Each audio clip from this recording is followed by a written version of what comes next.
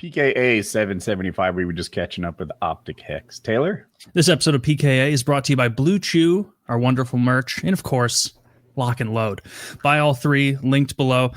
Hecz, it's almost weird talking to you not dressed as like a chipmunk or a pirate or something like that. Banana. Yes. I was just explaining that I have a planned outing here at the house, so I'm not going to be able to be here for it. There's a trip to Disney. I don't know. You're going to Disney? Just doing family stuff in Orlando. Are you not looking forward to it? No, I am. I'm going peacock peacock bass fishing while they do the ears and stuff, you know. Oh yeah, all the Mickey Mouse shit. Yeah, what is peacock bass? Just going for the biggest one you can, or is that a type? Yeah, no, it's a type of bass. It's very beautiful. It's tropical. I don't really think that there's any in Orlando. There are a bunch in Miami and definitely some in the Amazons. But it's just species. They're huge. It's an invasive species. They're huge. Zach, can we see a picture of a peacock bass? Very pretty. Well, then you're doing the nature reserves service catching these things. Oh my god. Yeah, no, I mean I'm throwing them back in there. I just want a selfie like this dude. You know, now that's a huge one, right? That has to be a. Yeah, I mean, if you type Miami or Orlando, maybe you can do research right now. But yeah, no, they have a beautiful, red bottom. It's like orangey. Is so much better than our bass. This is like that's like a 20-pound bass. Yeah, like think of all the that can be done here with forced perspective. Like make it look like you're holding it, but actually be 30 feet behind the fish. No, so that proportionally it's huge. No, you can see his arms, and you can measure against like the mouth to the scale that he's holding in his right hand. I'm not accusing him of doing it. I'm suggesting. Oh yeah. No, listen, it's a thing in fisheries. It's definitely like you'd be like, look how big my phone is. So it covers my whole thing. I got more angles than a cam girl. Okay. Yeah, so in Orlando, I'm telling the wife and the kid that there's peacock bass there. I've never caught one, and that's a fact. But if I just end up catching regular largemouth bass the entire time, so Florida strain, largemouth bass, then I'm gonna be a happy camper. Nice. Do you eat them ever, or you always No. I was a sports fisherman. Catch and release. The cruelty is the point, Taylor. Yeah, dude. I tell people I'm a hypocrite. I would never go hunting ever. But if you invite me to go torture a fish just to take a selfie with them and traumatize them, I'll do it. Yeah, I mean you're giving them a story to tell when they get back to the school. That's right. Do you remember that scene? Sorry, Kylie. What were you gonna say? I was just saying, you just tell the fish, "You're lucky it was me." I'm gonna let you go. Some of these guys in here, they'll fucking eat you. Remember that scene? They'll fucking eat you. You know what happened in Japan? They'd eat you right now. Yeah, out of your belly during the conversation. You're lucky I'm not a hot Japanese girl. You beat so much shit. Do you remember that scene in Fight Club where they bring the store clerk to the back of the convenience store, and then they're like point a gun at him, and they're about to execute him, and they say, "If you don't pursue your life next, blah blah blah." That's what I'm doing to the fish. Yeah, like this could be it for you, but I'm gonna send you out there, live a good life. I could never get into just the sports fishing. My dad and I went fly fishing at this point a bit over a decade ago in Oregon, and I had never fly fished before. It turns out, anyone out there, fly fishing is the most fun type of fishing. If your complaint about fishing is that it's passive and you want more activity, then do fly fishing. If you enjoy the passivity of fishing, you will not enjoy the fly fishing thing because it's moving around constantly. And my dad either knowingly lied or unknowingly lied, saying that you can keep all the steelhead trout and then you can take them home and fry them up or grill them or whatever. And those are really, really tasty fish, sought after. Yeah. And I catch my first big one and I'm all excited. And the guide out there with us is like, all right, great. And he comes over to start taking it off the hook for me. And I want to be like, I don't know what kind of California people you usually bring out here, but I can handle this. And then he just took it right off and then just let it go. And I wanted to be like what are we doing? We a fish. It's he's like, well, yeah, we can't keep him here. And I'm like, oh, a whole day wasted. Did you get a picture with him? I got a picture with it. So I Okay, think my dude, dad it's has good, it. Yeah. man. It's good. He wanted to eat it. It was captured, I was dude. hungry. I wanted to I munch. like the idea that I could spit in the face of Taylor's God by getting into sports crabbing. Sports trap. Oh, Oh, that would be live your Catch and best release. life, little big guy. that was, and I know I mentioned this years and years ago, but that was the same fisher guide who I don't remember what I had eaten the night prior, but it must have been a madhouse because I had like that kind of poop that goes from I don't have to poop at all to I need to go right just now in like a second. And I was like, can I just go to the bathroom like in the wild? He's like, you're not allowed to do that. And I'm like, all right, well then can you drive me back to that outhouse that's up there? And he was like, well, we kind of just got set up down here. Is it an emergency? And like to another man I met 40 minutes earlier, Yeah. I was like, yes, I'm going to poop in your waders if you do not get me up there. And so I sat in silence. The radio was broke, and we just and he drove me up there, and I had a speed shit, just a total calamitous. And then I just get back out and then just silently like close the truck. We drive back down, and he's a consummate pro. He never mentioned it. He But I got was back in the car, embarrassed. looked at him, went, I'm it so didn't flush. It didn't fly. This is for not letting me keep that fish earlier, you son of a bitch. Yeah, but I'm so confused. What do you mean that you can't shit outdoors? Like there's where humans have been doing. I mean, humans What kind still of rule is that? It seems like it would help, right? Was it Like high altitude? yeah, chumming or even if it was high altitude, you think always so. dig a Yeah, you, shit you right dig in a the hole. river. yeah. Yeah, I mean, there's gonna be people down I the just- river drinking that water. So maybe That'd be you know. all right. I've gone camping. Imagine in you're high swimming, altitude. you're in your waders, and all of a sudden, boop. And like, what is that? Oh, shit. Oh, son of a gun. All the I'm looking for degradation. What is it called when poop like just goes away and becomes Decomposition. Thank you. That's what I was. Thank you. The decomposition and the growth, for that matter, happen so slowly at high altitude. I saw what they call trees that here we would call bushes, and they're like, that thing took 75 years to grow. It's like, holy smokes, that is 18 months of growth in my yard. Mhm. Wow. So when they're like, don't poop here, they're telling me that because it will be here for the next 35 years. It's not No. like North Carolina. We definitely At weren't high altitude. Like Okay. we were Yeah. like whatever normal What? Oregon altitude is. We weren't on a mountain. Yeah, the shit does not decompose and grow at 13,000, 16,000 feet like it does in my yard. Well, there were giant trees, which means we weren't that high up. And Okay, He could have I'm let trying me. to make sense of it. He could have let me poop outside. Yes. As a matter of fact, You I don't know wanna- how he'd stop you. Do you know how difficult it is to get waders off when you're like fumbling and Whoa. panicking? You're so right. You're Um, so right. In high altitude alpine zones, human waste does not decompose effectively and can remain in the environment for years. Key factors like cold temperatures and poor soil. Wow. You learn something new every day. I mean, that's why all those Mount Everest, those K2 people who poop up there, it's still there, right alongside the dead bodies. Yeah. It'll never go away. I was Yeah. gonna, I thought you were going to say that's why they pack it out, but they have room for improvement in that Oh, regard. yeah, all right? that's true. Oh, Yeah, There's those poop guys. on the moon that'll be there forever. Oh, I didn't even think of that. Yeah, the astronauts were pooping in bags in that capsule and tossing it out on the moon. They I left wonder how several. long forever is. Like For the it's moon, not going on to the be moon forever. it's- It's like a million years, though. No, Is it it's until something melts the moon, like until the it's forever sun on the moon. expires or something, goes supernova or whatever it's going to do. Won't the plastic just decompose over time and all that? Like just UV. The radiation from the sun degrades things. Like the American flag that's up there is bleached now. It's not like an American. It was a 1960s flag. Now they would send up some sort of metallic flag or some shit, some sort of weird thing. But I don't know what it would do to the poop bags. But the poop itself, it's just going to be there forever.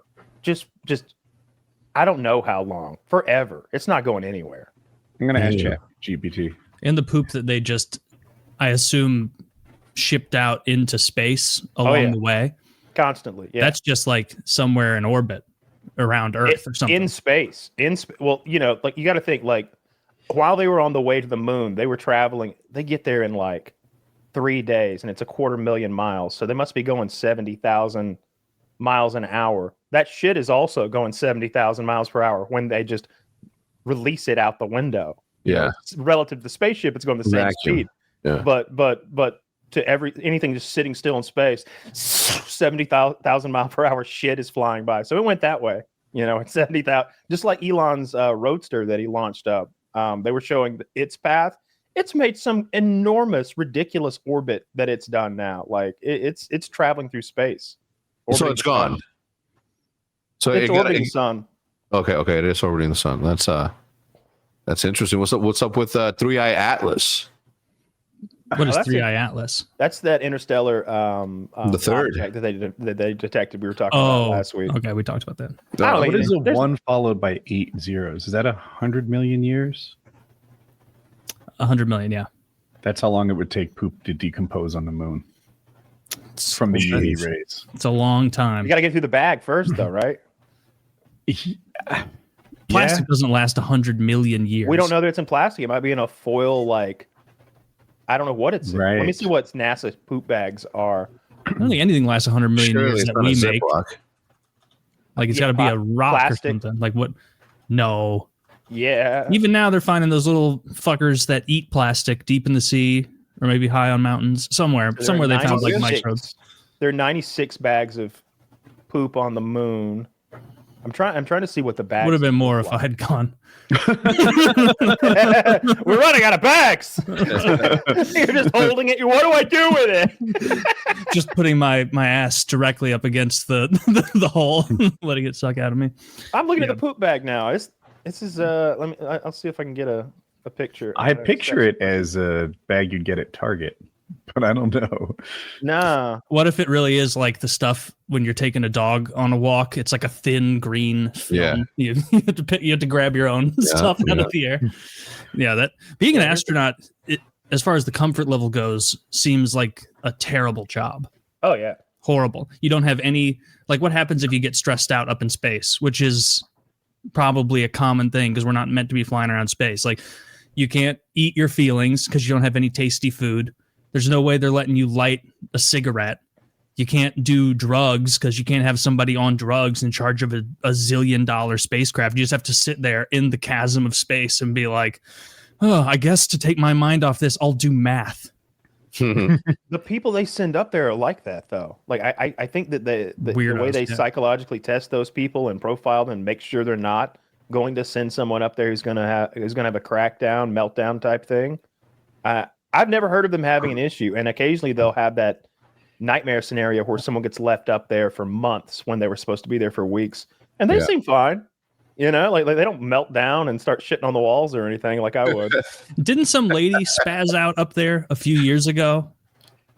Up in in the International Space Station, not like in a shuttle flying somewhere. Yeah. Well, wait, there is no shuttle. Well, they left those two people up there for, like I said, about 11 months or something when they were supposed to be there for like 2 weeks, something like that. Remember the lady had the big frizzly hair and it became an international political thing where Trump was like, maybe they're falling in love up there, those two. And everybody's like, they're married to different people here on Earth. What are you talking about? They want to come home, Mr. President. Maybe Elon will get him. I don't know. I'd have banged her if I was alone. Yeah. Could we bomb them back to Earth?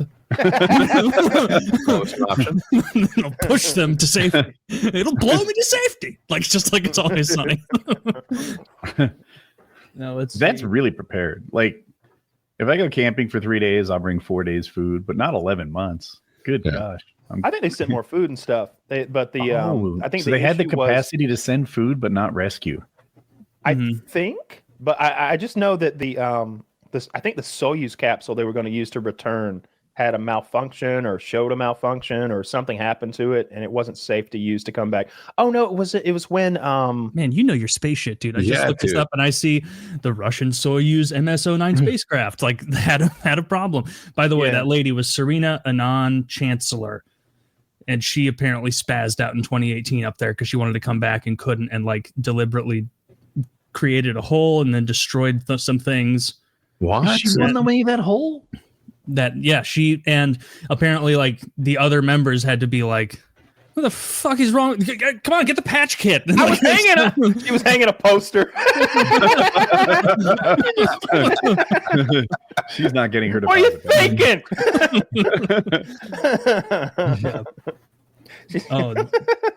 NASA and the U.S. denied these accusations. Of course. Of course. Well, that's fair, because if I were any country and my astronaut spazzed out, deny. It happened way up in space. No one's gonna like know. You can just say, "Nuh-uh." Yeah, for Yeah. sure. There's no way they're gonna have Didn't a we cut forensics NASA's investigation. budget? How many humans are out They of did. off the Earth right now? It's you. Oh. What's the peak, Kyle? This seems like right up your wheelhouse. Is Oh, it I ever don't like know. more than 100? It's never more than 10. Like I don't know how many fit in the International Space Station. I've seen them up there. It seems like maybe 5 people or something like Wow. that whenever I see Wow. them. I picture them having like a very small like cafeteria setup. Oh, Where, like- come on. No. Where, like at least a couple dozen people can sit and munch. That's what TV's No, about. they have the What was human Kyle's equivalent answer? of a He said hamster. like less than 10. I said less than 10. 10. What about the 10. hamster, Kyle?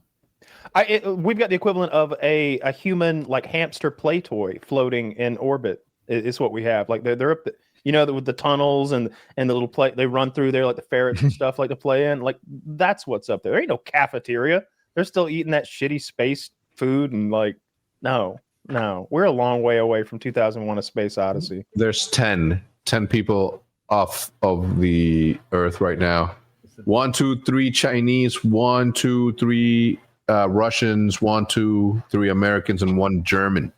There's a movie I watched a while back. It wasn't a good movie, but it was a good premise where Russia and the U.S. had gone to war, and there were Americans and Russians on the International Space Station, and both of them were getting messages from home like, "Take the Kill station, the.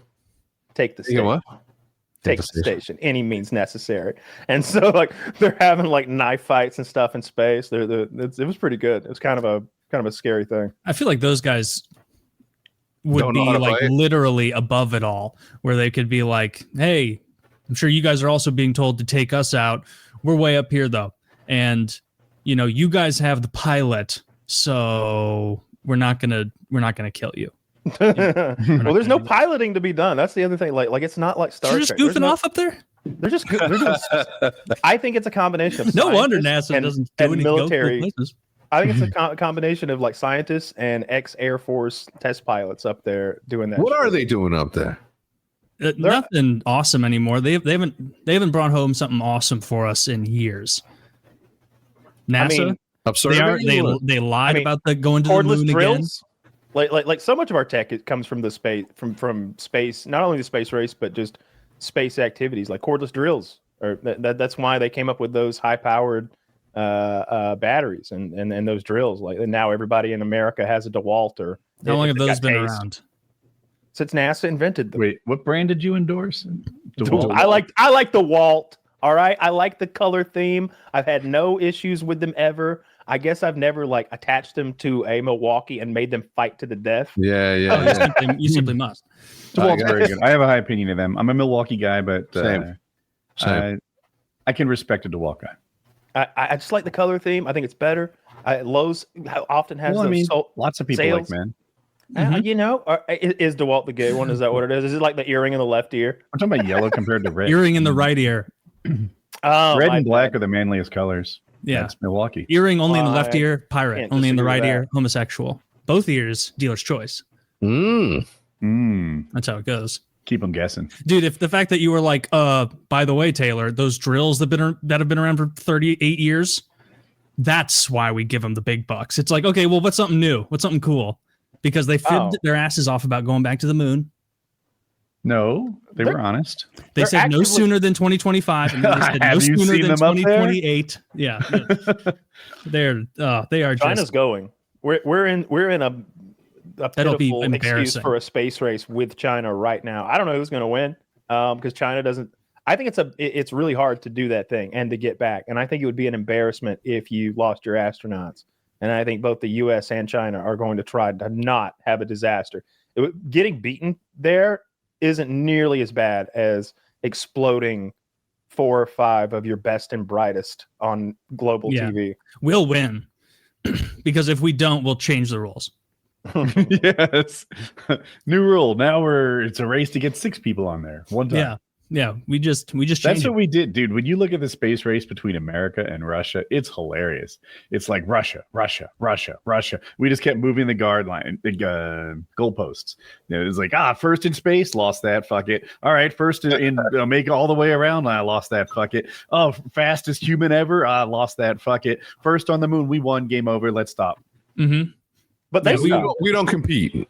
well, I disagree with What that above that? because. I'm listening. How can you I don't disagree? disagree with them beating us on many of the most important milestones, but the goal was the moon the whole time it seemed. And if they and I think if just like in For All Mankind, if the Soviets had said, "Well, now it's Mars," we'd have kept going and like tried to beat them to Mars, but they didn't. They were like, "Ah, shucks." Like, You think Stanley Kubrick had another brilliant piece in him? yeah, immediately do that? See if the Soviets. I would have had loved to decided hear the fight phone back, conversation from Mars to Nixon.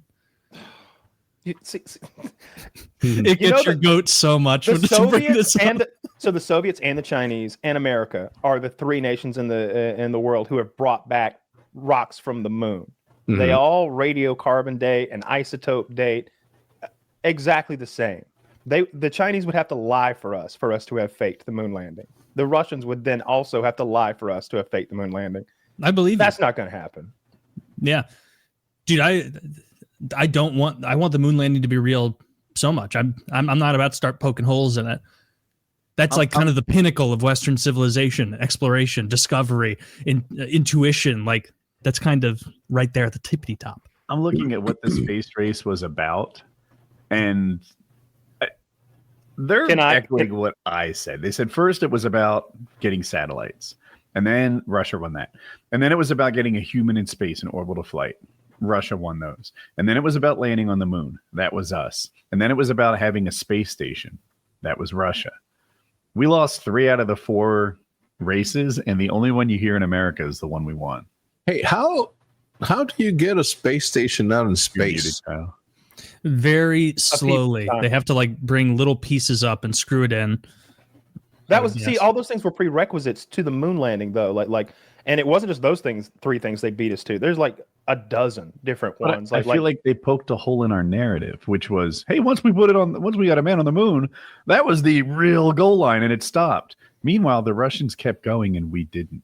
And they made an international space station that lasted for decades, and we just became passengers on their space station. You're correct, Woody, but I'm American, and so I'm not gonna accept that. I'm gonna go along with the rule change. So the carbon dating stuff on the moon is do they say how old it is? Huh? Yeah. So the moon was created when a Mars-sized body that they call Theia impacted Earth. I think they know when. I don't remember the exact number, but it's in billions of years. And both the Earth and Theia liquefied, and there's these 3D models to show how they sort of did this thing. And the moon glooped off. Yeah. And so the moon's composition is half that of Earth and half that of Theia. But they can tell when that happened, and they know that that's what happened. They call that the giant impact hypothesis. Like this is so your wheelhouse. What are the alternate theories? Because I've never heard other theories about how the moon could have come into existence other than the one you just put out there. Well, like I said, there have to be other thoughts, right? There are other thoughts, but that's the accepted explanation for. Oh, I believe you. I'm just curious. Well, so a lot of Jupiter's moons are believed to have been captured. For example, like because its gravity is so big and it's out there near the asteroid belt and objects that are coming in, it catches them, and it's got like, I don't know how many moons Jupiter has, but it might be 100, might be 150 or 250. It's crazy. Professor, I have a question. What can I do to be as knowledgeable about space as you are? What the fuck are you reading? Because I want to read the same. I watch Astrum, and I watch John Michael Gautier. And I watch a bunch of space YouTubers and cosmology YouTubers. I'm really interested in that stuff. Yeah, I just started with Neil. Yeah, Neil De Grasse Tyson's a really good like entry point. I liked the Cosmos remake that he did with what's his name that makes Seth MacFarlane. That's really good. Seth MacFarlane. Yeah, Seth what the fuck was he doing? He produced Cosmos? it. Spawn, dude. Oh, okay. No, that's the weird. other. That's the other. Seth MacFarlane's Family Guy. That's You're Family thinking Guy. of the other MacFarlane, the guy who wrote Spawn. I can't think of his name. I don't know who that is. He But, wrote Spawn, the comic. You know, he Dark Horse Comics. okay. I prefer the Family Guy, McFarlane. I do too. Family Guy, McFarlane. I do too. I think the other McFarlane is a big BLM guy, and he gives a lot of his comic money to things like that. I think he also wrote Sin City. Todd McFarlane is Todd McFarlane. That's who it is. and thank you, Zach. He didn't. The only problem with Neil De Grasse Tyson are how he tweets every Christmas, like, this is the winter solstice and it's like, calm the fuck down, Neil. Like, people are having fun. Yeah. Like, and also people are trying to have a good time with their family and you're like poking holes. And then also he's the arch Pluto denier. He denies Pluto's existence entirely. You know that's not true. No, it is. It is. What do you mean? Like Pluto, which became a moon or a dead planet or a dwarf planet. He was part of the team that was like, oh, I don't think Pluto should be a planet. And then they all like high-fived and huffed their own farts. Be a planet. So the problem always a with planet that, in my eyes. You would have to increase the number of planets dramatically. Like, I think Ceres is the biggest asteroid in our asteroid field. It's bigger than Pluto. Ceres and I is think smaller than Pluto. there are larger Kuiper Belt objects out there where Jupiter is than Jupiter. And so they came up with a classification definition, and one of the requirements to be a planet was you have to have cleared out your orbital path. Ceres is less than your half lane. the size of Pluto. Is it? Okay. Ceres is 584 mile diameter. Pluto, a whopping planet size 1,500 mile. Which one is more massive, though? Who's to say? I haven't Googled that yet. You go ahead and type that in. Jesus. The reason I was asking about the carbon dating stuff is because, like last month, I think they carbon dated the Boogosphere. Are you guys familiar with the Boogosphere? The Colombian, the Colombian orb that hit power lines. It fell in the forest. Some, couple of Colombian dudes grabbed it. They sent it. They started examining it, and just recently, the University of Georgia. The University of Georgia's Center for Applied Isotope Studies dated it at 12,560, the internal resin of the Boogosphere. And then if you look at the hieroglyphics around this sphere, what the fuck did I'm reading here?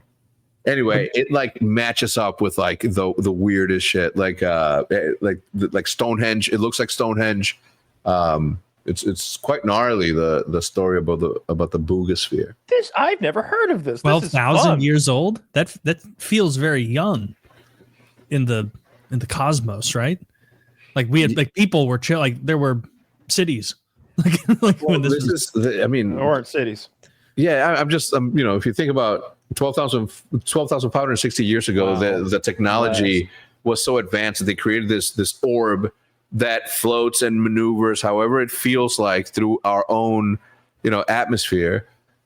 No resistance, has does what it pleases. It gets a electrical shock, falls to the bottom of the forest floor, and they pick it up. And no one's died from radiation, and they dated it at 12,000. So that means that 12,560 years ago, the technology was, I don't know how advanced we truly are, right? Obviously, nobody knows, but.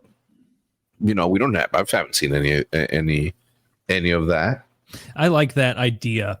It's a cool thing to think about. That like there was an apex civilization or civilizations before us that surpassed us, and then all was lost in some calamitous event or something, and then now we're eking our way back. It's the same way the way like every major religion has like a flood story at some part. Mm-hmm. It's like, that's weird. Like, there's no way they were making it up over here and making it up over here and making it up over here. And over here. And they're all lined up. Like there had to have been something. They were referencing something.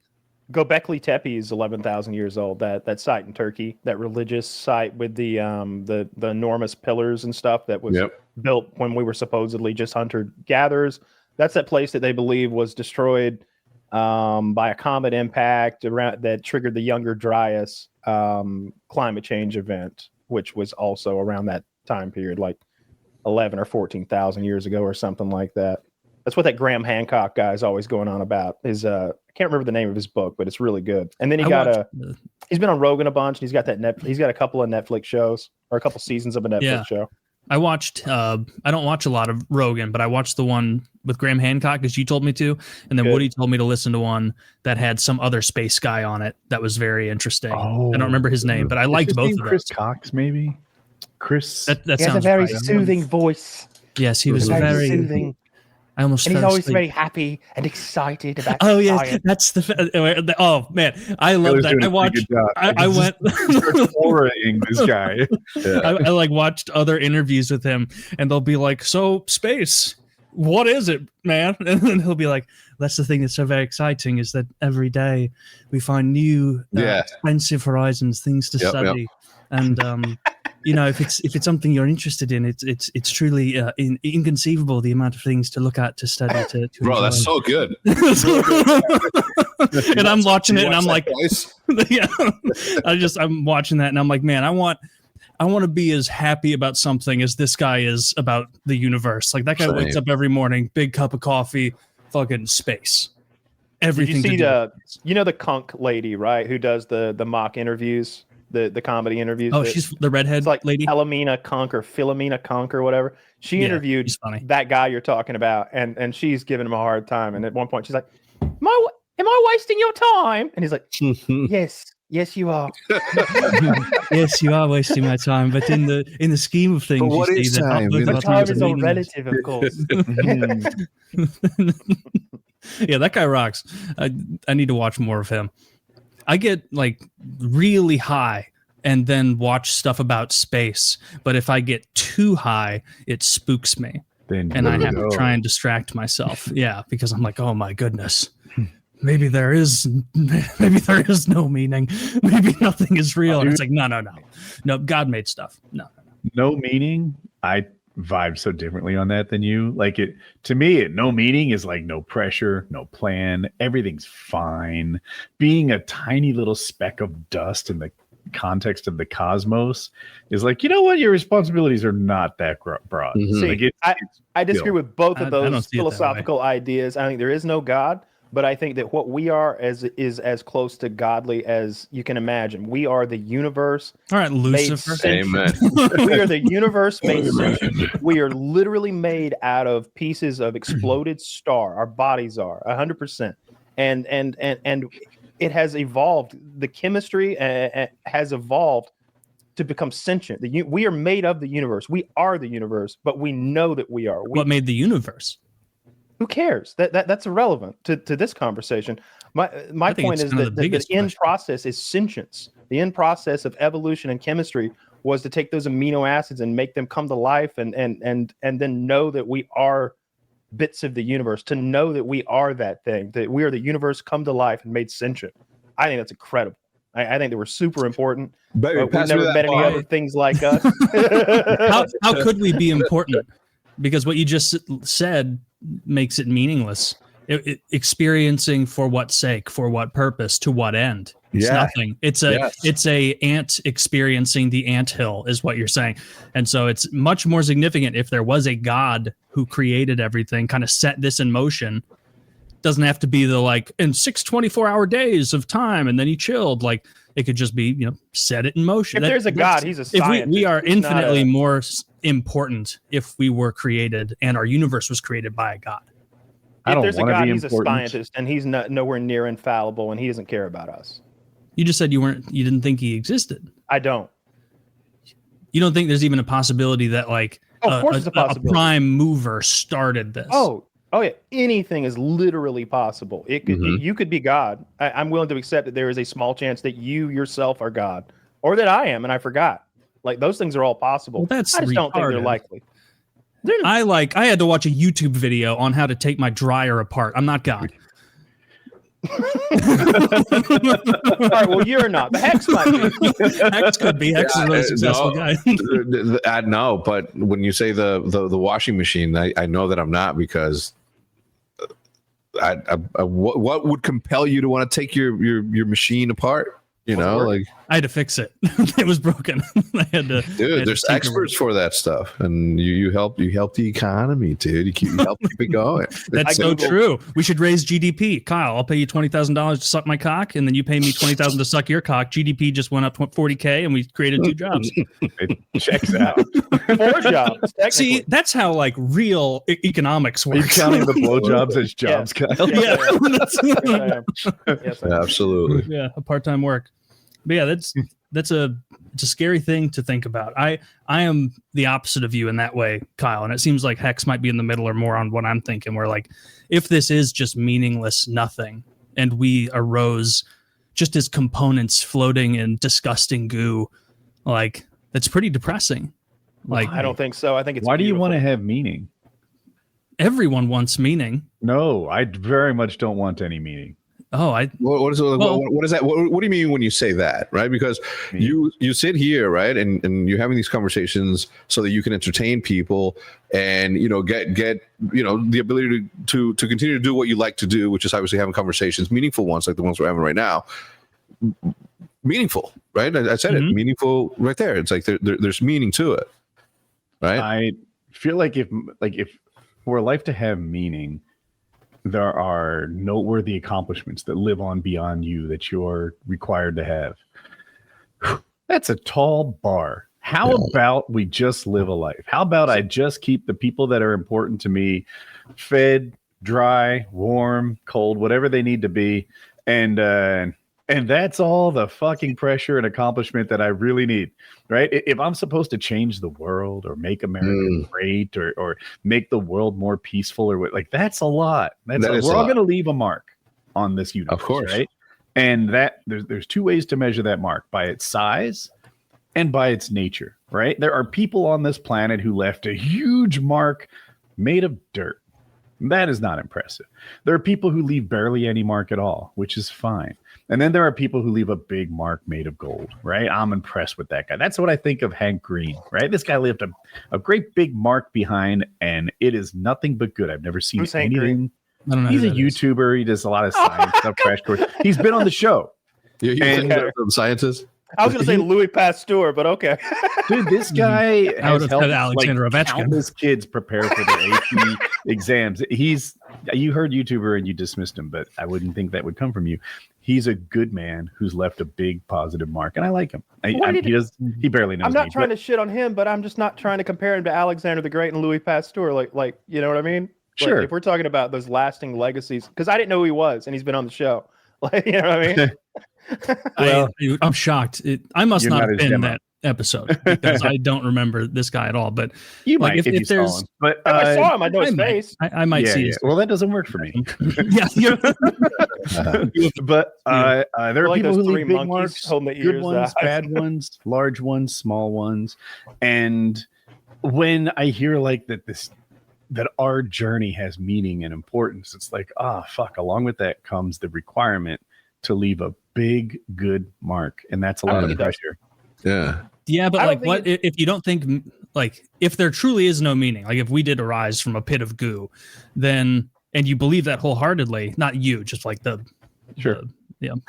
you, then like why would there be any purpose in, like Hecz said, having discussions, like, or caring about politics or society or the future or what your kids are even going to go through, like because I'm sure like you're a good father, you care about the state of the world once you're gone, and you care about Hope's eventual children and their children and whatnot, like, and if it's all just worthless, it's like there's no reason not to just live totally hedonistically and not care about anything outside of the moment. And I think that's probably why all these people you're referencing, from Alexander the Great to Louis Pasteur to whoever, like they believed in a higher power, Newton, what have you, like they believed they were doing something in the furtherance of the good that like, because they were ignorant ancients. Newton believed in alchemy. Yeah, get out of here with that. Newton is smarter on his worst day than you could ever dream of being. He's smarter than all of us combined. Look, a lot of people are smarter. You on know, their when worst you day could than I do. Okay, that's fair. This isn't a great example here, but Physics, yeah. you say, was a smart guy.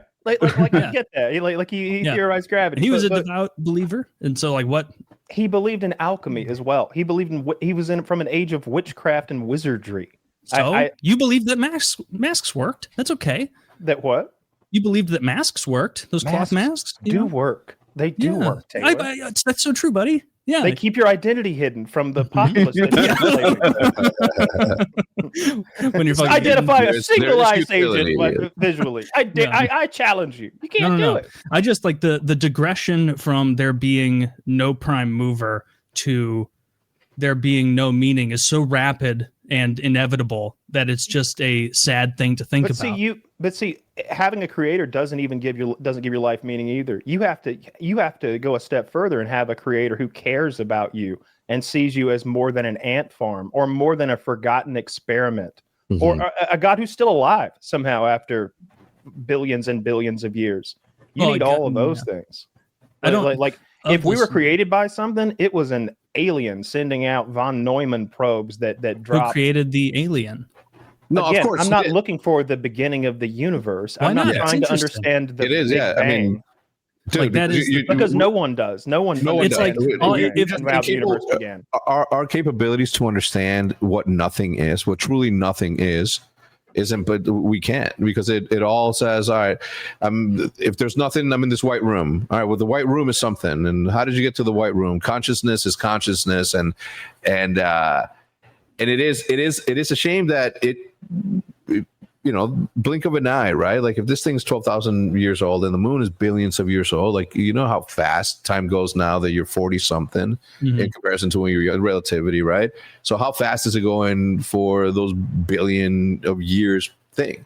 The thing is, in the end, for me, is that this species, whatever we are, right? Humans, whatever we are, literally, we have created such wonderful things that resonate with our brains, our visual cortex, and from an artistic perspective, bless you, from an artistic perspective, from a music perspective, from a technology perspective, right? Like we have figured out a way to have a conversation, right?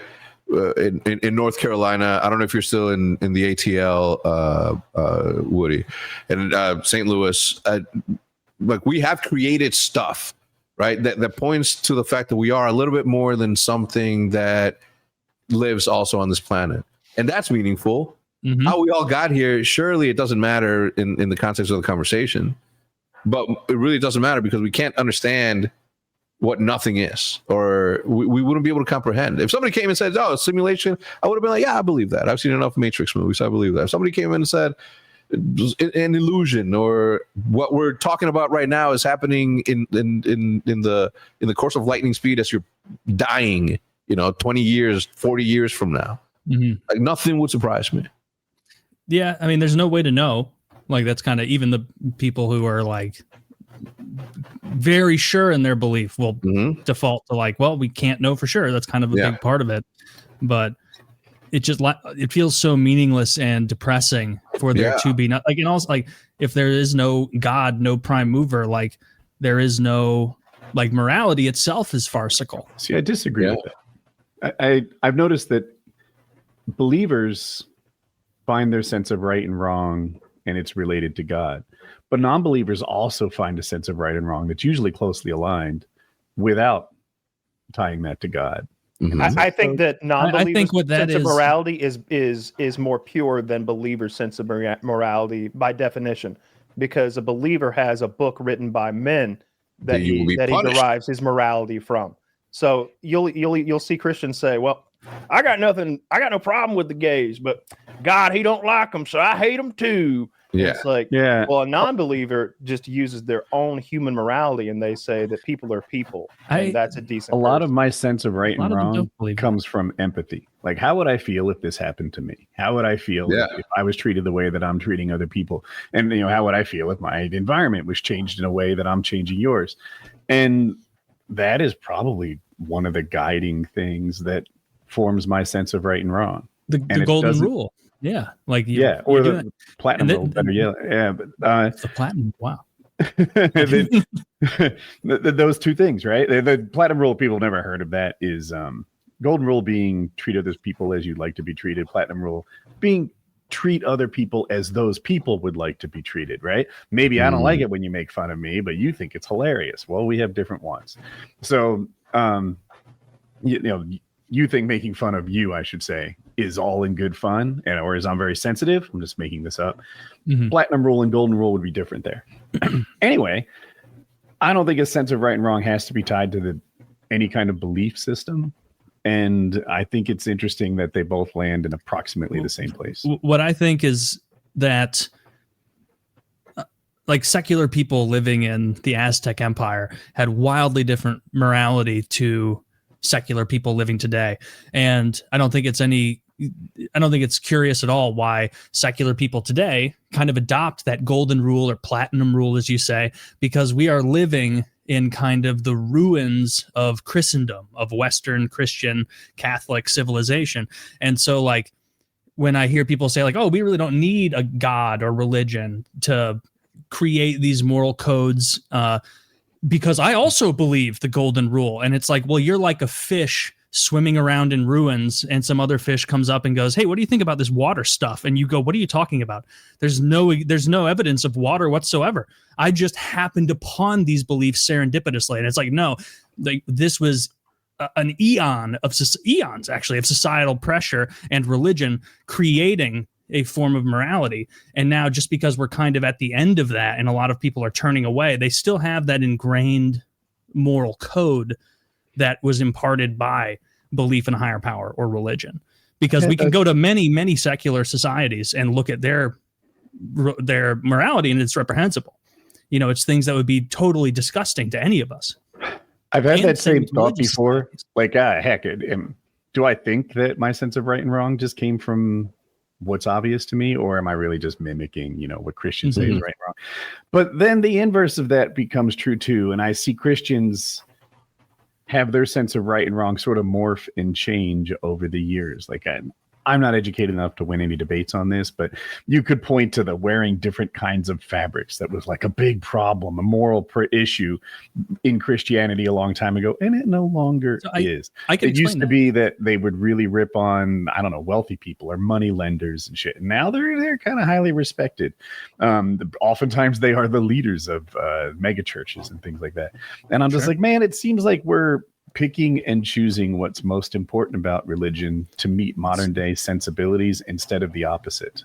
I can explain the mixed fabrics thing. It's fun to poke fun at the Old Testament in that way, but what that actually meant was you should not mix fabrics, meaning like if you are a high priest like Aaron was, you should not also don the garb of a local mayor or a ruler. Like you are not both a ruler and a man of God. Like do not mix fabrics. Like but they weren't talking about cotton and polyester. No, they didn't have fabrics as they didn't have those. And so like it was literally meaning like don't be a religious ruler and a ruler of men. Like don't be this and that.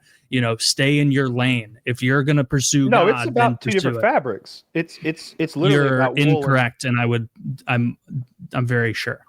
It's definitely about two different fabrics. It's about not mixing wool and linen, so you can distinguish people apart. So you can know the holy men from the common men, the Israelites from others.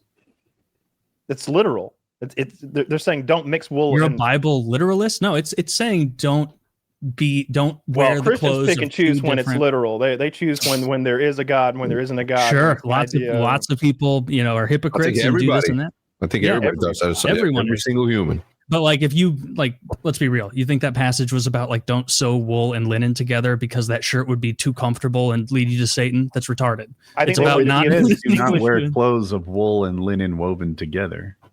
Yeah. I thought that it was to distinguish those who might wear wool from those who might wear linen, because these were two different classes of people. I've heard speeches because I've watched them on YouTube of like biblical experts and others saying like, this is clearly not about sewing things together. It's about not being a priest and a political ruler. The same way that like these guys, so like that verse goes against and would kind of condemn those guys, like those mega church guys who are enormous political influencers in addition to enormous religious influencers. Jesus would burst into their fucking church and be flipping the tables too. what do you think is up with all the fucking poetry in religion? You know, why not just speak it as just hey, this is what I fucking mean, word for word. You know, like just word for word. Don't be poetic and it's like we don't know who wrote. I'm reading into it now. That's the other. I'm not an expert. I just learned this, but it's saying that there are two categories of clothing: wool, which came from animals, and linen, which came from plants, and they're symbolically blended two different realms of creation. And by obeying that, you're showing holiness and obedience to God's order. It doesn't say anything about jobs, you know, and like being a mayor and a priest at the same time. It seems everything I'm seeing points to literally not mixing those fabrics, which is a weird moral boundary to me. That's why what I said and that interpretation, like I didn't come up with this. Like it's like it is accepted amongst a lot of religious people. Like it makes more sense. And to Hex's point, it would be easier if they had just written, hey, if you're going to be a high priest hanging out in the tabernacle, you can't also be the governor because now you have, oh man, I should really be following this rule God set out, but it's going to make a lot of my constituents unhappy. Oh, fiddlesticks. I guess now I got to do some mealy mouthing. I got to do some compromising. Separation. What about meat? Well, there's meat with dairy. Well, there's also mixing meat with dairy and planting two different types of crop in the same field. Whoa. Steak quesadillas are off the table now? Yeah, absolutely. Yeah, no cheeseburgers. Indefensible. Indefensible. I think, you know, everybody, you know, it's a big book. He can get something wrong. You know? Yeah. Eating meat with cheese. That's something that charcuterie boards, bro. Charcuterie boards. This is something that like Orthodox, like religious practicing Jews still don't do. Yeah. So like Ben Shapiro has never had a cheeseburger. That's why he's so fucking sour all the time. He's never had a bacon cheeseburger. That's double sin. Wow. So what does he eat? So the linen thing, I feel like we landed on. There are a bunch of, I think the linen thing was really just like a uniform, like telling people what team you're on is what it was about. By not mixing those, you're showing your holiness, you're broadcasting your belief system. And it's something that we do today. It could be a red hat. It could be, I see sometimes people on TV and they wear certain styles of glasses. And I'm like, that chick is liberal as fuck with those glasses on. She's telling us what team she's on. Yeah. And I think that's what the mixing of fabrics was all about. It was just as simple as that, and it hasn't changed. But to recast it as something else fits into my preconceived notion of, yeah, these rules are a little flexible. We just meet what fits in modern society. And that's, you know, it's understandable. Like, because a lot of these are, like, especially the Old Testament rules are silly. And that's why, or a lot of them are silly, because they were like Jesus hadn't come yet. And so canonically, it was like they still had to sacrifice animals and do this and that. That's why, like, to this day, you can find like Jewish groups in New York who do, I don't remember what holiday it is, but they do that. They like try to put their sins on a chicken and then kill the chicken. And it's because Does that work? Because I just asking for a friend. Not. Well, the underground. Only if you beat the chicken to death slowly. So that's why. So you're good. That's why religious Jews still do a lot of that Old Testament stuff, because they're like, oh, this Jesus guy, they didn't like him so much. They were like, nah. I don't know. There's all sorts of like rules and regulations in there, especially if you go back to the Jewish mitzvahs and see like there's all sorts of rules about how to cut your hair and how to shape your beard, and it's like, God cares how I shave my beard. I think there may be some human influence in this holy book you've got here, because there's no way he cares about my beard or my dick. You made me cut the tip of my dick off. Now you can't. I can't free grow this. What are you talking about? I don't have a razor. I just have this sharp. What rock. if humans didn't? You know, it's 30 BC. Exactly. What if humans never invented razors? Like, who got the idea? It's like, oh man, this is kind of fucking bothering me. Let me cut. Like, it's not. Animals do that on a daily basis. They get rid of stuff that bothers them, right? So I don't know, man. There's a lot of inconsistencies in everything, right? And everything's possible, so therefore nothing's fucking wrong. Yeah. And there's a lot of issues of interpretation with it, because like you read Psalms, really, in the Bible. I think that might be the longest book, and it's just a book of poetry written by David, and like it is so parable filled and this and that, and you have to like look in between the lines to discern it. It would be easier if he was just if he 10 commandmented the whole book. Yeah. That would have been easier to get, because he really knocked it out of the park with the 10 commandments. He's like, boom, we're writing explicit rules down. What do you think the other 5 commandments were, Taylor? That would be that'd be a fun little bit. Oh, that. Because for those who don't know, for those who didn't see the Charlton Heston epic, Moses went atop, was it Mount Sinai? Yes. Yep. Went atop Mount Sinai, and he's up there talking to God for several days. And he just has freed every Jew in Egypt. He didn't really, because the Jews didn't build the pyramids, but let's pretend he did. And he had them all downstairs of the mountain. And he was like, I'll be right back. I'm literally going to go up there and speak to God, the creator of the universe. He's got some words of inspiration for us all. I'll be back. You remember last week, of course, when I made an ocean split apart so that we could cross through the dry ocean bed, and then I crashed it down upon the Egyptians and destroyed their army. But I'll be right back. So he's gone for like 3 days. Don't cover your nose. Keep smelling the burning bush, but I'll be right back. He's gone for like 3 days. They've already forsaken God and created a new God. They all got the weird thing. All those Jewish slaves had enough gold on them to melt down and create a giant golden bull to worship. So Moses comes down after having spoken to God for like the 4th time in his life or something like that. And he's got tablets that God formed with his God hands. I have these commandments for you. And he's so mad when he sees that they've already lost faith and worshiping. I don't think it's Baal, but it's a bull god of some kind. And he smashes one of the tablets, which presumably had the other 5 commandments. So I always wondered what was on those other and you would think God would be pissed about that. I think God was pissed about that, but not. Yeah, he was. That's peeved. Why Moses didn't get to go to Israel, right? Because he smashed that tablet. So he smashed that tablet, and God was like, "Now you don't get to go to the land of milk and honey, Israel." Yeah, is you know why not so nice. Like as far as milk, there's no milk or honey. I like to imagine that Moses went up there, or Abraham, and went up there and was like, "Hey," or I guess Moses, and was like, "All right, I've got my papyrus here. Start listing." And he's like, "No, I'm putting it on the heaviest thing you can imagine." You son of a gun. Well, they're probably impervious to all things human, right? They're indestructible, right? Since they were formed by you. Oh no, don't drop them. No, don't drop. Careful with that. They were like tombstones, the first, right? 2. Basically, so make sure. It seems like if I dropped the tombstone, I'd still be able to read it. I mean, he must have thrown it down in anger. He must have really over the head slammed to shatter that thing. As heavy as they were, he was able to lift it up. He didn't just drop it. That is crazy. Can you imagine a lower faith person than being like, Wednesday, you split an ocean and are saved from certain death, and then like Saturday morning, you're like, nah. Yeah, like, nah, I'm going to worship this.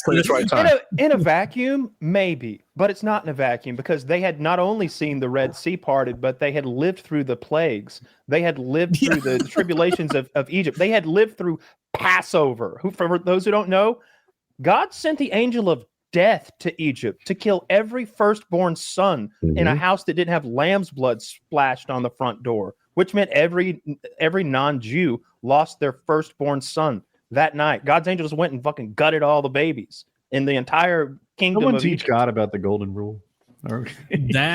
That's pretty not so Old nice. Testament God did not believe in the golden rule. That was more Zoroastrian. Old Testament God went hard in the paint. He was no holds barred. Well, I always say it's not even just no holds barred. It's clearly like a mean man wrote the part of God. because if that's what God is, I don't like him. If that's what God is, fuck God. Because God goes, you know what, Pharaoh? I know you were about to free my people and you changed your mind. Come around full circle. Hell, you might even become a believer.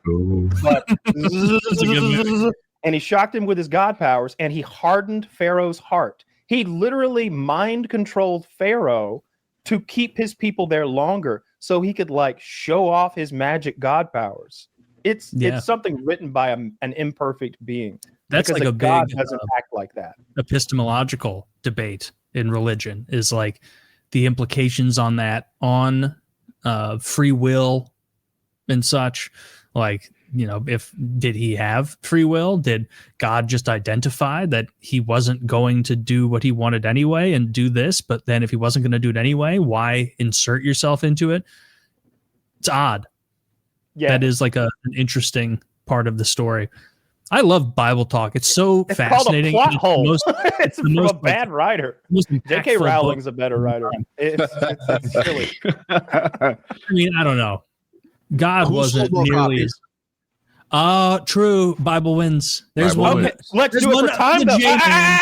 No. Who sold more copies between the years 1999 and 2025? That's the testament. The Bible, obviously. Are you dumb? Because unfortunately, J.K. Rowling wasn't around in the year negative 50,000 billion trillion years. The Bible, you know. Even then, really? Yeah. I mean, I'm willing to believe that, but Dude, every year. It's the Bible, yeah.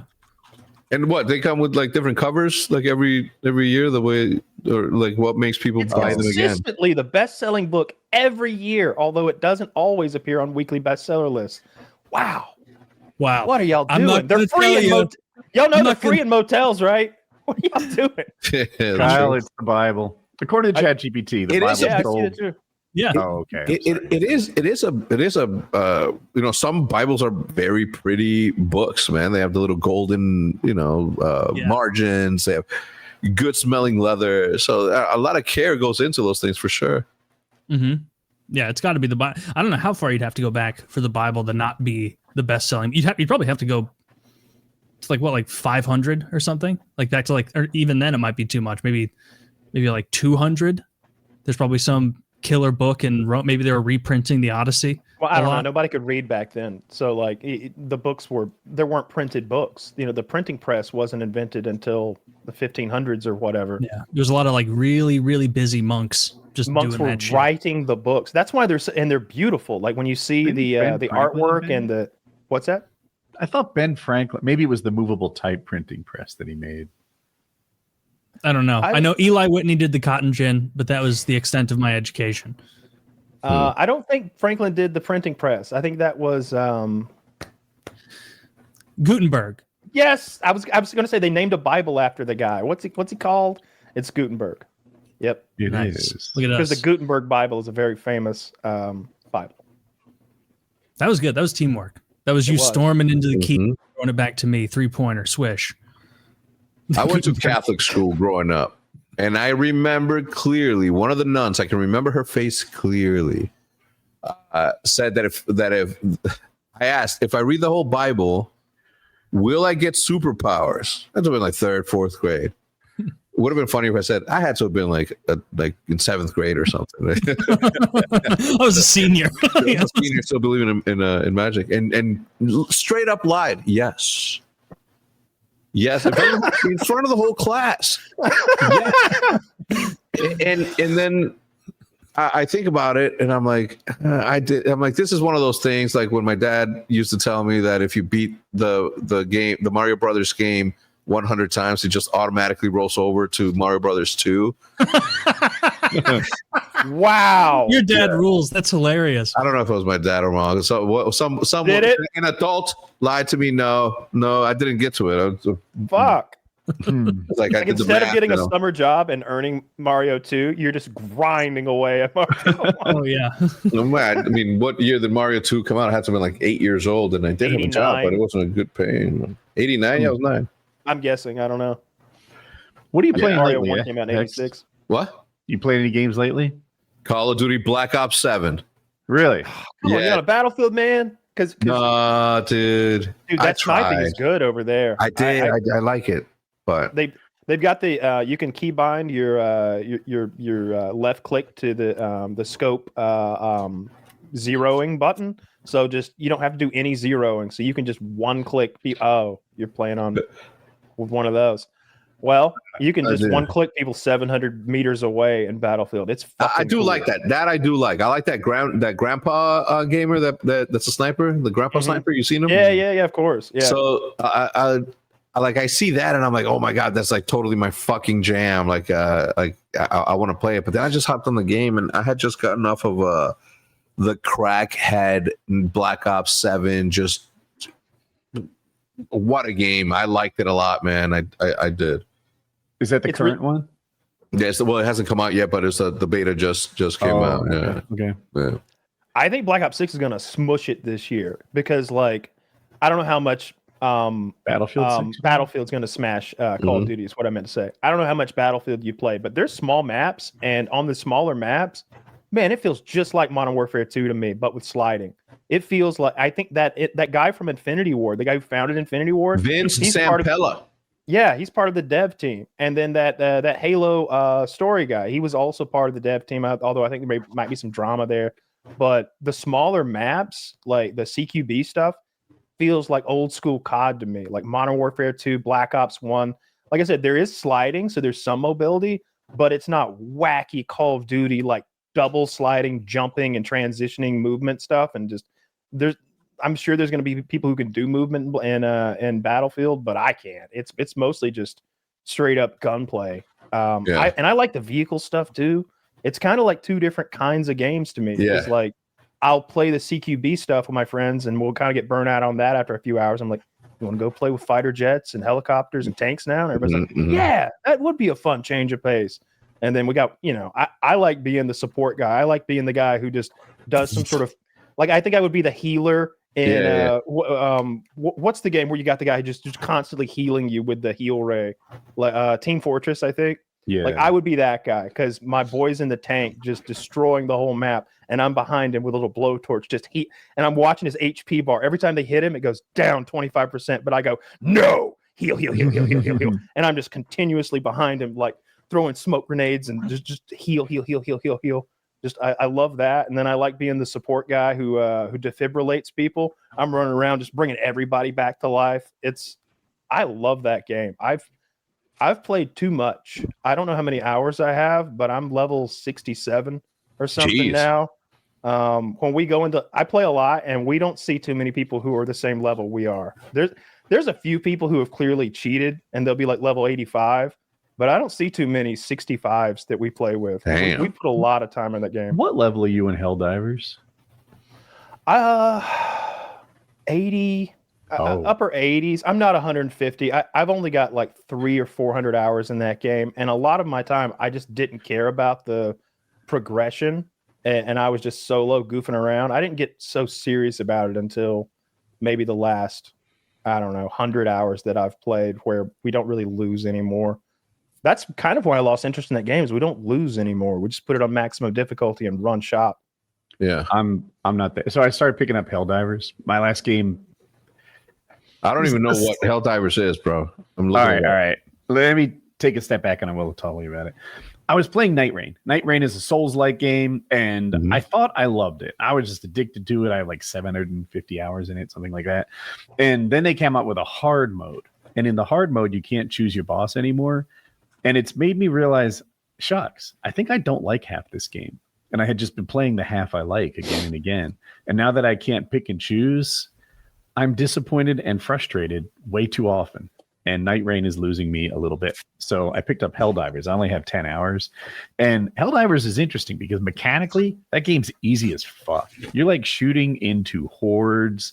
Like the easier modes seem to be for people who've never played any games before. Like it is so wildly easy. 1, 2, and 3 are just, I use those when I'm farming currency. You're just running around like grabbing currency off the map because the enemies don't really even bother you. Almost can't lose. And I think I play on 4, so I'm not good. Mechanically, you don't have to be good, but there's a lot of strategies and stuff I don't use. My character, I'm level 8. He's not very advanced, so sometimes I just don't even have anything that can hurt the more armored guys. Like Visually, I might not know what I'm talking about. I could help you. I bet you could. Because from level 1, you're ready to fuck. you've got stuff. Like you just have to know what to use and when to use it. Like even from level chargers, 1. for example, it's an insect that runs Precision very strike. quickly. Okay, but they're not where I put the strike. I have to anticipate where they're headed to. So when they charge, when they end their charge, they pause for 3 or 4 seconds, which is also the call-in time for the precision strike. You can also throw a stun grenade and stun them, or a gas grenade and confuse them, or you can lure them into hitting a rock. Okay, but all that ties into what my point was going to be, which is like mechanically, it doesn't take much, but in terms of expertise, I have almost none. And we're probably doing dumb things. We put in sentries that kill each other all the time because there's friendly fire in that game. And I'm like, oh shit, we're like protecting this area. Let's put a sentry gun right in the middle. Well, it turns out it will shoot you a lot. Gotta go prone. You could go prone. One thing we've started to do is putting sentries up high so they shoot down and don't mow us down quite as much. But I guess like in terms of strategy, I'm terrible. In terms of mechanics, nobody's terrible. It's very easy. You'll get there. The other enemies require headshots and like quick headshots, and then there is a lot of knowledge. There's a lot of like knowing where to shoot enemies and stuff that you build up, especially with the bots. The bots all have like weird weak points. It's like, you have to shoot this one in the ankles. What, have I been shooting in the shins the whole time? Yeah, you have. Shoot it in the ankles. That sort of stuff I don't know. Usually, if an enemy has a weak spot, it's like, oh wait, do I have to hit him in the glowing orb? Okay. Yeah, it's like Dead Space, where it's like, where do I shoot it? The like blinding white joints of its spider legs. This game isn't like that so much. And Bro, Call of Duty ruined multiplayer experiences. Ruined video games for me. Like I see this thing and visually, I'm like, oh my god, I would be like, this is awesome, looks great, but I would never play this game. And it's so much. I'm not standing on any hill or anything. I'm just like, it's just not something that's appealing. You're talking about Helldivers? Yeah, I'm watching Helldivers 2. Yeah. It's a masterpiece by Tomographic. Dude, it's not appealing to me. Tried it. I'm not saying it would win you over and take you from your favorite game, but you get the appeal because it's cheeky and it's funny. You're like clearly the bad guys, it's just like, we got to spread democracy because these bugs, they hate freedom. And it's like, wait, are you sure? I don't think they have an opinion on freedom. They hate liberty. They will destroy our way of life. Whoa, so America is like the bad guys for doing this in the Middle East? It's funny though. Like, whoa. So one of the things you do in game is you like pop a grenade and you throw it in this hole that all the bugs come from. And they're like, have a cup of liberty. And she throws That's pretty fun. I like that. And it's hilarious. Like, we'll team up with a random. I don't even know why this always happens, but every time we're like, hey, give us another person, I'm on his ship. And now he's choosing the mission. I don't know what I'm doing. I'm brand new. And my teammates and I are like, yo, Bryce 69 eater, let's spread some liberty, because he's not like choosing a mission anytime soon. And that's just like the dialogue we have to each other and stuff. Yeah, that's not really the culture. So what you want to do is if you want matchmaking on, you can do that. But if you're hosting, you host it from your ship. And people join you on your ship, or I just turn off the public thing and I play in a match that just has me and my friend in it, because you can just play duos and it gives you the right amount of enemies for 2 people or the right enemies for 3 people. So you just turn off join in progress, make it friends only, or make it private, and then you can just play solo or duos or trios or whatever you want to do. This is Minecraft is probably like the only other game that has no, I mean, I guess it is multiplayer too, but the majority of the time I play just the vanilla shit. But aside from that, like there really isn't anything besides Call of Duty that has ever, like, even Call of Duty doesn't capture my the magic anymore, for me. Except the beta right now was exciting because it was better than the other 2 that they had released, and we always get super excited in the beginning, and we're all super positive about the hopefulness of the outcome of next season, et cetera, which, by the way, ladies and gentlemen, since last time we have spoke, we have won. We have become the first organization in the history of Call of Duty to win back-to-back championships, world championships, that is. Congratulations, man. That's awesome. Outstanding. Thank you. Did what I could from where I was sitting. Also, first org to win a world champs and EWC, which is the the Saudi Arabian tournament that they held, the Esports World Cup. The trophy that they gave us was fucking insane. And yesterday, It was the Twin Towers burning. Never forget. What are these little dancing figurines on this rooftop in the corner of the trophy? That is me. And I hosted a Call of Duty 4 tournament yesterday. It was pretty. COD fun. 4. Who played? All new school people. Dude, who's on your team now? I wonder if I recognize any names. Shotzi. Okay, I know that name. Who else? Shotzi, Dashy. Dashy should be. He's been in OpTic for a very, very long time. Mhm. Hook and this new kid Mercury's. Bro, you have to understand. Hercules. That's a name. Good name. It's been so long since I've heard a good gamer name. That's original as fuck. That's good. Hey, baby. Oh, pizza? Hell yeah. Thank you. I love that name. I love a good pun. Mercules. I like that. Mercules. Yeah, Mercules. They call Merc 30. This guy, bro, you have to understand the season that we had. We started out 0-18 after winning world champs, right? Last year. How many games are there? How is that a recoverable season?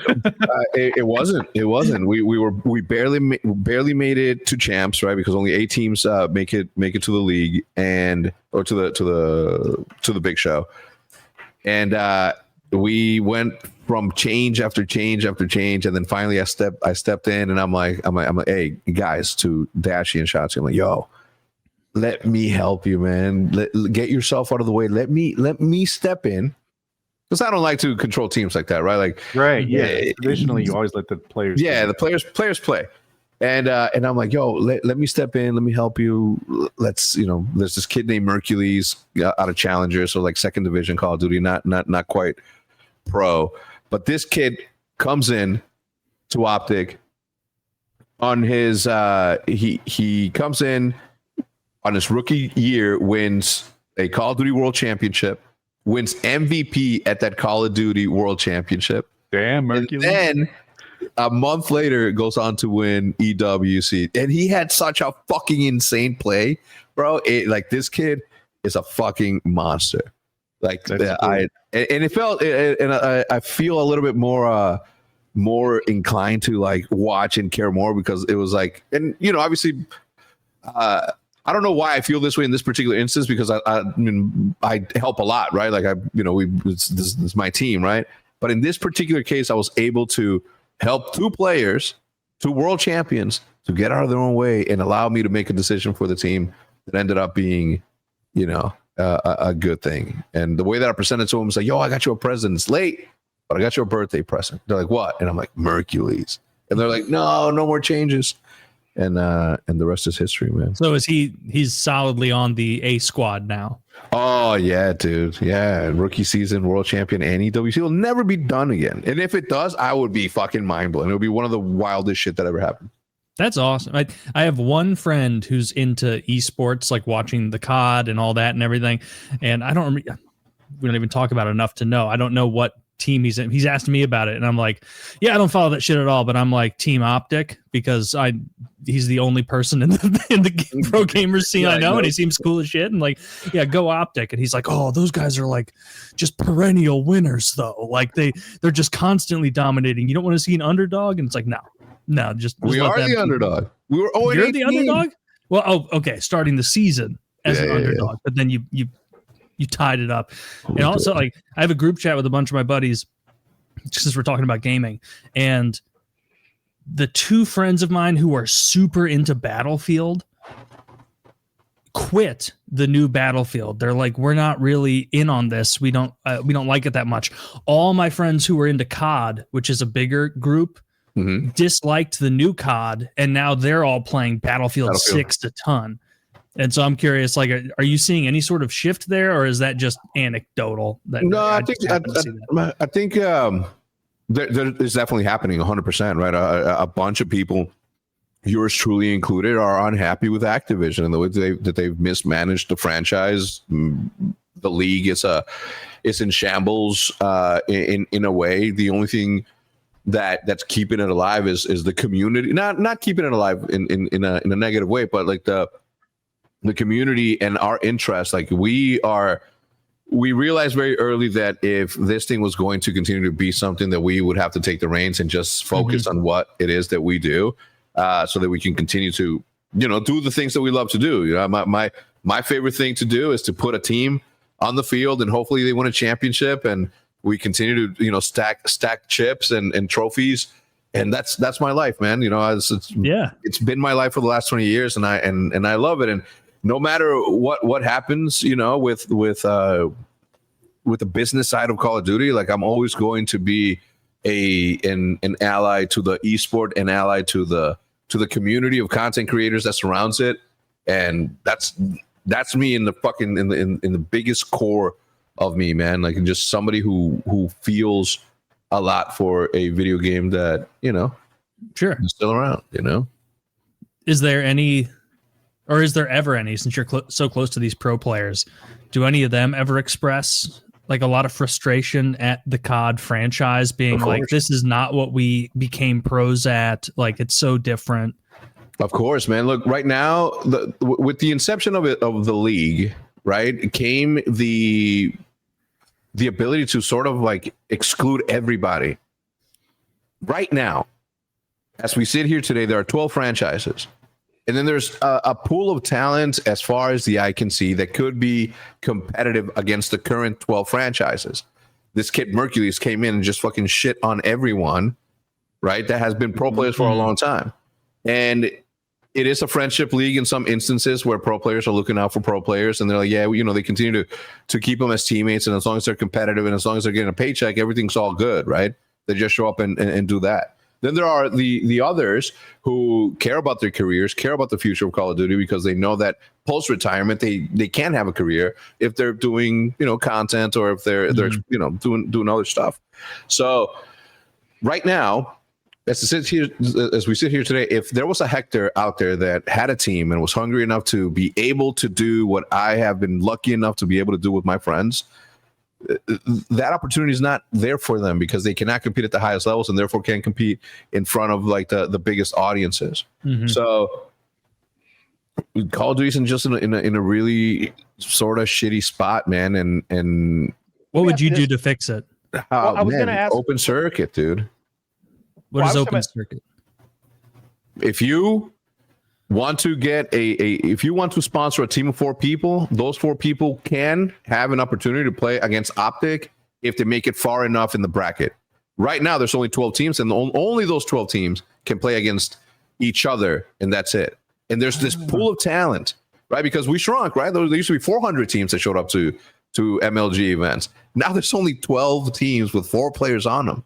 What happened to the hundreds of other pro players who still have it, right? Old and new, that can make an impact and can have like these Cinderella stories that will allow for new brands to be born and new optics to be created, and then that's how you elevate, right? Sure. And we don't have that. Interesting. That's interesting. Yeah. are Like, the makers? I would argue that in the NBA, there aren't many basketball players who belong in the NBA who aren't there now. Right? There's a reason every rookie comes in and tends to not be very good. They need a couple years at that level to get it. But what you're telling me is there's probably a lot of guys who play COD who could compete at the highest level if they got a chance. Let me put it to you like this. Let's say we win world champs last year and we get on the field and every single team, all 12 teams from last year, do the exact same thing that they did the year before just because it wasn't that serious. That would mean that we won an entire season with Mercules, who just won a world championship as a rookie, and then EWC as a rookie, to not have been able to win a championship in his rookie year and also win EWC. You said 12 teams of 4? 12 teams, yeah. 12 teams of 4. See, that's not a lot of people. I looked it up because I was curious. There's 450 NBA players. It feels like the small rosters and the small amount of teams, you're definitely leaving some talent on the field, off the field. I was curious, like, Sure. I think iron sharpens iron, which is why they're not there. oh Yeah. well, they don't. And have even the NBA is the smallest player base of any of the pro sports because you don't need as many people. Like look at the NFL as a pool. Well, yeah. That's a Major League giant Baseball. Yeah, baseball. There's a bunch of guys sitting on the bench just happy to be there. Like, Yeah. that's Are the interesting. makers of Call of Duty? Do they still do those like events with players, and do they listen to feedback? I guess is the more important question. Yeah. Do they ever change things like notably when to player feedback or beta feedback? Yeah, it depends on the studio. Matt Stonks right now is sort of leading the way. I think he's like our new Vonderhaar. I know all of you are familiar with him. You know, when Vonderhaar left, like you felt his absence, right? Because he was such an ally to Call of Duty esports, and although it's such a tiny portion of the overall fan base of Call of Duty, like we do carry our own weight in terms of what we bring to the table, right? I've been working at this thing since you guys have known me from the beginning of time, right? Like I'm what 20 years, next year is going to be our 20th OpTic's 20th year anniversary. That's crazy. It's crazy because I mean, I remember the times, right? When way back when OpTic was not an unpopular team. We were always a popular team, and 20 years later, we're still a very popular team. So we're doing something right, but there's also like a lot of things that we could be doing better. And it starts with hopefully using our influence to enact change that will allow people like me in this day and age to have a shot at building something as beautiful as I have with the logo behind me.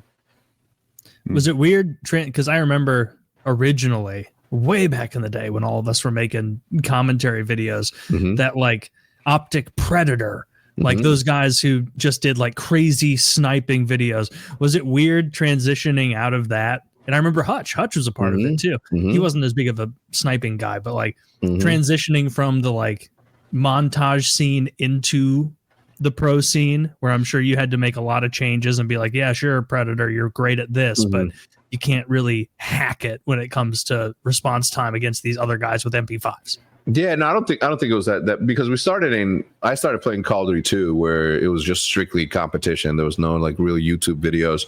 The first, some of the first YouTube videos that we saw back then were, dazzle quality sort of things, and they were all scrim matches, and some Grizz was obviously doing montages back then with the 180 switch pistol to the scope, etc. The G shot. Yeah, the G shot. But he got me hook, line, and sinker. Fuck. Yeah, dude. We started in competition, and then we realized that we were never going to be good enough to be a top 50 team in the game battles ladder. So we turned into YouTubers, and then competitive sniping, became a thing thanks to a lot of work with me and my teammates. And competition was always there, and then we're like, we're sort of got this montage sniper thing on lock, and there's a lot of viewership there. There's MLG, let's go compete. It seems cool, let's go compete in that. And ever since then, it's just been from the nade shots to the scumper jumpers, all the way till the shotsies and the mercuries now. It's we still have the best sniper in the world in Dashy, dude. It's Formal still competing. He's about to compete in his last Halo World Championships, this weekend, if all goes well. So, we're still doing the same thing that we've been doing for the past 20 years. What's Big Timer doing now? Big Time trading stocks, living in Florida, has a wife and a kid, just making YouTube commentaries. If you go to his channel, he uploaded 3 videos today. I guarantee it. I don't think he'd recognize me if we were in the elevator. Of course he would. Of course, I always liked that guy. Yeah, no, of course he would. Of course he would. Yeah, that's where it's at, man. Yeah. No, I'm glad you got into Helldivers. I hope you keep playing it and get into some of the later stuff. It's really fun. That's in my like Hall of Fame of games at this point. Really? Oh, It's been too soon. You can't say that. It's like, didn't it come out 2 years ago? Yeah. One and a half years? Yeah, it's just the perfect mix of all the things I love. I love the co-op nature of it. I love the satire and the comedy of the lore. I like the gunplay. I like the horde shooting. I like the variety of enemies. I just shoot bugs, but there's 2 other enemy types. There's like so many hours of I love how they monetize in in a world where so many games are predatory, the way they monetize their cosmetics and their classes. Like I'm thinking of Dark Tide. Dark Tide came out at a similar time, and it's a very similar game. Dark Tide is such a shitty, like unprepared game with a completely predatory monetization system. Whereas with Helldivers, you can earn everything that's in that game by playing that game, or you can send them $10 every time you want a war bond. What's that? The amount of time it takes to earn $10 worth of game stuff. I feel like it's just right. Like I feel like because each war bonds is a thematic bundle of weapons, gear, airstrikes, and cosmetics. So one of them will be all about fire. So it'll be an armor suit that protects you from fire, a fire grenade, a flamethrower, and you unlock them with a separate currency that you earn in the game that you'll just always have plenty of. But it's $10 to get that war bond unlocked. And there's maybe 8 war bonds. And they cost 1,000 credits each, which is equates to $10 US. You can earn 1,000 credits in if you're grinding specifically for the credits and you know how to do it, a few hours. Like maybe 5 hours of like really going after it to get, and you're playing the game while you do it. It doesn't feel like work. You know what I mean? I don't have an educated opinion on the monetization yet, but I always love what Elden Ring did, which is there is no monetization, none. Do you need help in this game? Fuck you. There is no help for you. This game is hard. But on the other hand, like when you boot it up and it's like press any button to continue, it's like you mean I don't go through the gift shop on the way to the game? I'm used to COD or Xbox, where it's seemingly the store is your homepage. Yeah, and I don't like that. Battlefield's been okay so far. With so one of the things they did, there was a lot of backlash, and 2042 I think was a complete failure with sales. These games cost $400 million each to make and take like 3 or 4 years of developing time. So to fail on that was a big deal to them. And their whole marketing campaign and like their the way they've communicated with the fans has been about getting back to basics. They had that fun teaser ad where it's like Patty Pimblett and 3 other celebrities as like Battlefield operators, and they're like wearing street clothes with machine guns. They're like, all right, let's do this thing. And then a bomb goes off and they all explode and die. And 4 realistic looking special forces guys like moving, like, who was that? Doesn't matter. Keep moving. And it's like, they're sort of sending this message that like, we're not doing that silly COD thing. We're not about guns with dicks on for bayonets. Our camos don't like move around and warp with nebulae. And they've stayed true to that mostly. I see the season 1 season 1 starts at the end of the month. They're releasing a battle royale, which I think is going to be super popular. And they're starting their season 1 of stuff, like their battle pass equivalent stuff. And in that, there's already some camos and some player gear that it's like it's a little loud. So the fan base is already like, took 18 days, huh, to go back on your word. Now all of a sudden we got this guy running around with like a blue mask on, like, looking like he's raiding or some shit. So like I'm going to be interested to see. Well, they don't like that. I think the core Battlefield audience wants to be grounded, realistic. Oh yeah, Battlefield for sure. Like one step away from milsim, I think is what Battlefield players want. Like it's definitely the old school Battlefield guys. They don't want Peter Griffin running around with an AK causing problems. Hecz, you are muted. Oops. He's been muted. He was speaking too much truth. Yeah, so yeah, we censored him for speaking the truth. It was them. Commercial, right?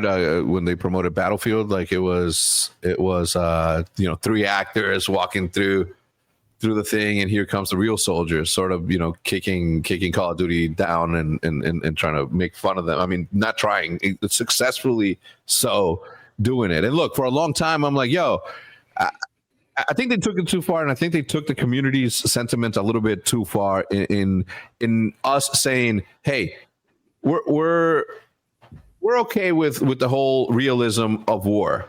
What we meant by that is we don't need to be in World War II muddy. There's no brightness to anything. It's just all this fucking gameplay that you can see, right?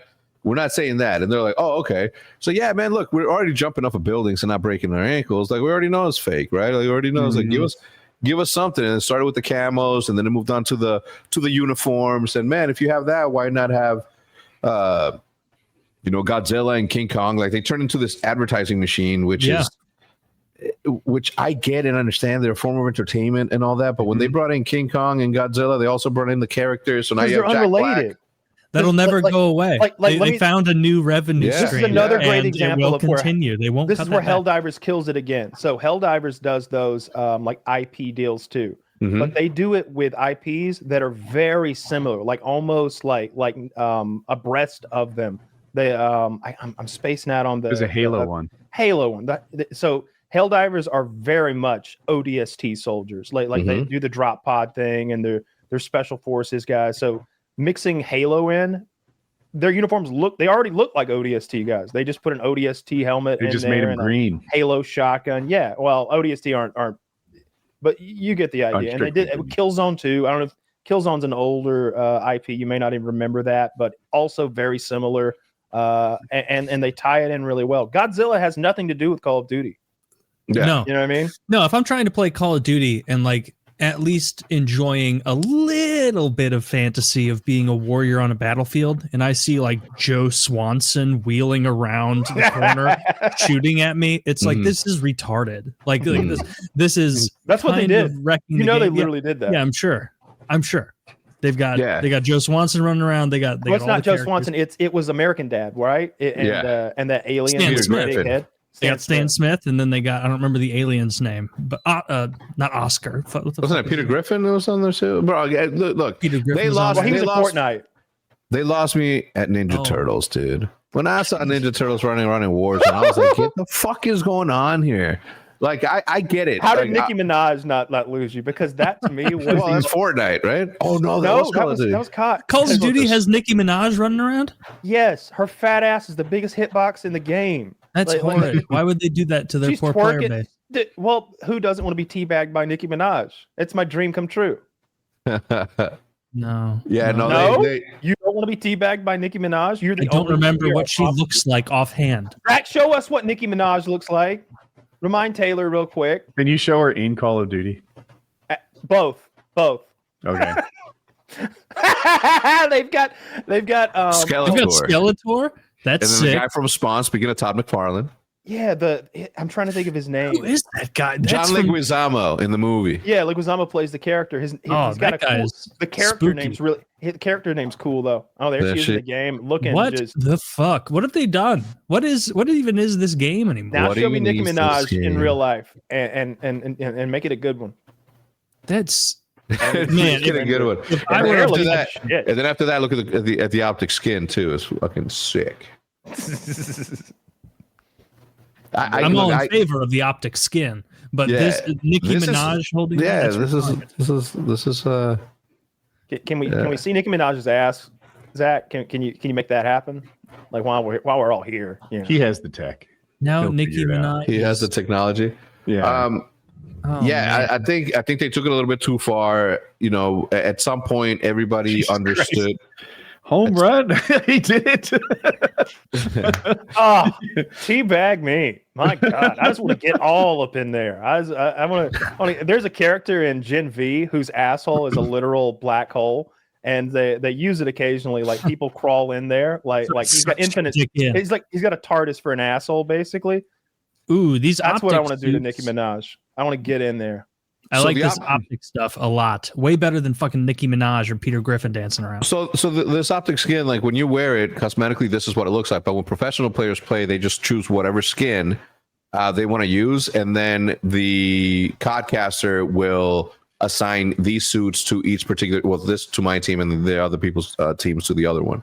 But for them, they don't get to see the bright greens and all that stuff. They're just playing as vanilla as possible, so that they can have like the benefit of the camouflage. But yeah. Okay. Yeah, because this is not very camouflaged. It's very loud. Yeah, dude. There's just a lot that they went a little bit too far in some of the stuff. This is I'm okay with this. Yeah. It's Dude, still It's like a Ranger has stylish direction. Antifa member. This is cool. Well, this is cool. Yeah.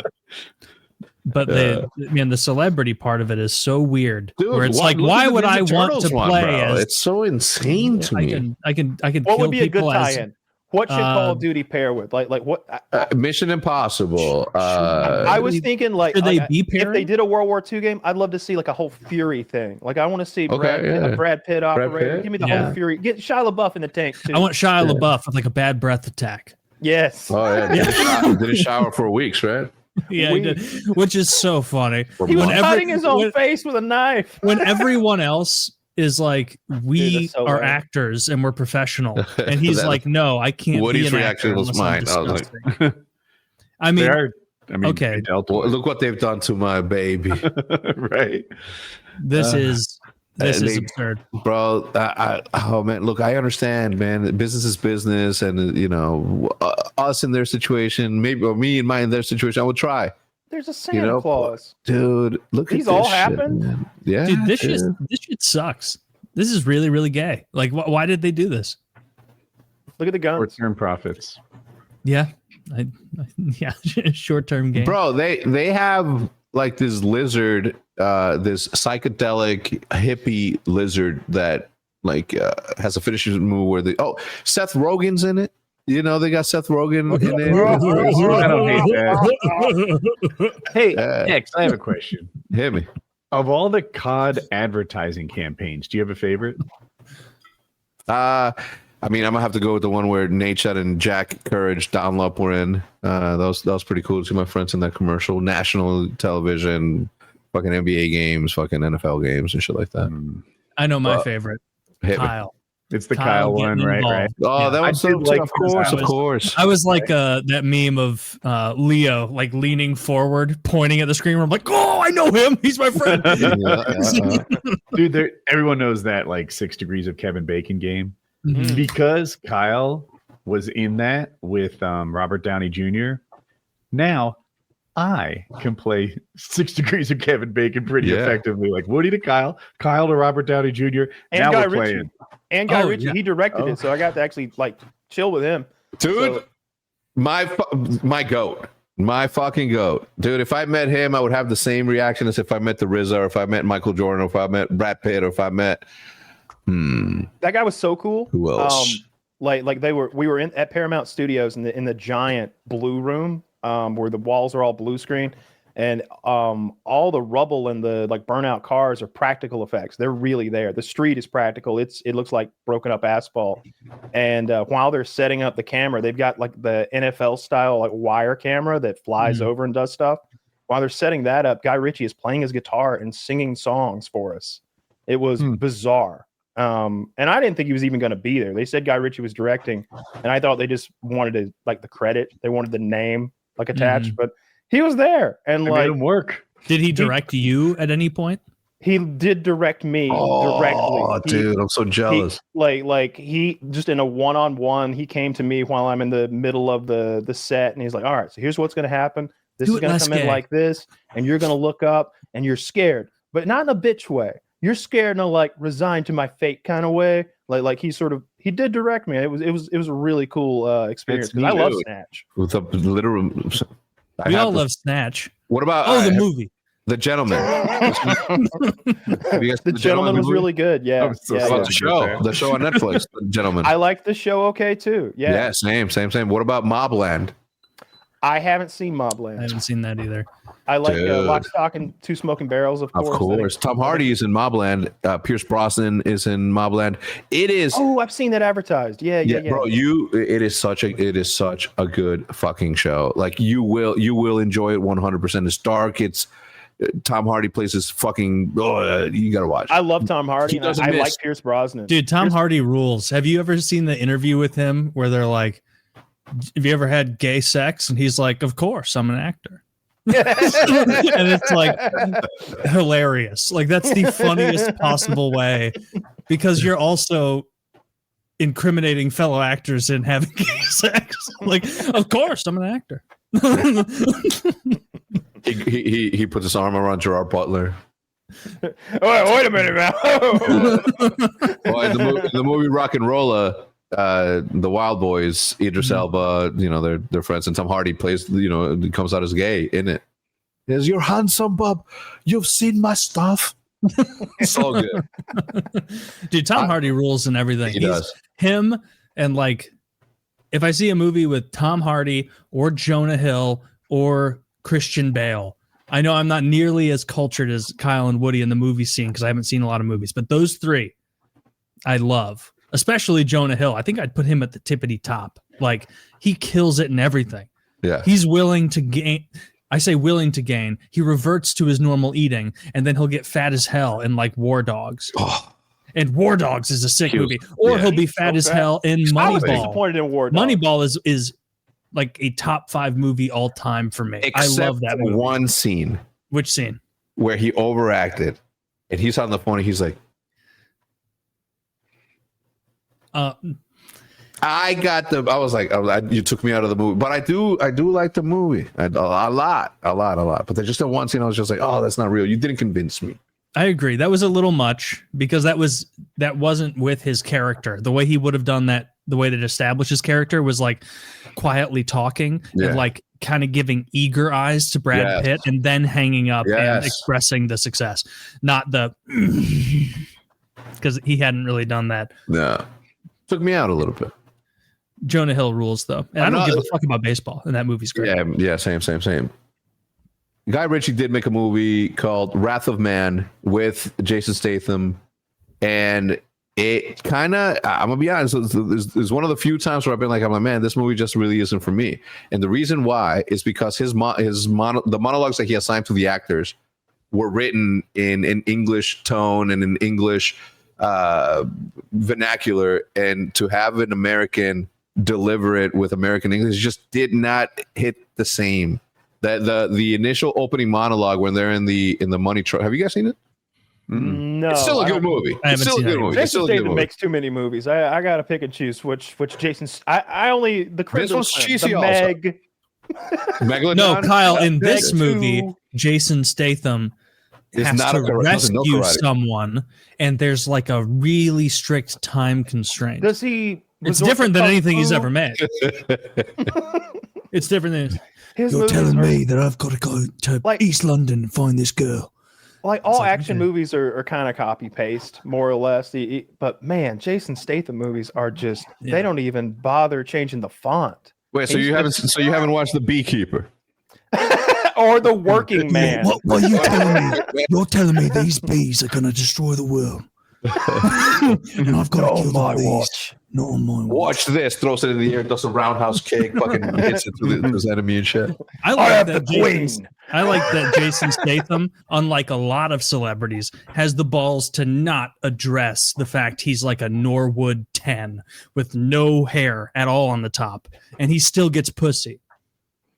One, Isn't that from what nice? we know, right? Yeah, like he's a sexy man. He's a good looking man, but he also is bald. Norwood Woody is the scale I by know. which I think they. you have the numbers wrong, right? Isn't a Norwood? Does it go? I'm one of. Oh, us maybe is way off. am I reversing it? Does the higher number mean I don't think you it have goes more to hair? 10. I thought it went to 5, but I'm checking. Well, Oh. he's a Norwood whatever step 7. before total. Okay, it goes to 7. baldness. And even Speaking that- of buff dudes, Kyle, are you still buff? I asked you earlier, and I think you misheard me.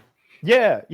I'm definitely not as huge as I once was. But you're I still probably like work- keeping it off, and you're You good? don't have to do much. Like I probably work out 4 days a week or something like that.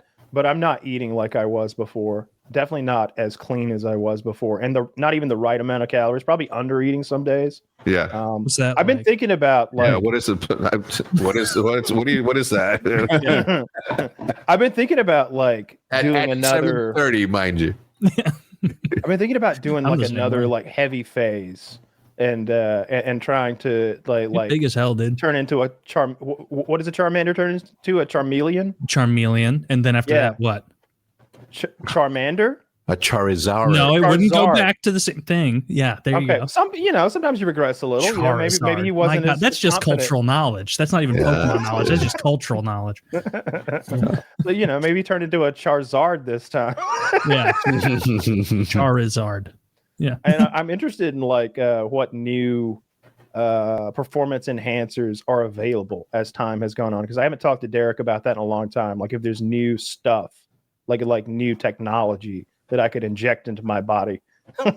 You're at the plateau of jacked though, so there's really no reason to No, I back could get on much something. bigger. I could get much bigger. Yeah, but you were like, the one. I would like to when be. I told you to stay big as hell when you sent those photos of you late at night at like 3 a.m. during COVID. And I was like, you've made it, brother. You're jacked. You're big. And there's a little bit of fluff there, which tells me that you're strong, actually strong. Because if you want someone to be actually strong, you got to have a little bit of fluff there, a little bit of fat. That's why Not with the steroids. That's why what O they- linemen are a little, fluffy. Yeah. But it's They got a just lot of some weight to move 6'8" around. guy from Nebraska who's strong as hell, but he's not like shredded, Yeah, there was a point before I started any cutting where I was probably like 225 and lifting 325 and just real big. But I didn't like the way I looked. I looked too fluffy. You looked great. That was perfect. And obviously like the final cutting phase wasn't like an ideal aesthetic, but it was just what we were going for from the beginning. I remember from the very beginning, I was like, Derek was kind of asking me what I wanted to do. And he sort of threw it out there. He's like, well, Derek, I want to be thirsty. yeah, I want to be sparched. He threw it out there. He's like, and we could even do like a legit show prep, like you're about to step on a stage somewhere. And I'm like, you know what? Yeah, that's exactly what I want. I want to go 100% full hog. I want to go all the way to like if I'm trying to step on a bodybuilding stage at the end of this. And so that's what we did.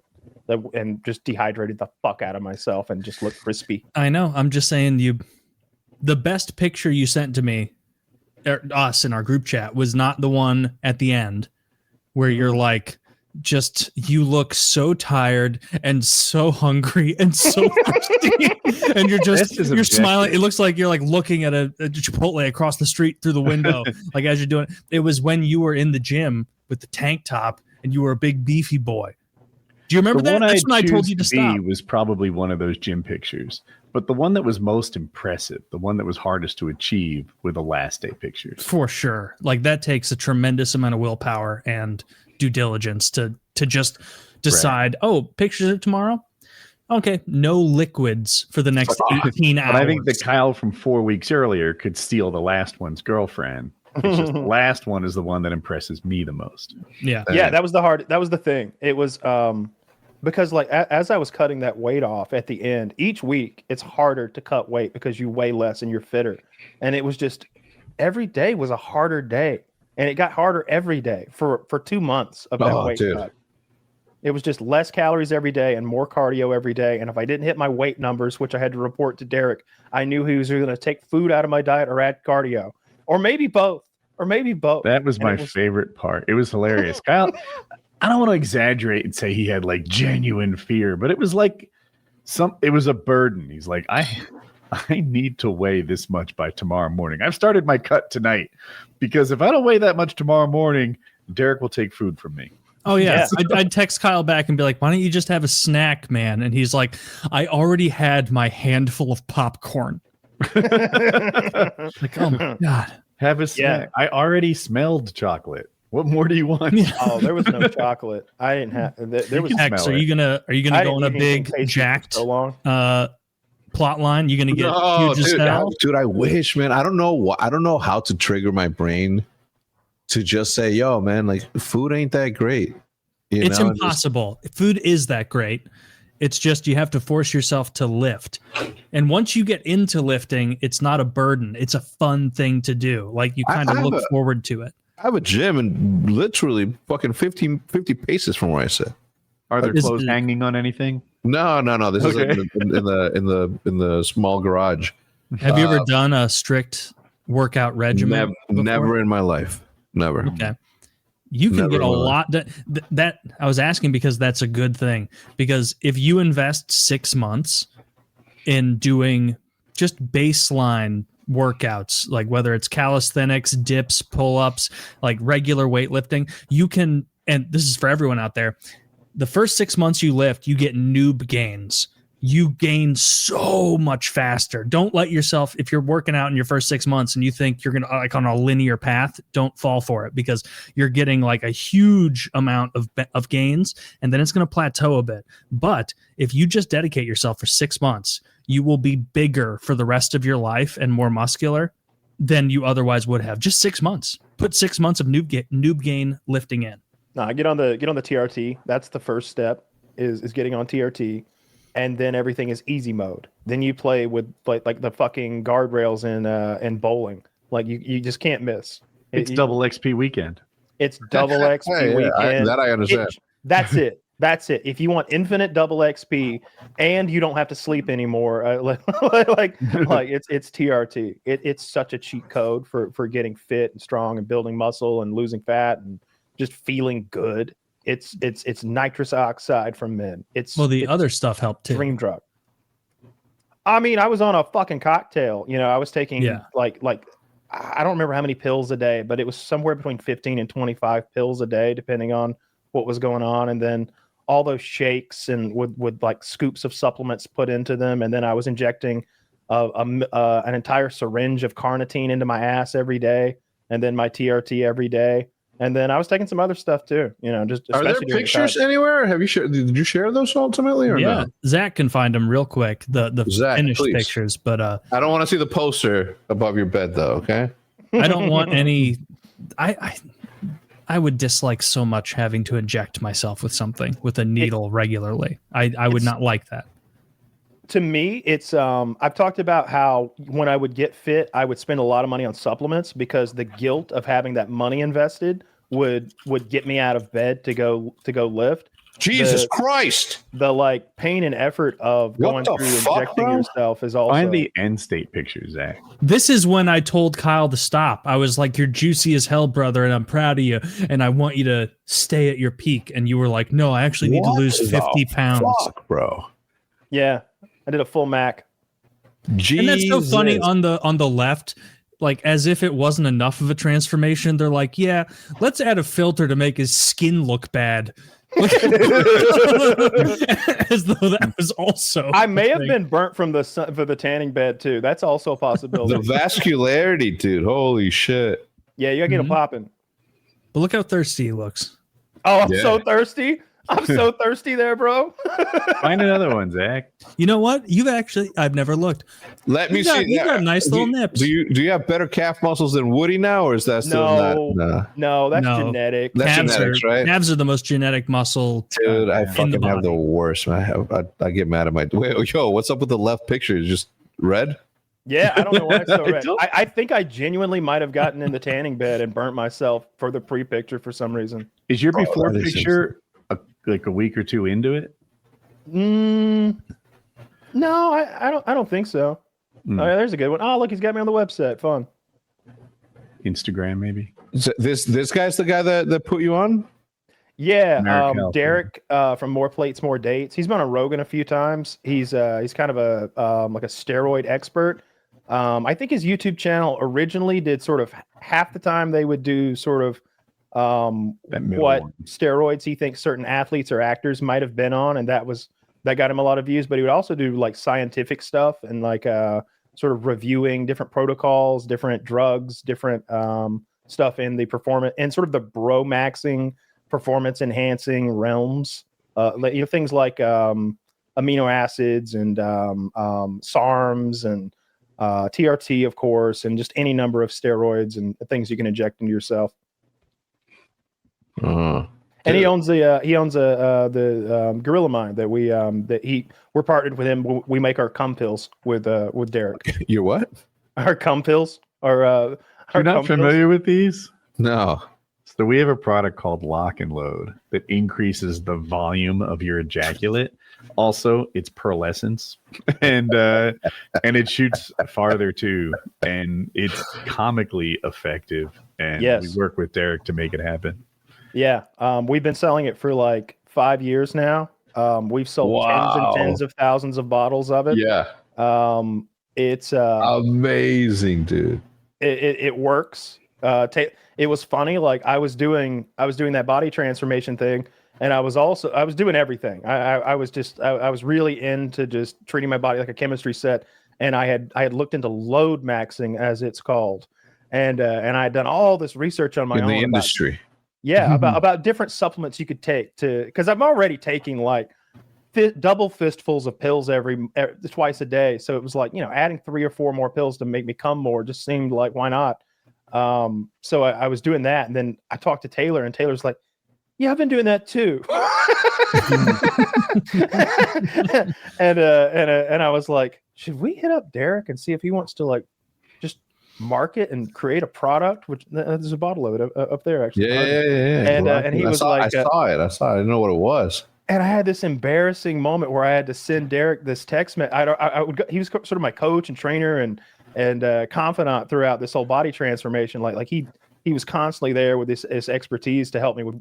He made my whole diet plan, my whole workout plan, and my like drug regimen was influenced by him to some extent. There's of course doctors involved at the later stages, but I had to send him this text message. And it was like, hey, we were thinking about selling a pill that makes you come more. What do you think about doing that? Could we do that maybe through your company? And I was like, he's going to laugh at me, or he's going to think this is weird or gay or something.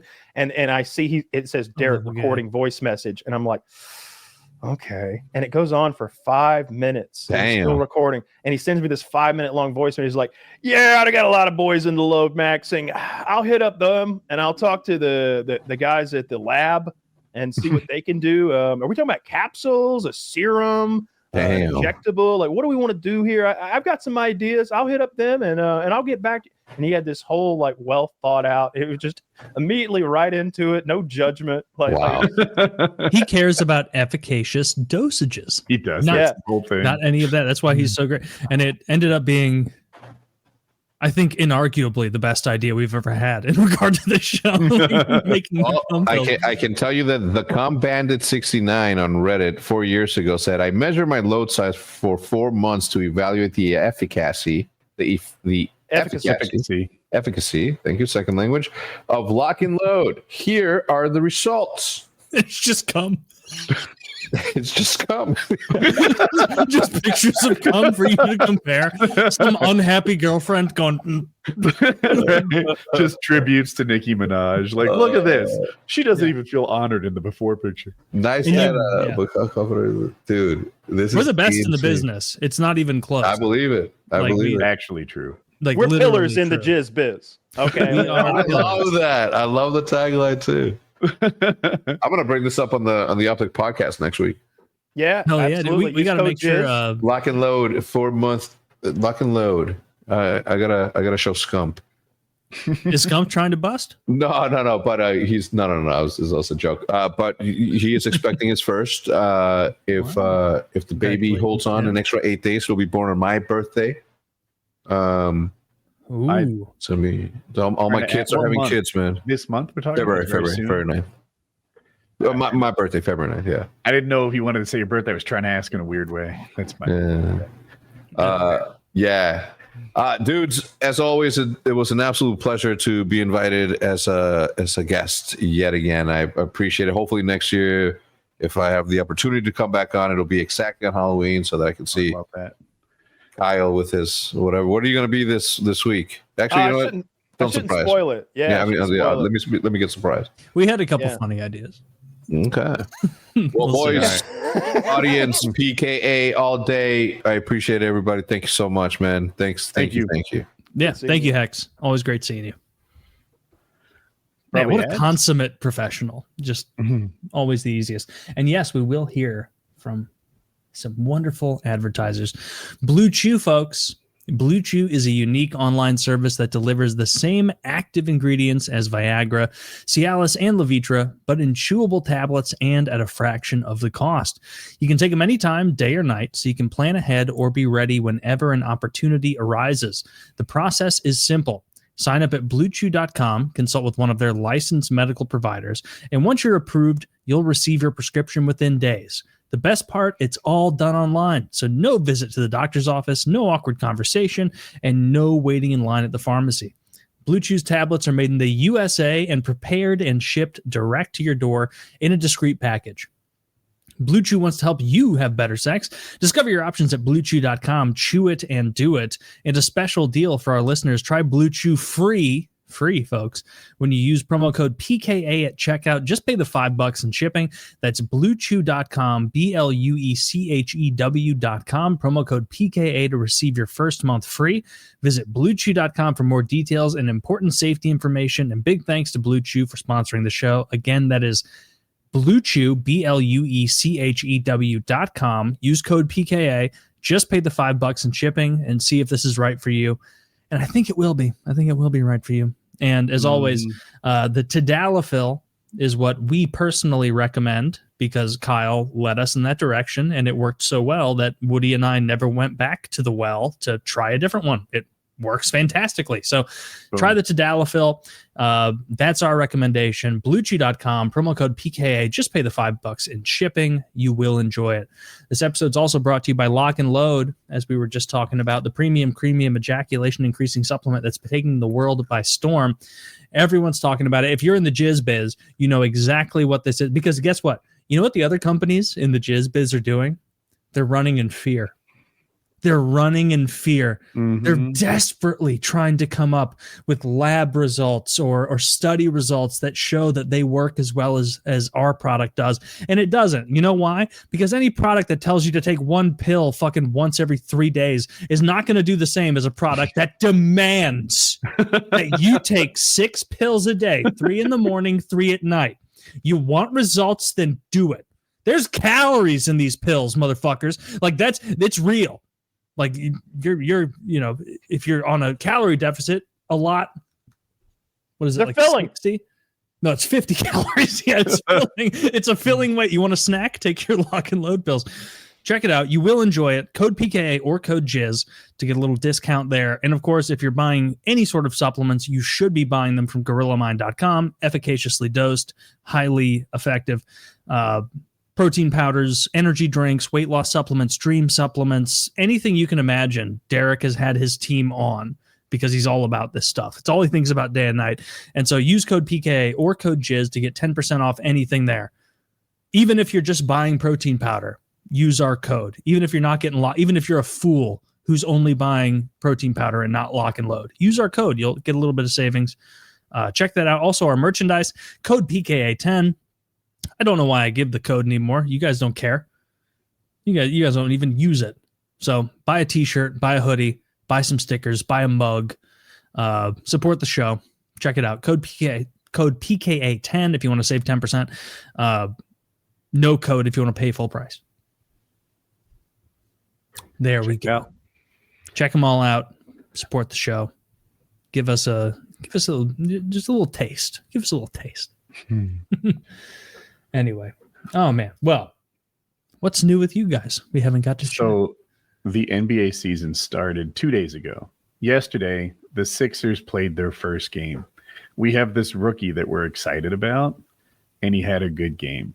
Not just a good game, a really good game. I think he dropped 36 points and some good amount of 3-pointers, which means officially, if you look at points per game and 3-pointers per game, he is the best player to have ever touched the ball. He's only played one game, so it's a small sample size. He's putting up Joe Biden numbers.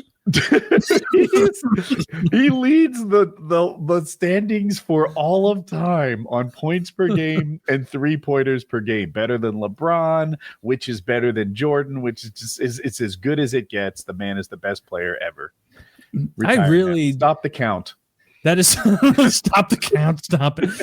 That is the thing I dislike the most about NBA stats. And granted, everyone out there, might talk shit to me, and I don't know anything about basketball. My inroad to basketball is Woody, and the fact that they do like stuff per game as a stat is absurd. It's like you could play 28 games a year and have bananas stats. Yeah, but it's not truly both applicable. Have some value. Like if you're a player and I want to know how well you'll do in this playoff game, then season-long numbers tell you something, but maybe points per game do a little more. Maybe you were hurt for 20 games and you're way better than your numbers indicate.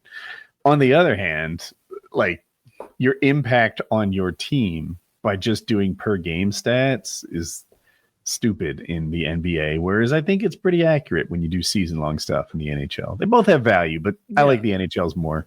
I like the NHL and NFL's more like that because that is crazy. Because I've been stoned just looking at stats on ESPN, as we all have, and I'll be like, "Whoa, this guy Stephen Smith must be awesome in the NBA. Look at his numbers. And then I scroll down and it's like, oh, he played 4 games in the 2017 to 2018 season. Like, what the fuck is this? Why is he even in this list? They should excise him from this. Yeah. And also, the person I like the most, and I know people give him guff and whatnot for flopping and everything, but I like players with longevity, like Jaromir Jagr. And so I also like LeBron by extension. Like, I know he's apparently not like one of the best players in the league anymore, but like, how can you even be expected to? He's like 41 or something. Like, give him a fucking break. He might do that. I think he's only playing now to ensure his son has a spot on the roster, right? You could say that. I think he's chasing a title too. He's on a team that has some kind of shot. And I think he loves the game. It's not for money. He's not playing for money. So he probably likes the game. That's fair. One thing I like it, how hard players work, and he's a hard worker. I also like, he came from a poor family. I'm pretty sure he didn't know his dad. He was definitely from a very poor, like underprivileged family. And then he became rumored a billionaire, and he's never been in trouble. And I'm impressed by that. Good for him.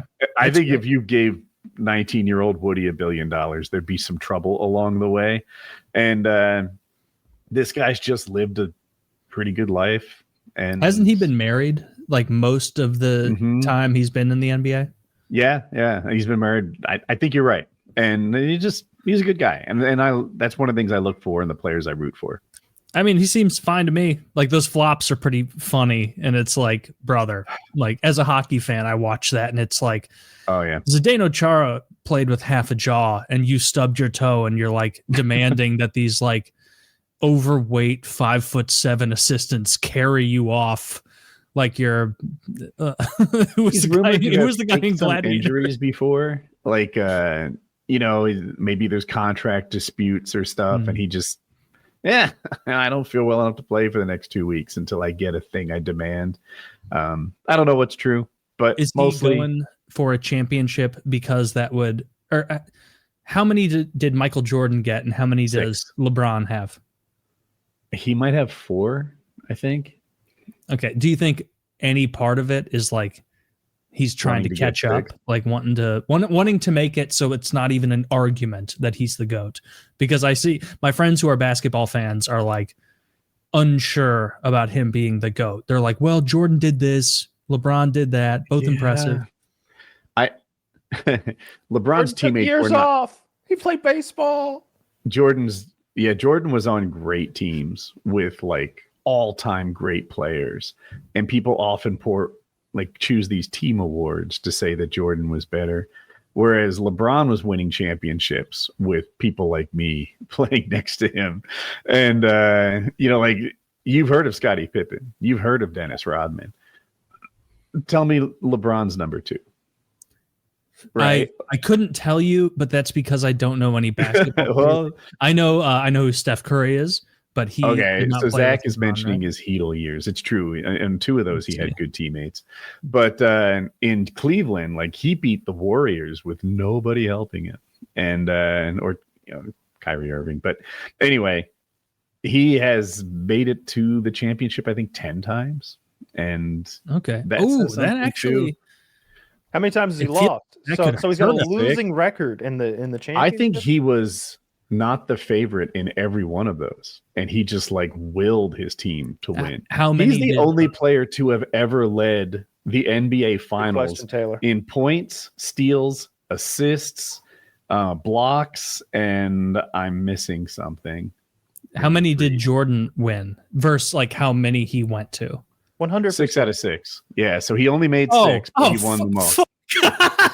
Oh, this isn't even close, dude. Like, it's really Jordan. Oh, I don't know. I think getting there 10 times, like, I don't think it ruins your legacy to make it to says the more about the league. No, certainly not a ruined legacy. Like, he will go down as one of the best of all time. But if he's won 4 out of 10 and Jordan won 6 out of 6, it feels like you got to hand that to Jordan, right? Oh, so then like Robert Horry's, I guess, even better because he won 7 out of 7. I don't know who that is. Bill Russell won 11 rings. But So were that- those he guys must be way better than Jordan. were those guys the driving factors on Corey their teams? was not. Russell maybe was. But I mean, we're talking about team awards. Then I guess you choose the guy who has 11 rings. I'm basically talking blindfolded in the dark Right? because I'm I just know. making So I arguments. know Like basketball people have counters to all you this. could tell me anything right now, Woody, and I'll be like interesting because I don't know enough about basketball. Yeah, I like it when greatness happens during like when you're watching. So I'm going to root against Russell. I never saw him play. I'm going to root against Wilt Chamberlain. He might have been the best player ever. He has one ring. Not a Pistol Pete fan. I have no bias against LeBron. I'd be happy to accept him as the best of all time. The same, but I like greatness. That's why I like Alexander Ovechkin so much, even though I want the other shoe to fall, and I want us to find out LeBron's an awful human being. I hope we dig it up someday. I hope we find those Bill Clinton like skeletons in the closet. I just hope his wife turns out to be a Russian spy or something. Like I'm looking forward to. Isn't it. his wife black? That they're crafty over there, Taylor. They send agents over and have them racially transition and then marry into power. I can imagine a less effective secret agent than a black. What's the Russian Black SAS? Russian that can't speak the language. Yeah, that's ridiculous. No, I'd be fine with LeBron being the best, but from what you've said and the stats you've laid forth, seems like Jordan. Actually, what's their no respect for the Mamba mentality? Who got more points per game, or like rebounds, or this? But it almost, I wonder, like who got. Well, they're different eras. It's easier to score in the modern era than it was back when Jordan was there. So it might be LeBron. But if LeBron has lower numbers, it's like, well, what would Jordan's numbers be if he played to 41? Right? He might be in the teens. And no one was hitting him all the time. And it wasn't. And not only were they beating Jordan up from what I've seen and from documentaries and YouTube videos, not only were they beating him up and fouling him and not getting called and, thereby preventing him from hitting a shot or whatever, but that was cumulative over that long ass season of injuries that he would be carrying from he's getting beat up every single night. And I don't know. I don't know who's the greatest at basketball. I don't really care, but I really like that Jordan documentary. That makes me love him as what I love about all those guys, and maybe LeBron a little, I don't see this as much. Maybe it just doesn't make it to the media. You're a LeBron hater. Is the competitive nature that they have. Like Kobe, when they talk about the Kobe stories are like legendary. When they talk about Kobe showing up like he'd stay up he dominated that lady. I'm talking about his work ethic. He was clearly a rapist who got what he deserved, but the man's work ethic is undeniable. Taylor, all right, like we give credit where credit is due in this. Credit where credit is due. Yeah, all right, but Bill Cosby was hilarious, and he told those guys to pull their pants up because they looked silly. He still is. And he did some other stuff funny. I didn't care for. I bet if you watched I would love to see like a special like Cosby Unleashed where he goes dirty. That would be funny. Yeah. You know what the thing about sleepy pussy is? You know what the thing about faggots is? I don't like them. It's like, oh my God. On the whole beating up Jordan thing, I'm waiting for Zach to get this picture up. But Bill Laimbeer was like the biggest bully in the league at the time. Dude, LeBron James steals that guy's fucking lunch money. Like, that guy on the right is not going to bully LeBron James. LeBron James is going to bully Michael Jordan like he's a fucking child. Like 8 feet tall, though. Like, I don't know. He's probably the same height as LeBron. LeBron James is almost the perfect like physical archetype for basketball. LeBron is huge. LeBron is like 240. Well, it's because LeBron is the peak of the height you can be before you get like freak body, where like Wenbanyama. Dude, he's rewriting those rules. That guy looks like a stick bug running around out there. He looked so good yesterday. Oh, is he good? Yeah, they call him the alien, that there's just never been a human like him before. And I'm not a hater. I love the guy. The man, dude, like he got injured last year and Kevin Durant is like, bro, just take your mind off basketball. Go read your science books and put some Legos together. Come back next year. You can lock in. That sounds like an insult. That's who Wemby is. Wemby is like science books and Legos. That's my jam. He's a Lego guy. He's a huge Lego guy. He fucking loves Legos. That's so funny to be a Lego guy as like a 25-year-old, however old he is, like professional athlete, to be Dude, like, oh, dude, the Death Star came out. Dude, He's into science. I try not in a to way judge similar Lego to Kyle. people. Like he's really into like the roots of the universe and how the expansion rate and like he just finds that stuff super fascinating. He's French, so he's not like you might imagine like a black NBA player. He's a very different personality. Is he legit interested in that stuff, or is? Oh yeah, because I've seen all the pictures of the memes of LeBron doing photo shoots in locker rooms where he's like on page 1 of every book. Did he make that? He I heard him in a post-game interview. They asked him like, I forget what prompted it, but he explained dark matter and like how we can't actually detect dark matter, but we've observed dark matter's impact on other things. I'm not an expert. I'm just doing my best to repeat him. And it's like, shit, this guy's into dark matter for some reason. Like he's really like he's doing a press conference explaining dark matter because they prompted him on it. Mr. Wenbanyama, the question was about your defense tonight. Yeah, so I think he's a really neat guy, but I've always doubted him because I couldn't imagine someone like him being like still athletic, like in a you know, guard kind of way, and durable. But every year he puts on more muscle, and he just looked so good yesterday. Then let's see where it goes. They got him That's on. Got to be real hard to put. Yeah, they probably haven't juiced, but that's got to be difficult to even do traditional lifts when you're that tall. He had to reset his mind. So he had some sort of potentially life-threatening like thing last year. I think it has to do with his circulatory system, but I'm out of it. He's like a giraffe, right? Yeah. And so he just bent over and his ears exploded. He went and trained like with Tibetan monks or something, and just like got his head on straight. And I don't know, dude. He had a great game. Won. And let's see where it goes. I'm a doubter still. I don't think he can be durable, but I root for him because he seems like a good man. He doesn't look, he seems like a good guy, but he doesn't look durable. And that is also something that's nice about being a hockey fan over NFL or NBA, maybe NFL less so, since everyone kind of agrees Brady's the GOAT. But there is no debate in hockey circles about who the best person ever is. You'll get some shithead being like, it was actually Mario Lemieux. And it's like, shut up. Stop. Stop it. Like, it's clearly Gretzky. Yeah, this guy is... how current look how long is his picture? Fingernails are. My goodness. Clip them. Are they long? I'm going to full screen. Oh, look at his other hand. That's so sinister. Look at that other hand, like clawed up there. That's crazy. And they're lying about his height. Like, looks like he came in the league at like 7'4", and he's like 7'6" now. Is he still growing? That's bad. No one's ever had a good career at his height, but he seems to be an exception so far. We'll see. How old probably is he? has He's still like very young, huh? Like 20.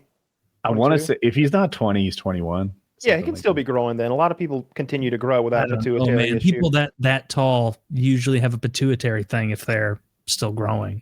I don't think so. Zach said Zach's still growing. He's a growing boy.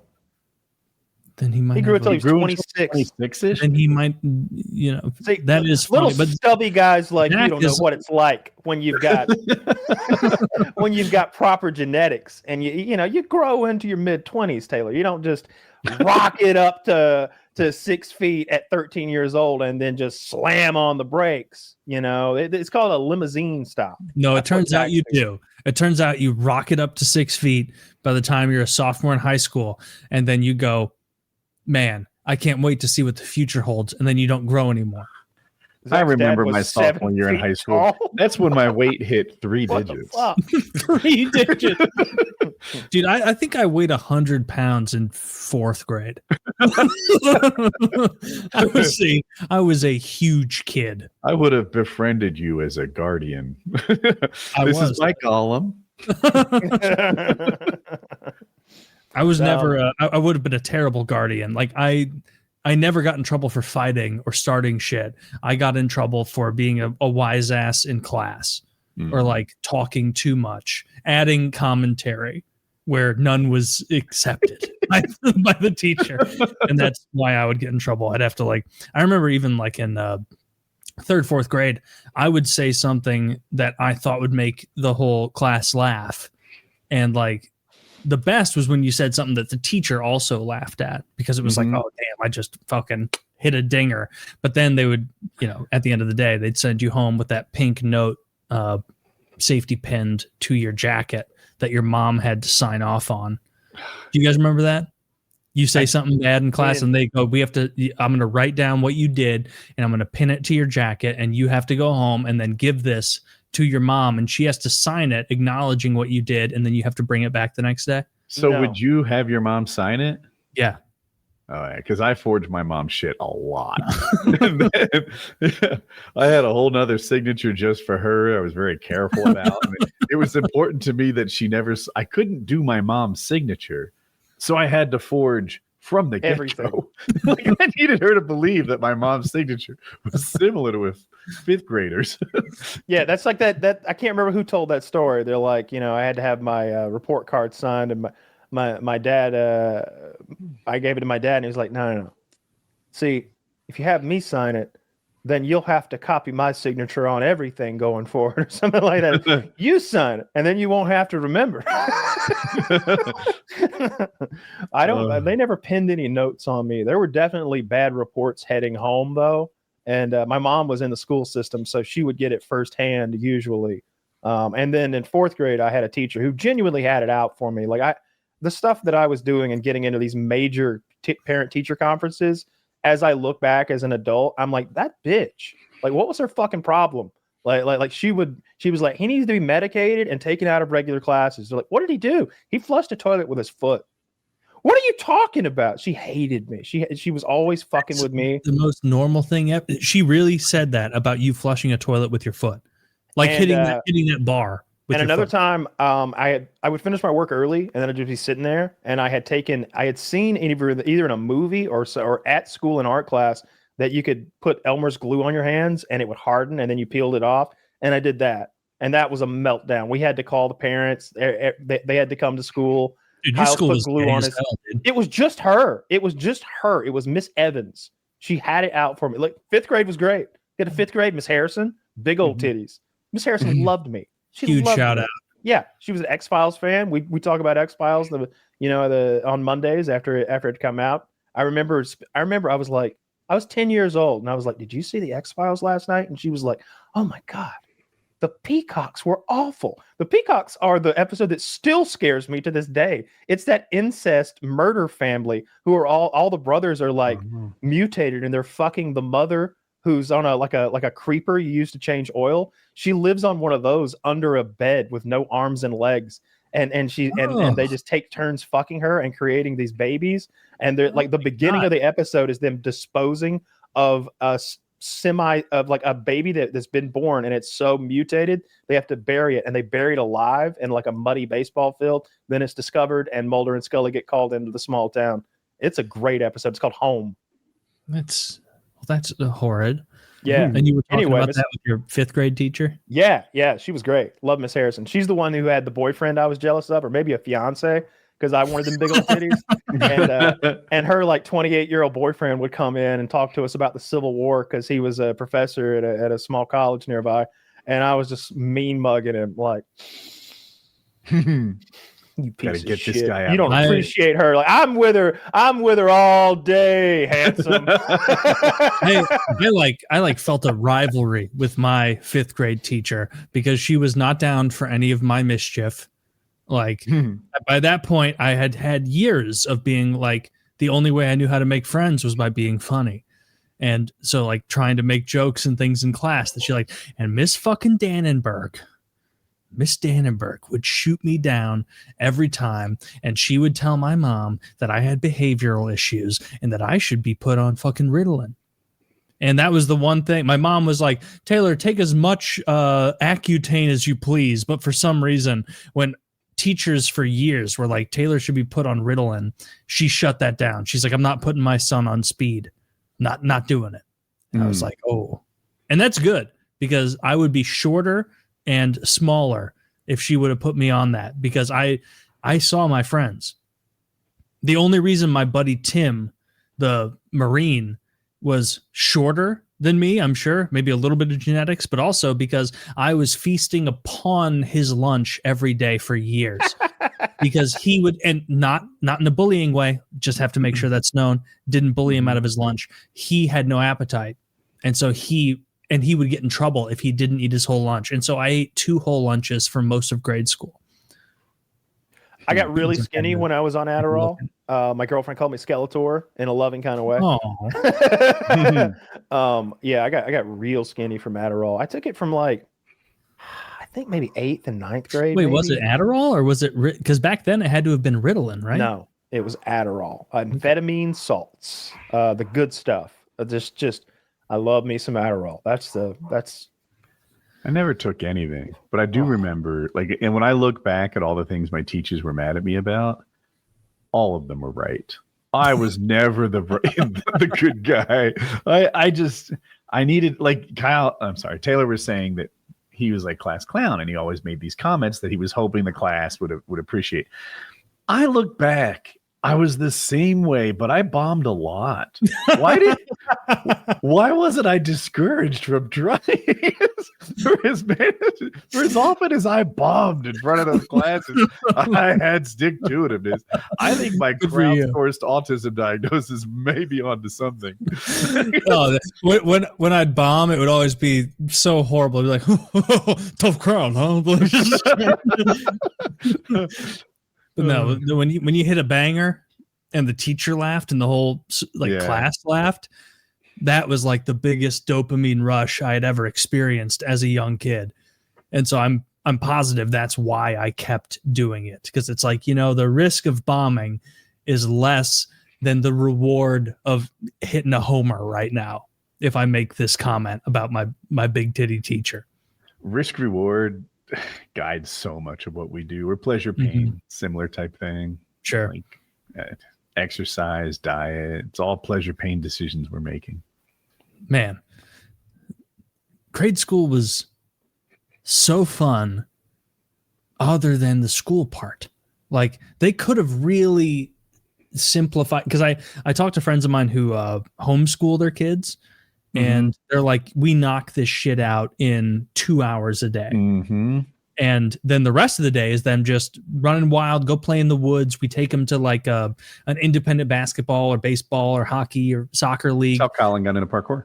Yeah. And that's something that has resonated with me, where it's like, wow, maybe it is better for kids to be homeschooled in some circumstances, because otherwise they're going to be sitting there basically in like state prison, being forced to learn at the rate of the dumbest kid in the class. And it's like they have to sit there for 8 hours to learn what they could have learned in 70 minutes. And meanwhile, they have no activity outside of that. Like, they're not doing anything physical. So I don't know. It's one of those things. I wish Kyle was here because he would reprimand me, but like, I could see homeschooling my kids as long as there was a tremendous amount of socialization as well. Like, you got to play sports. You cannot back out of sports. You got to do this activity. You can't back out. Or if it wasn't sports, it'd be some other group activity, right? He could be on the chess team. I bet you'd be fine with that. Yeah. Anything where you're socializing and you're getting acclimated. Right. Is that how you feel as well? Yeah, for sure. I don't know that we did a great job. We did our very best. I know that. But you have to have parents that are into it. Like, in the same way that kids can get lazy, parents can get lazy too. I know, not us, but I know someone whose mom would like just fucking throw a workbook at him at the start of every year. And the kid was really smart. So he just smashed that by like October and basically not work any harder. So the parents have to be into it. And like, the socialization is a big deal. You can get that wrong.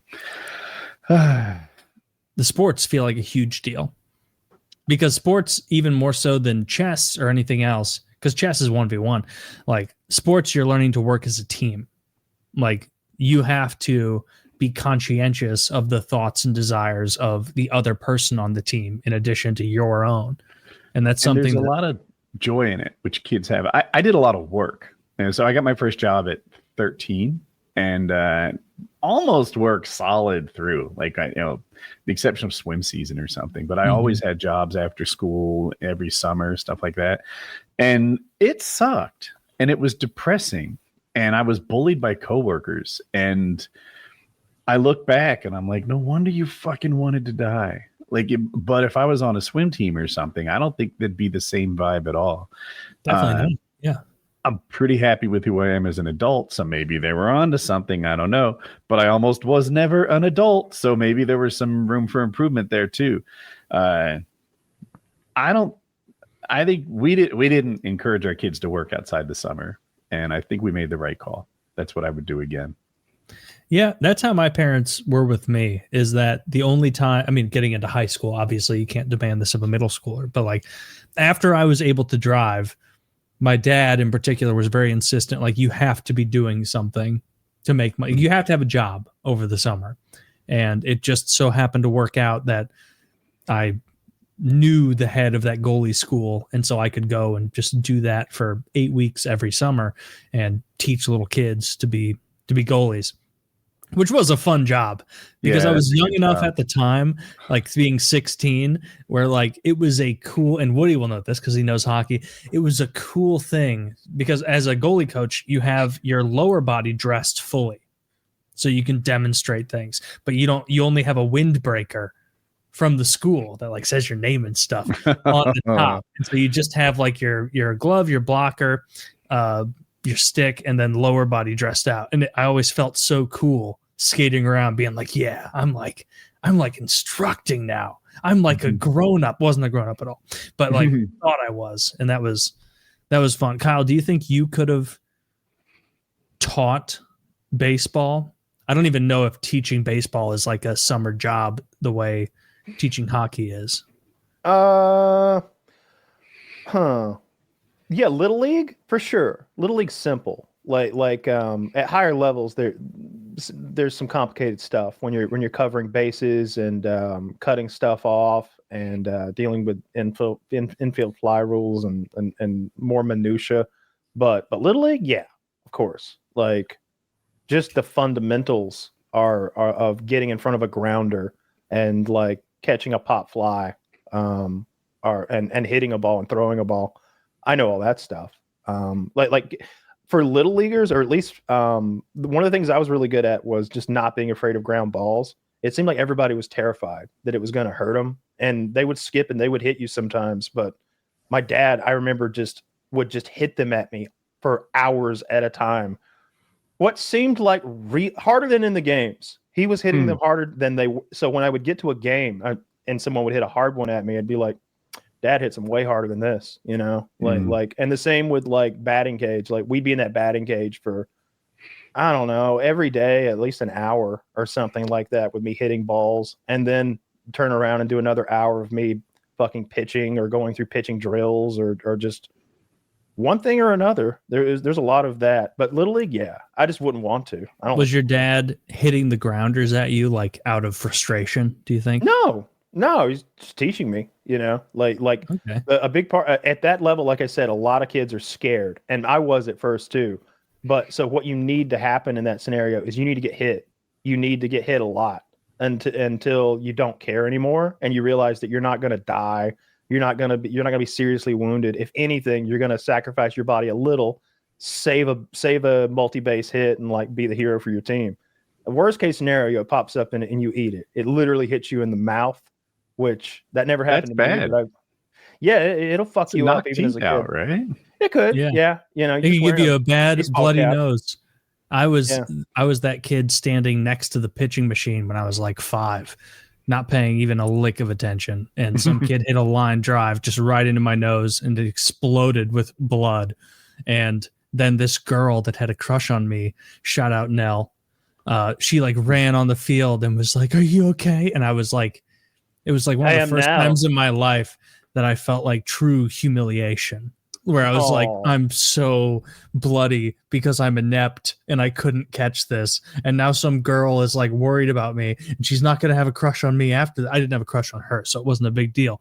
But it was like, I was probably 8 realistically when that happened. That sucked.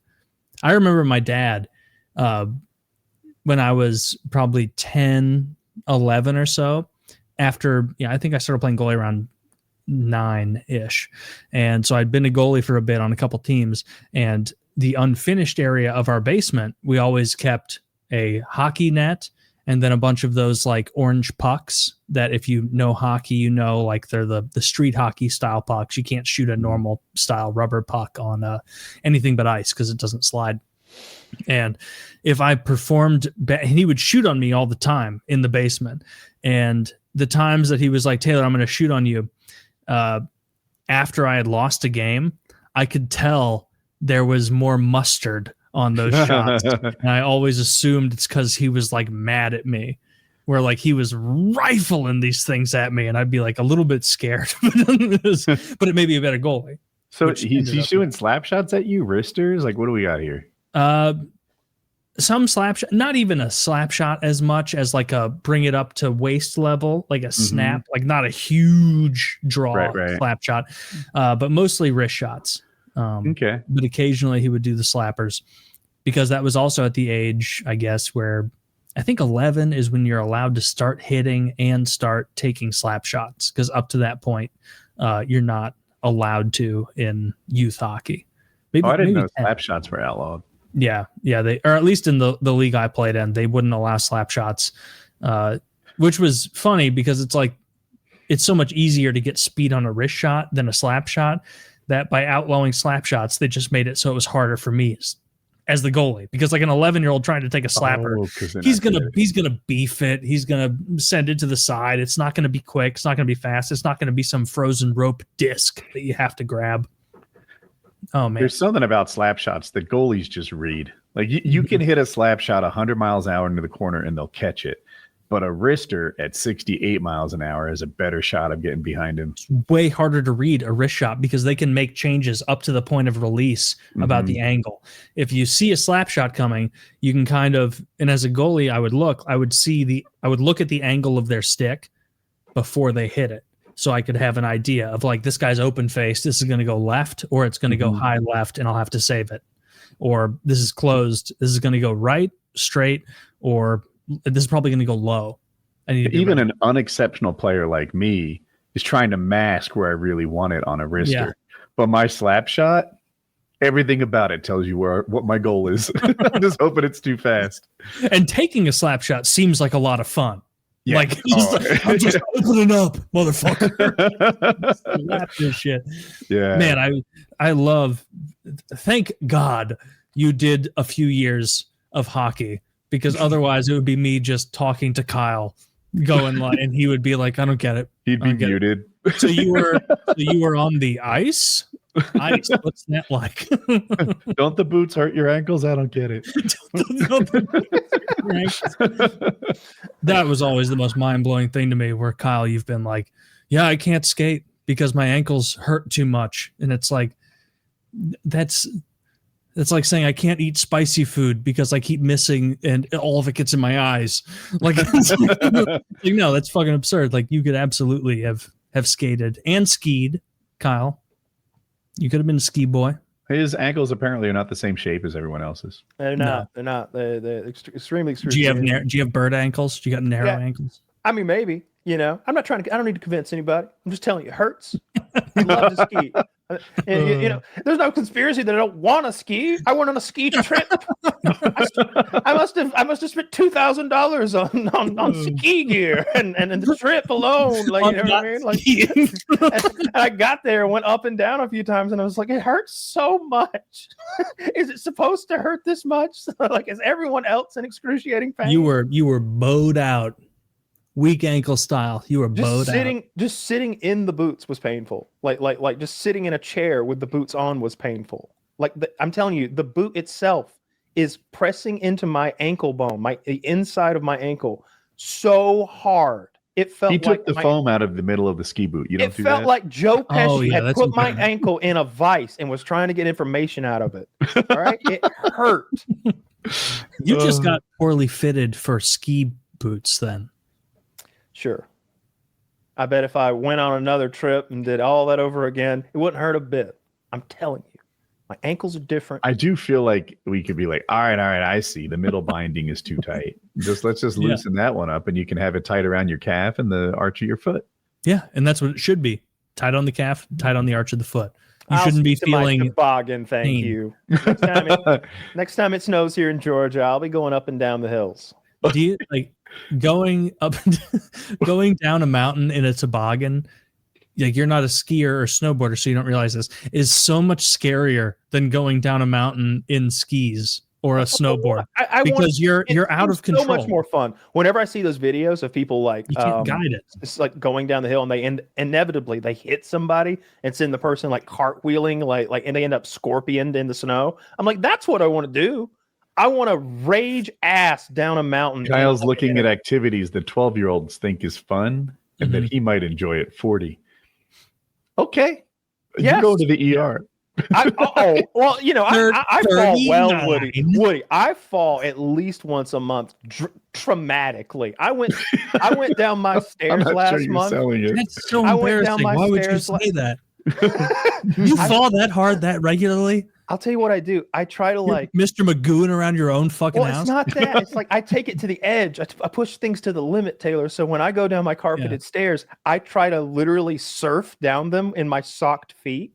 Like I try to like hit them at an angle so that my feet have to go and like slide down them. Yeah. But I'm not. I want to be like Legolas in that scene in Lord of the Rings where he rides that Uruk-hai shield down and he's popping arrows off as he goes. I'm literally picturing that in my head going down my stairs. Sometimes I even try to do the arrow motion. But what I do instead, Taylor, is I fall. Cool. I fall so far and hard down onto the hardwood below that it takes me a minute to like understand if I'm still gonna like be able to get back up or not.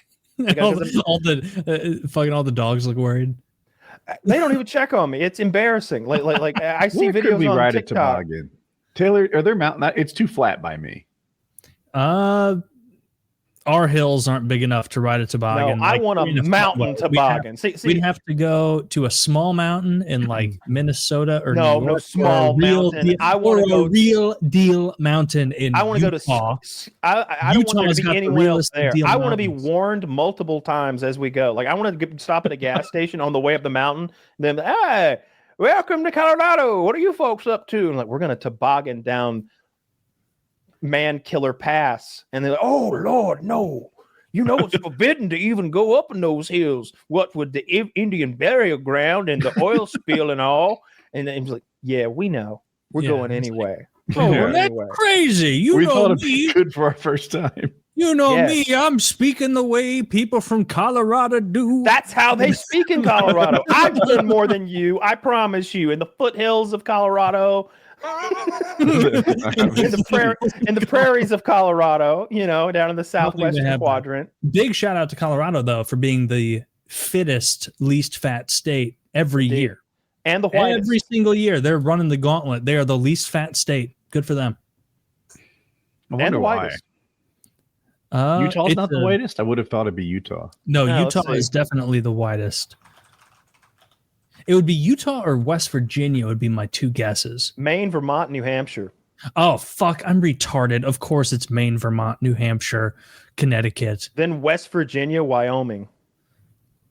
Wyoming, there's like... Now on the other hand, the blackest there's only 500,000 people. The blackest state would be...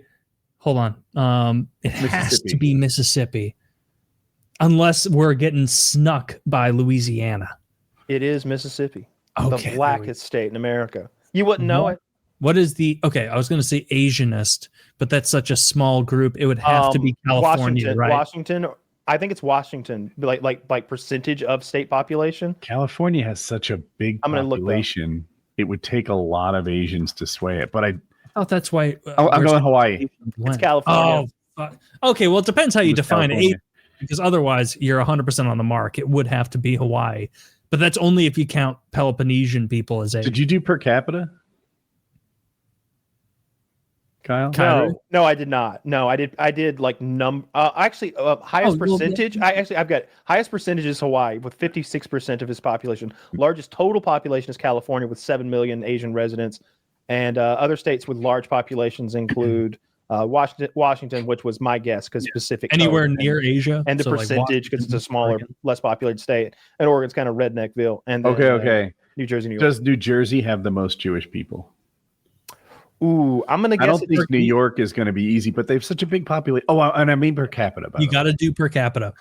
Ooh, per capita, Woody. I think you're on the money. Like it would have to be New Jersey. Actually, New Jersey has a big population too. I don't think New York's giving it up for nothing. But Okay, so New York's got 8.8% Jews. New Jersey 6.7% Jews. okay. No, that can't be right. There's way more Jews in New York than that. 8.8%. It's That's where like most 8.8% of of the 10 Jews- million people. Yeah, that's It's like- Isn't that like? I thought New York was like the Jewish Mecca of the well, US. see, there Like, aren't as many super- Jews as you might think. They had this weird thing about 70 years ago where a lot of them went missing. And you know what's funny, Kyle, is Ever since then, they've been a little prickly.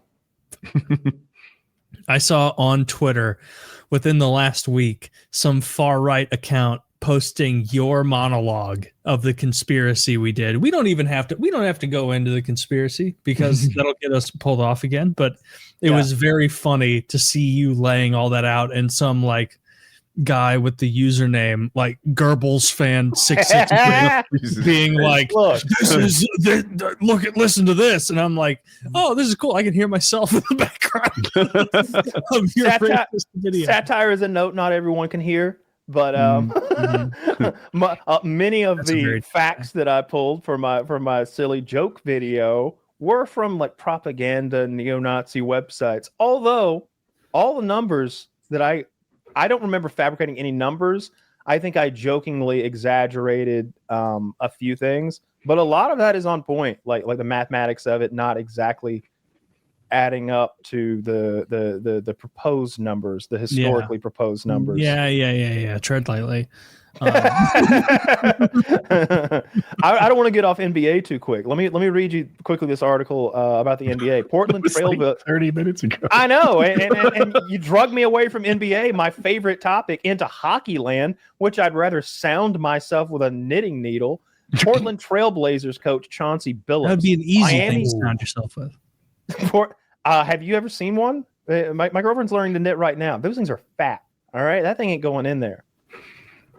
Oh, the crochet needles. Okay. Yeah. Yeah, that's what I'm actually thinking of. Yeah, I always get this mixed up. Anyway, Portland Trailblazers coach Chauncey Billups, Miami Heat guard Terry Rozier, and former Cleveland Cavaliers player and assistant coach Damon Jones have been arrested as part of a pair of wide-ranging investigations related to illegal sports betting and rigged poker games backed by the Mafia. Authorities announced on Thursday. Billups and Rozier have been placed on leave from their teams, the NBA said in a statement. A total of 34 people have been arrested as a result of years-long investigation covering 11 states and involving tens of millions of dollars. FBI Director Kash Patel, or Houdini, what did he call him? Houdini Hoover. No. I called him Hindu Hoover. That's what Hindu Hoover. I was trying to make sense of Houdini Hoover. Kash Patel said that law enforcement officials said the multiple charges involve 4 mafia families, organized crime networks, and Patel's saying of the money involved that the fraud is mind-boggling. So huge, It was like gambling, Patel, betting. I think it's mafia. tens of millions. And he's like, it's not thousands. It's not tens of thousands. It's not hundreds of thousands. It's not. I see where this is going. It's not. It's tens of millions. And I'm like, all right, drama, mama. Like, What about dozens of millions? Dozens of millions is a very confusing phrasing. I like it. But dude, I'm so glad they're caught. I hope it cleans up. Sports betting is ruining sports. And I know how many people love it, but my gosh, the players are involved, the coaches are involved. It dominates sports. Like for a stats and stories guy, oh my gosh, like there's so much betting information that I like to follow wins and losses and teams and players, and not so much like over and unders and other shit that like crowds like the universe I'm looking for. Sports betting ruins this shit, and NBA is not exempt from it. I wouldn't be shocked if it happened in other sports too. But it definitely is happening in the NBA. This isn't the first time, and they caught him again. Gilbert Arenas He got caught for running some illegal gambling operation. I don't want to get it wrong, but it was like spearheaded by someone else. I want to say it's Jewish people, but I'm afraid that's like anti-Semitic. But I think it was Israel or something. If they're Jewish, it's not anti-Semitic to say it. No, you're I right. hope I have it right. Who was former NBA star suspected in Israeli crime figure arrested on federal indictment alleging high-stakes illegal poker games at the Encino mansion. Unless this was one of those non-Jewish Israelis, that I was right. So many, countless. And I guess he's like in this one too, and he's like, I am not going back to prison. I am singing like a canary. Whatever they want to know, I am telling on everyone. And I'm like, oh shit, we might get some results. So I haven't seen, and maybe I didn't catch it, even though I was the one who just read the article, but it seems like they're talking about illegal poker games, not NBA point shaving. Was this all? So this is all really fresh. I'm not up to speed. Maybe it's all poker games. It's not point shaving. Are you sure? Well, that's what I just read, and that's what Gilbert Arenas' thing is here too. And, the previous thing that goes back, I don't know when, but to some point. But this new thing, with Chauncey Billups and Terry Rozier, I'm just reading poker. I'm reading illegal sports betting and rigged poker games. Okay, so yeah, that's so they were having a private poker game, and that's it. NBA players have taken themselves out of the game to win under prop bets, and the people with knowledge of leaked information that made player availability before it was public. Yeah, so what they do is they go out there, they'd score 4 points. The over under on them was 8. Then they'd be like, "Coach, migraine, can't play anymore." They'd get the under, and people would win money on that. And that sucks. And I hope they go to prison. That seems easy to do. Oh, it's that seems really, really easy to do as a player. But it's kind of easy to catch, right? You know, you have some guy who's like the 9th best person on their team. That's the kind of guy that you can bribe. LeBron James is a billionaire, right? Yeah. How much do you have to fucking pay him to do the under this week? That guy's building the family. legacy. That's how you apply pressure. He doesn't care. Okay, good point. Yeah, you find a wife, but some Mossad agent leans that on Russian wife of his, Malik Beasley, right? People don't even know his name. That's a guy you can get to do the under, to underperform one game, pretend his pinky hurts or something like that, and then what they catch is like, holy shit, this player that no one pays attention to, who routinely has like $9,000 a night bet on him, suddenly there's 9 million on the under, and they're all hitting. And that's how they get FBI attention. It feels like gambling has exploded in the past few years. Like even watching hockey, which is a very hard sport to bet on, I would imagine. Like I know so little about gambling. I've never bet on a sport or made an account or anything. Prop bets are but easy, it is like I could bet it's on how fucking many... tiring. As someone who doesn't gamble and likes watching hockey and sports, like it's annoying how often DraftKings is dominating the entire playlist. Or what's the other one? FanDuel. It's like every single ad is FanDuel or DraftKings. All of them. The same way, and we're seeing this happen the same way if you paid attention to mainstream media like news between 1980 and current day. It went from diversity of advertisements all matriculated down, and now it's just pharma stuff.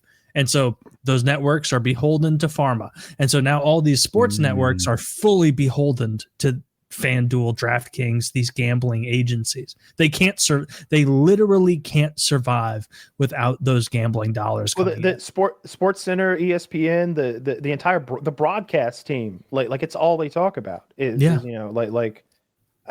and I don't give a fuck. I want to hear about like a neat story about like this player came from Czechoslovakia and did this and that and this. Well, people play fantasy I want a leagues, little bit of that commentary. I don't care about, it looks like they're going to hit the over on this one. I don't, that shit's gay. I don't care. They used to make like little like snide remarks, but not actually touch on it. Like someone would miss an extra point or they would fumble on the 1 yard line and they'd be like, but there's a lot of people unhappy about that one, Ned. Yep, you guarantee it, Bill. because they were about to like cover the spread or something if they just scored that extra point or Does whatever. it impact coaches? Right? Like, let's say there's a football game and you're about to win by 11, but you go for 2 after the touchdown to make it 12. Like, do coaches do that sometimes? I think they do that. I've heard it in college. I'm not sure, but I'm like, either way, they secured the win, and now they're securing the people who bet on them. I think you're right. I think this was last weekend in college football that like Indiana or something was supposed to win by 25.5 or something. Mhm.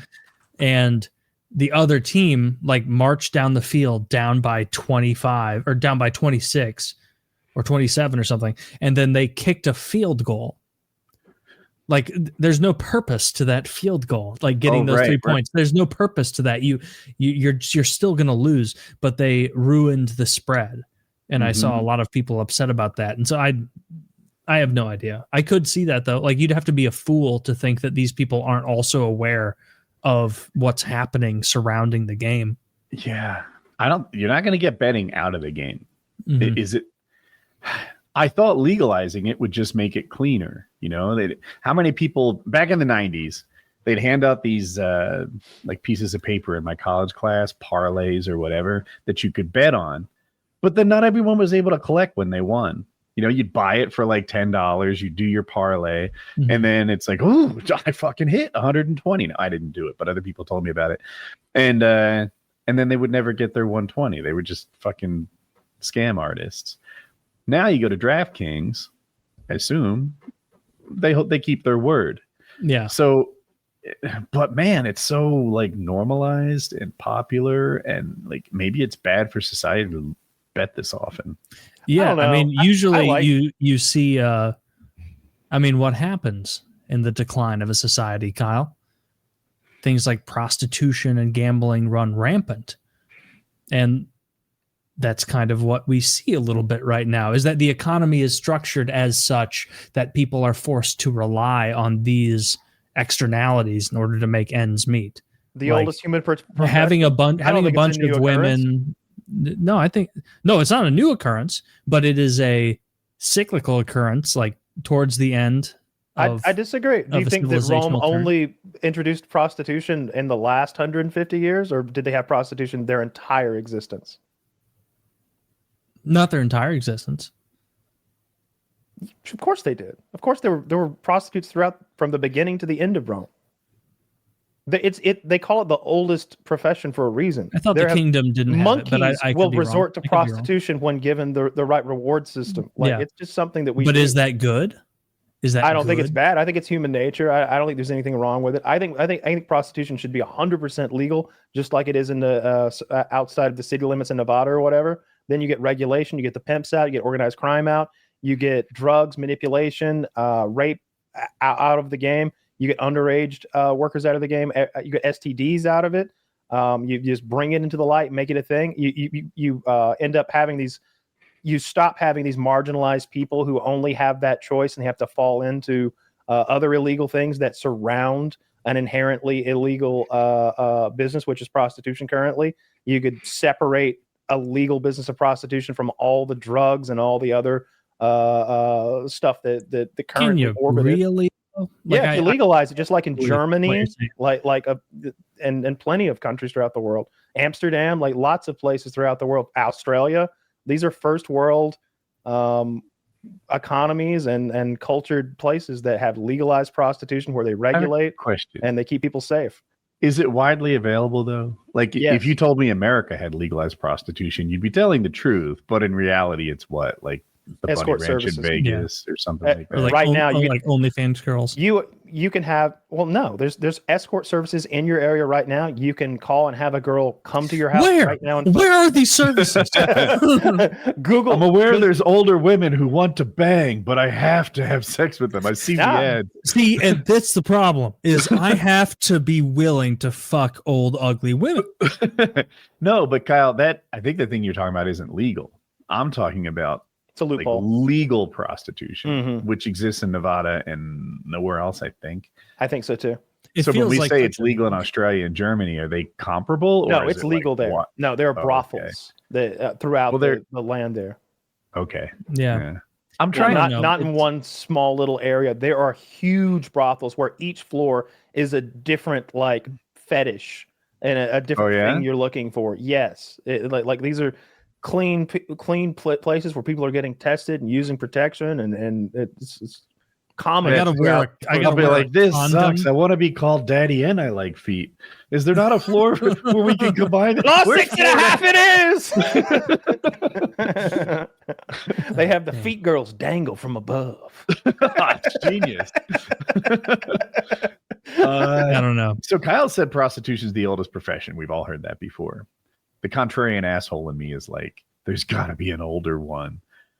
So Yeah, I mean, there's obviously older ones. Hunter, gatherer, like forager. Those aren't Forager was on my professions, mind. Those aren't professions. Okay, because okay. They Professional didn't hunt thievery. and gather and then sell those goods for currency or trade those goods. They were subsistence Hunters. 100%. The first 1 hunters million were percent. subsistence hunters. They were not gathering up their deer and looking around for another. Now you're caveman to adding a barter qualifying with. layer though. you have to Subsistence sell it? hunters. They were eating. They were eating what There they were many killed. hunters That's who not were a not profession. subsistence. That's not a profession. No, there weren't. The first all hunters, right. though. Let's the first adopt cave people, Kyle's there was a woman. definition of the if it's a profession, you sell your either a product or a service. Yes. That it can't be a profession where you just go out and gather berries for yourself. So there has to be an aspect of commerce in it. Okay, better. Yeah, well stated. All right. Of exchange. There's an aspect, And that of might be exchange. true of the foragers. Like I can Not imagine. the first ones though. But hear me out. You have women gathering like nuts and fruits and stuff like that. Men gathering meats, and then they're bartering. Yeah. Oh, and then why that would a would man be barter with a woman? Why wouldn't he say, "You bring me all the berries you can find, or I'm going to rape your daughter tonight"? that's what like caveman says. because he's part of a Like- community. That's retarded. See, now we've moved into civilization. If we've got No. communities. There were many communities that thousands existed of years prior of to. human- No. You don't think there were communities amongst prehistoric I think that there were like I they said, only monkeys- survived because of communities. Monkeys and Humans are cages horrible on Resort their to resort to prostitution when given the right the right system. I'm talking about the first profession, the first time a good or service was exchanged for a food or another good or service, essentially, and that would have been prostitution. I don't think so. Because she was born with what she sells, he has to go get it. All right. How could he ever beat her to the punch? How about this, Kyle? When she is the good in service by her about very this, nature, Jack? he has to do a thing. He needs an extra step to get to goods and services. She is the good in service? Kyle, what did the first John trade for his prostitute? Protection. You think protection? Fire. Protection. You think Stay a community created like an Not existing a community. One man grabbed one woman. I protect you. Out of where? Out of the wilderness? Probably from his own family circle, from the cave system they were living in. There weren't Kyle's thousands of argument, There's dozens protection of people and prostitution, first profession, it's a tie. So you don't think there was a possibility that a John was trading meat, furs, berries, what have you? Why would he? Because he doesn't need to do business with a weak woman. Yes, he does. Because humans have always existed in communities. Always. No, they haven't. We do not survive outside of communities. We don't. We're talking about the first. We're not talking about Mesopotamia. We're not talking about. No, we're talking way pre-Mesopotamia. Yeah, we're talking about 100,000 years ago when the first cave woman sold her hairy pussy for some nuts. No, but like the idea that it was a random caveman wandering around finding a woman is like a fucking Netflix fantasy. Like that's not how shit worked. Like you were in a community and you would exist within that community. You'd have been in a family group of maybe a dozen individuals. You know what I mean? Like it was. If we're talking about the first people, the first 100,000 people, those guys throwing spears and living in fear, who hadn't figured out fire yet. You think they traded threats? I don't think they traded threats. I think that at that point, that's what it is. I don't know what you mean by It kind of trading sounds like she's being raped in this situation. That's what it would be. Yes. and If I you're don't think trading, that's I will. profession yet. I will it- rape you if you don't do this for me is transactional in its nature, but it's also not commerce. They would be trading real things. And we I know think this that she'd because we be can look vague- at throughout all of history. And what do they trade for rights to a woman? They trade goods, they trade services. They trade Now you go this into the and that. medieval times and stuff when we're buying. No, women and it's stuff. actually still very ancient. I think you're being ridiculous on this. Clearly, prostitution is the first profession. Really? So it's in good faith. It's not super clear to me. It's one of the starters, right? I'm with you, right? And I didn't find a lot of value in the she was born with it like argument. Like I don't think that means that it was It's first. incredibly strong. But one of the early ones I came to was like blacksmith. Mercury Okay, strong. blacksmith way too late. Stonesmith, woodsmith, like someone who sharpens spears and Mhm. hands them out. There was in a division of exchange for labor. Yes, there was. That's No, there essential. wasn't. That So is one of the first. That is a step into civilization when you have division of labor. For division of labor, you have to have a surplus of goods. That doesn't See, I happen don't in the know. early No, hunter No, and the gatherer first step of society. let me civilization make is my argument. amalgamation around a There is corporation. division of labor amongst lions, right? And Mhm. people transform from monkey to people, assuming that happened. Let's be conclusive. People transform from monkeys to humans. Probably, we were still monkeys when we were dividing labor. Some were hunters, some were collectors, etc. So I don't think that's a late. No, that- Woody civilization. What I'm is talking about, Woody I'm is talking hitting about the nail on the head. specialization. I'm talking about where you have fishermen and you have weavers and you have people who harvest and Okay. harvest grain. That's civilization. That doesn't happen until much later on. What was the first skill tree. segmentation of labor? Well, Food gathering. the first segmentation of labor is that Hunters and the gatherers. first segmentation of labor is that the men are the protectors and the hunters and the warriors, Mhm. and the women are the nurturers and the berry gatherers. And that creates a natural currency. Furs, meat, No, food, but- things okay, that can be traded. So what? Your wife in this caveman society is going to do business with me for the berries she sold, and I, a different man who lives on the other end of the cave, is going to transact with her. How about this? outside We can you? change that, and let's assume that the head of the household, the man, was the one transacting. I would be transacting with you for the berries she collected. There would be no. We would be living hand to mouth. We would just be sharing whatever we'd found that day. We'd be hungry most of the time. No, Like, no, there no. wouldn't be I this can sort of, totally like- imagine a scenario where your family has meat, my family has a surplus of walnuts, and we want to equalize those two. Yeah, Everything would that- go in we're talking about the very beginning. Everything is just going on the floor in a pile, and we're all. Why? eating What makes from you it. say that? Anthropological evidence? No, he's trying to there's- guide you into there's- saying there's a civilization. There's He's trying- anthropological evidence that they threw everything they collected There's no into a big pot and they all pulled from it what they needed. They can see how they butchered things and ate things and prepared things. They can look at the feces of every member of the group and see that they were all eating the same. Interesting, thing. but how There's does that one- tell us how transactional occurrences It's happen? human nature that what I'm saying. Human true. nature is And trading your goods for another's. you don't have any goods. You don't Yes, you have do. any. You have don't berries and have meat any and goods. furs. No, there's no mercantile fucking society. Why not? All it takes for a mercantile society is two people to trade. Because you don't know how to weave yet. You don't know how to weave yet. Okay, so I'll grade you on weed, but hold on. Now it's a Monkeys. technological. Monkeys make hindrance. spears and sticks, right? Monkeys will put a stick into an anthill and come out with ants, right? They make tools. Okay, kind of. Yeah. So- yeah. So from that, I suggest that humans were building tools as they were barely even humans, Mhm. right? They're more advanced than current monkeys. So here we have like some sort of skilled labor as people are barely even humans. We're selling pussy even before that, though. Oh, so I'm I was saying. drawing the For what? starting line at being human, but you're drawing the starting line at sort of being alive. I think. And in I that think- regard, we could look at like well, I mean, there was like four other beavers. human. There were four or What about five other safety? Is intelligent safety hominids. probably an earlier trade? Where you trade your think that's just goods I for think the that's what- safety from the larger tribe? I think that's just natural biology that the male or that the group protects itself. Like I don't think elephants are engaging in trade when they encircle the newborn child to protect it.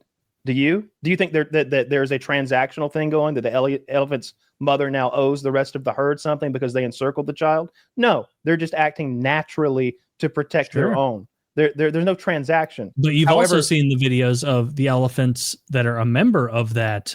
I don't remember what the group of elephants is called, but they bring back food and treats and maybe just herd. Yeah, they bring back stuff for the baby. Kyle, I would argue that when elephants protect the baby, it's commerce. And my thing is they're making deposits in the emotional bank account. They are expecting these elephants to protect their baby down the road. Yes. Dude, what do you fucking swish? Like that's yeah. That is right, because what is commerce if not a transactional event in which you ensure future security? Well, what is it? When you refuse to see reason, you get here. I don't think so. I think I argued in good faith the whole time. Woody is making good faith arguments, and I made like 80% good faith arguments, and a couple ones that I thought would be funny. I think the definition of profession matters, and I think because hunting, the starting line matters too. Now we're because hunting is an activity. I suppose you could see it as a profession. I don't know the definition of profession. I defined a profession as something you do in exchange for currency, but maybe profession is just the thing that you do, your job. So by that nature, maybe your profession could be hunting, gathering, weaving, napping stones to make tools, whatever. I could see those as the first professions. I'm sure that the old guy who like has arthritis at 30 is the stone napper who sits in the back of the cave and makes the best spearheads. And when you come back with that kill, you're like definitely gonna give old Ned a chunk of the good meat because he got you that best spearhead that went all the way through the deer or whatever. But that includes specialization, and you said this pre-existed specialization. Well, I think that like skills like tool making were specialization. It would be something that was handed down from, but there would, like everything in life, there'd be a guy who was good at it. Like if there were two guys in your cave making spearheads and one of them was markedly better than the other, you'd want to keep him on your side. I could see you sliding him some extra, like, hey man, I was out. And I found this shiny rock. This is the good obsidian. This is actually quartz. I found some flint the other day. I bet, I know we're supposed to share the flint. Everybody's supposed to, how about you take both pieces of flint? Because I know you're going to make the good stuff. And you just give them to me on the down low. I'm processing this in my mind. If, like me, you draw the starting line at when monkeys became humans, then there's probably like a 12-way tie for oldest profession. Yeah, and it's a blurry line. Okay. But by the time people became people, shucks, we were sharpening stones, sharpening sticks, that's for sure. We were probably selling our body for sex. We were selling protection. We were, making emotional bank account deposits and bartering, and all of that happened at the stage we were still like mostly monkey. 100%. Like if you draw the line at monkeys to humans, then there are dozens of different ways that commerce was transacted. So like Taylor, I'm super fascinated and intrigued by the premise of an ancient advanced civilization that Göbekli Tepe place really fascinates me. But even more interesting to me is the lost history of the extinct hominid side species, the other intelligent people that lived alongside us. Like the Neanderthals is the most famous one, but there were like 5 or 6 of these walking, talking, upright people animal things that had clothes and art and music, and they hunted and they painted and they worked together in little groups. And there were hobbit people, I think, in Indonesia they found that were like 3 fucking feet tall, running around like hobbits used to. So like Homo erectus, wasn't Homo erectus like retarded? I don't know the whole lineage of Homo erectus, Homo habilis, and like down the line, and I don't know. I think Homo habilis came before Homo erectus, and right? The other thing, the reason I refuse to like devote any of this to memory is because every year they find a new thumb bone or a new molar somewhere that rewrites human history to some extent. Recently, they've been rewriting the idea of the African origin and the diaspora into Europe and the timeline of that and how that actually went down. So because that's I've like seen that. evolving so quickly, I don't even like devote it to memory because I think it's going to be like when I was a kid and I memorized all the dinosaur names, and then they started saying those dinosaurs didn't exist, like in the late night. Like actually, there was. And they no started saying brontosaurus. a bunch of horse shit like they don't have scales. Dude, when I was in high school, I had to memorize the periodic table of elements, and then I saw it again as an adult, and I'm like, "Who are these fucking new guys?" Yeah. It's complete now. Yeah. Like you can see on those color coded charts where it's like the ones created by man, and like the whole bottom row is like Einsteinium. Scarianium, and all these. The periodic table is complete now. We have all the elements are known. We'll find a fun one. No, they're all known. Can't they make more? Hear me out. I don't understand. But like, it's defined by how many atomic electrons and protons are in them, right? So couldn't they add more and make? They've already done one? that. They've hear me out. More. Yeah, hear me out more. Because some guy in like 1930 was like, "The deal's done. We got it." Like it's complete. Is it? Okay. How? Well, I need to talk to ChatGPT. I've started becoming Professor Kyle in this regard, where I have like, all right, explain to me this atom ion thing, because I don't get just missing an electron yet still being the same. Yeah, and explain magnetism one more time, ChatGPT, but like I'm 3 this time. 4 didn't stick. Why do things stick together? Some loose electrons. I think there's some extra electrons. They're all flowing the same way. Is that right? Making a magnetic field. But explain it again one more time. So I'm gonna have to do a session with ChatGPT. No, ask it right now. I promise you, periodic table's complete. How could it be? How could we know it's complete? Because of the nature of how elements. Why could there not be a higher number or a difference of structure? Because we know from string theory and all those physics things that like they don't really understand the nature of how things interact with others, especially in regard to gravity. Like why couldn't there be additional? Well, that's quantum mechanics. That's a whole different thing. That's French, and we're talking about baseball. Isn't quantum mechanics about how gravity interacts with things? No, quantum mechanics is about things on the smallest scale, the subatomic scale, and how their interactions vary from those at the Newtonian scale, the things that we see around us. So it's like throwing a wrench into our understanding of physics and being like, you don't know shit. It's the other side of physics, and the problem is the two don't exactly match up with any of the existing mechanical theories, and that's why you have something like string theory that I don't understand, first of all, but second of all, it seems like it hasn't been figured out by the people who do claim to understand. The thing about string theory is you have to be willing to accept a tremendous amount of imagine a big ball of yarn of uncertainty. ChatGPT says Kyle's wrong, which usually it's wow, right? Yeah, I usually come out huge. I used to say Kyle's actually right, and I never meant it as an insult. I meant it as like I was wrong, but actually, anyway. In this case, there are 92 elements that are natural and they're stable and they're long-lived. Then from 93 to 118 are these short-lived, synthetic, made in a lab elements, and that's as far as we've gone so far. Elements 19 through 126 are predicted. They're not yet made, but scientists think that they'll exist in what they call the island of stability. So elements 19 through 126, currently unnamed, might be stable, but we haven't been able to create that yet. That's the next frontier.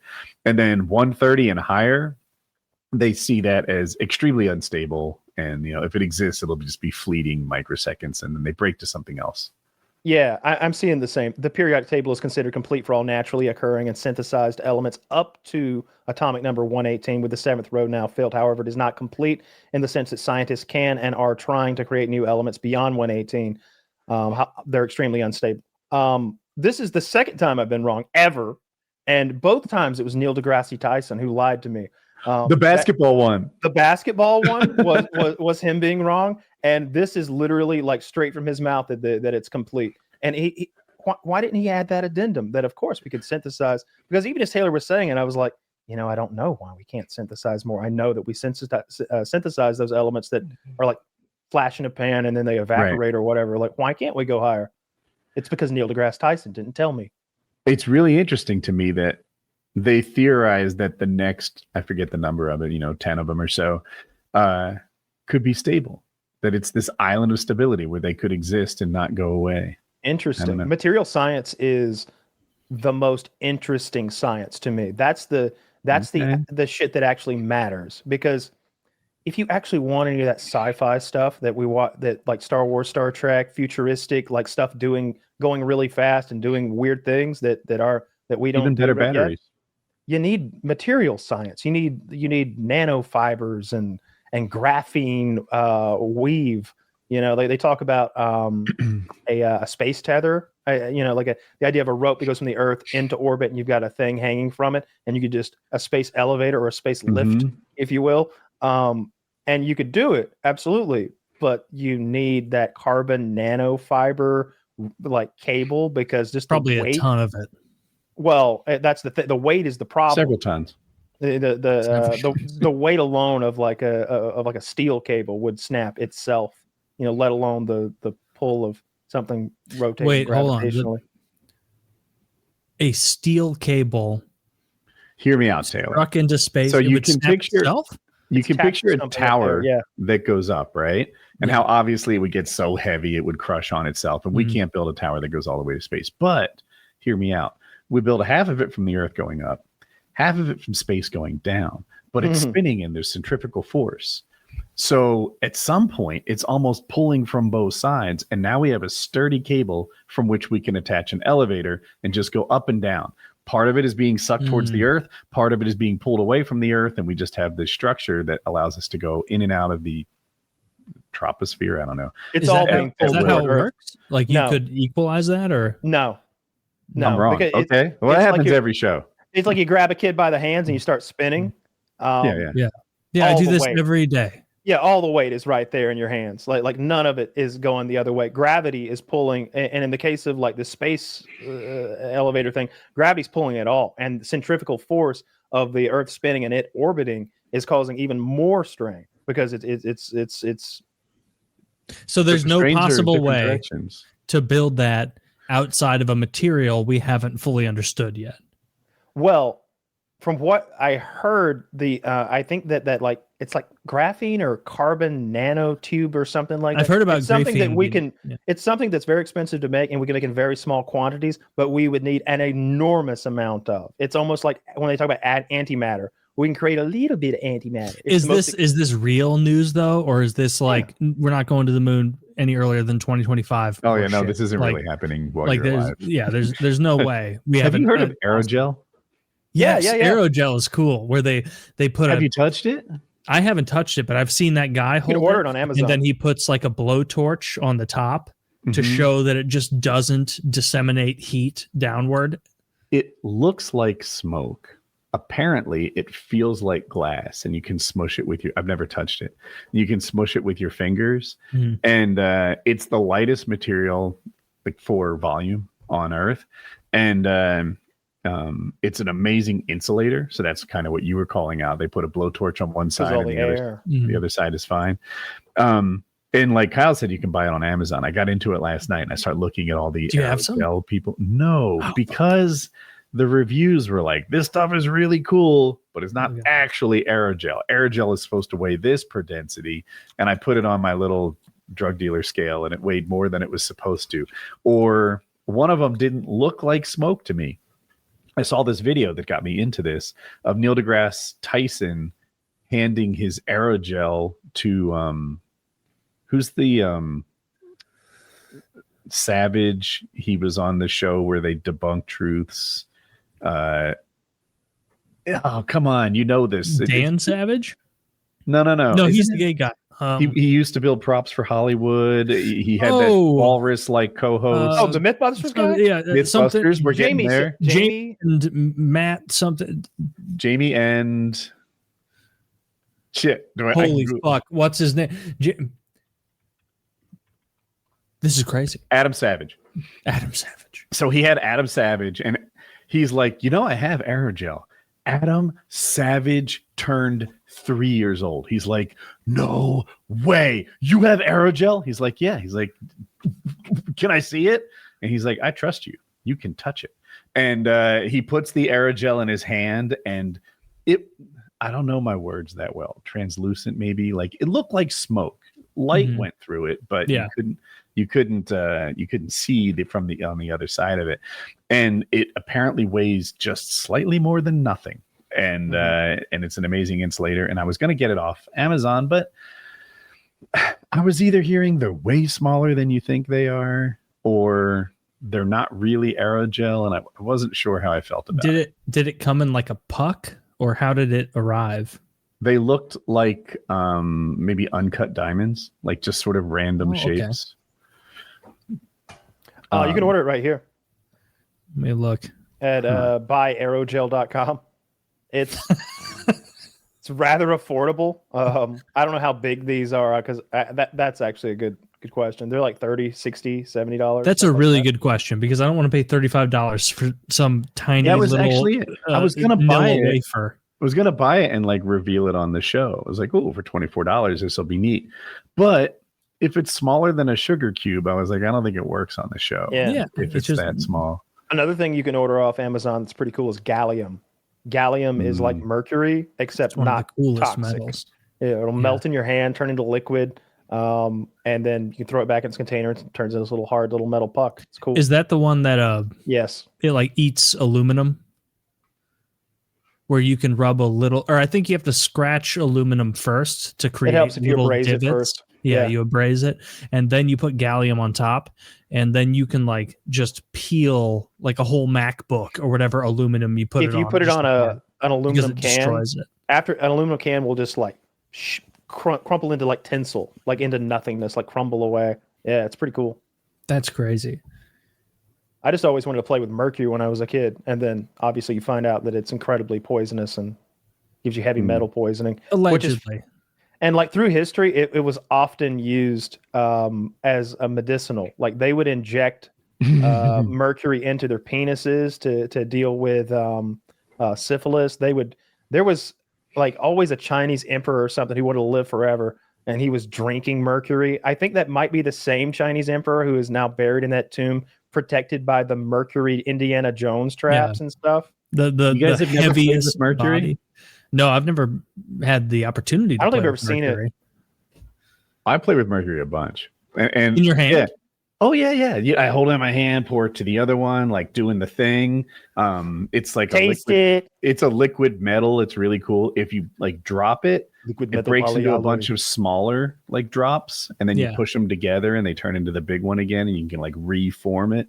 And I always thought it was really cool. And we had it in high school, and the other kids are like, don't touch it, you'll get poisoned. And I'm like, nothing is happening. And now I can't remember faces. Oh my god!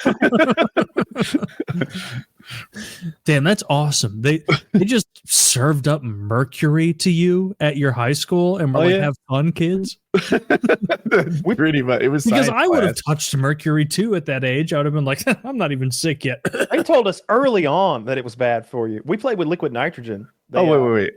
Do you think I didn't know it was bad for me? Yeah, they did warn you. Yeah. Everyone You're like, knew. nah, I'm tough. That's how kids are. You tell like, hey, that's a poisonous berry. I'm tough. Yeah, I never fucked with mercury, but we did play with liquid nitrogen. That was neat. I remember I was asleep in class. Oh. We had tables, not desks. We had and because it was like a lab class, and I had my head down. I was fully asleep. It was first period, and I was just conked out. And Mr. Mackinson took a ladle full of liquid nitrogen and threw it on the table at me. And it just like sizzled and popped and like woke me the fuck up, and everybody laughed at me. He was great. Mr. Mackinson was a fun time. What a cool guy. Mrs. Galavante. She was doing a class where she put sodium in water. Did you guys do this too? And I know what it does. you put sodium Yeah. in water and it kind of explodes. And Yeah. she does it in first period. I'm not there or anything. And they're all impressed by it. It's cool. She does it in second period, getting a little braver, and it's cool. By the time my class got there, the ceiling tile was burnt. Like, it had the smoke and residue. And I was like, fuck, we missed the good one. Like, we missed the good one. She's surely going to learn from that accident. Not this broad. No way. She was a baller. Let's see And what 3 grams does, kids. Exactly. And she puts it in there, and the ceiling tile blows out of place. And she's like, that was the best one all day. Oh, that's awesome. Yeah. Teachers like that get kids actually interested in science. Like I remember it was kind of a small thing, but showing what the atmospheric pressure does to a vacuum by taking an aluminum can. You put a little liquid in an aluminum can, grab it with some tongs, put it over a burner. You get the liquid in the very bottom boiling, and then you quickly invert the can into water. Mhm. And- And then it goes. Yeah, you've created a vacuum inside because of all the steam. The steam then condenses down to a liquid, leaving that vacuum behind. And the 14 roughly PSI of atmospheric pressure at our sea level here just swooshes the can. And you realize, I'm under that all the time. I'm always being smushed by that one atmosphere. And it gives you a better understanding for what it means to go to altitude and what it means to go to depths, and sort of understanding Yeah. atmospheres and air pressure and water pressure and stuff. I don't have as many great memories about like my physics, chemistry teachers as you guys, where I remember Mr. Bradley. Mr. Bradley was our 7th grade chemistry teacher, and he was very, very fun in all the experiments he would allow, and he'd let us do those sorts of things. And then my buddy Carter, because Mr. Bradley also had like a wild lazy eye. The laziest of eyes you can even imagine. And so it was really tough. Like, I would think sometimes, like, he's looking at me right now. He's mad at me. And then he would turn and it'd be like, oh no, that was just the lazy one. Like, he wasn't actually mad at me. But my buddy Carter made like a paper plane and like threw it at Mr. Bradley at one point, and he just missed it entirely. And so then it became a game for Carter to throw as many paper airplanes past him as he could. But when he finally caught on, he was upset.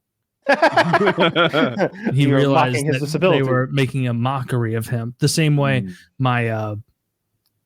the only other teacher I remember being made a mockery of, which I feel bad about Mr. Bradley because he was really cool, but this other guy, Mr. Voss, in I want to say junior year world history or some sort of history. He was the guy who was like, at the time, like 78 years old. And so people would smoke weed in his class.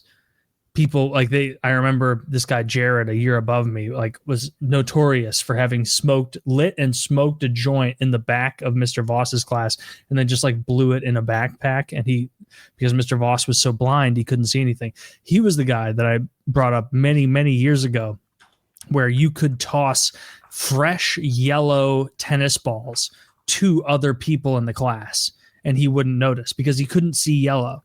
He couldn't see yellow at all. He was like nearing blind. And so like we would play catch with yellow tennis balls. And then as long as our body movements were static when he turned back, he'd be none the wiser. So big shout out.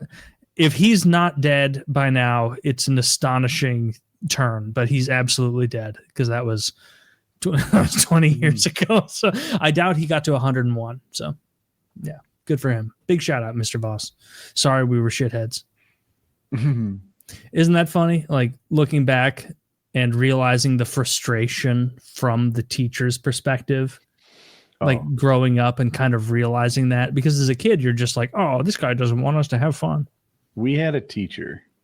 He taught like world history he taught. And he was just chill. If you were a little late walking into class, he didn't super enforce that bell thing, which was nice because the school was big enough that like sometimes even if you made your best effort, you could be 10 seconds late, and he just let it go. So kids observed that. People would come strolling in like 2 minutes after the bell rang, popsicle in hand, just like, eating in class. And this guy was chill about that. it kind of went too far. And he was old, but I didn't recognize like how old he was. Like, I think he was in his 70s, but you know, I'm 17. Everyone over 40 is in their 70s to me. Sure. And then midway through the year, he got sick. And we had like another teacher come in, and he was like, you guys have been taking advantage of this man. He's 76 years old. He doesn't have the energy. He died. Our class took advantage of this guy's final months of like, I don't know, this is the end of Ronald Reagan's second term. Right? So this guy was born in 1908. and he died, and we had like a sub fill out the rest of the year. And in hindsight, none of my teacher interaction stories end with me being proud of me. That's not how it ever was. Oh man. Yeah. It's so weird, like thinking about school, and after having been an adult, realizing how differently you would behave, and also realizing the impulses of your teachers at the time. Because like looking back, it's like when I was a senior in high school, I was looking at my English teacher, who I really wasn't a fan of, and being like, oh, you're just a bitch. Like, you're just some old fogey. And then in reality, she was probably like 48.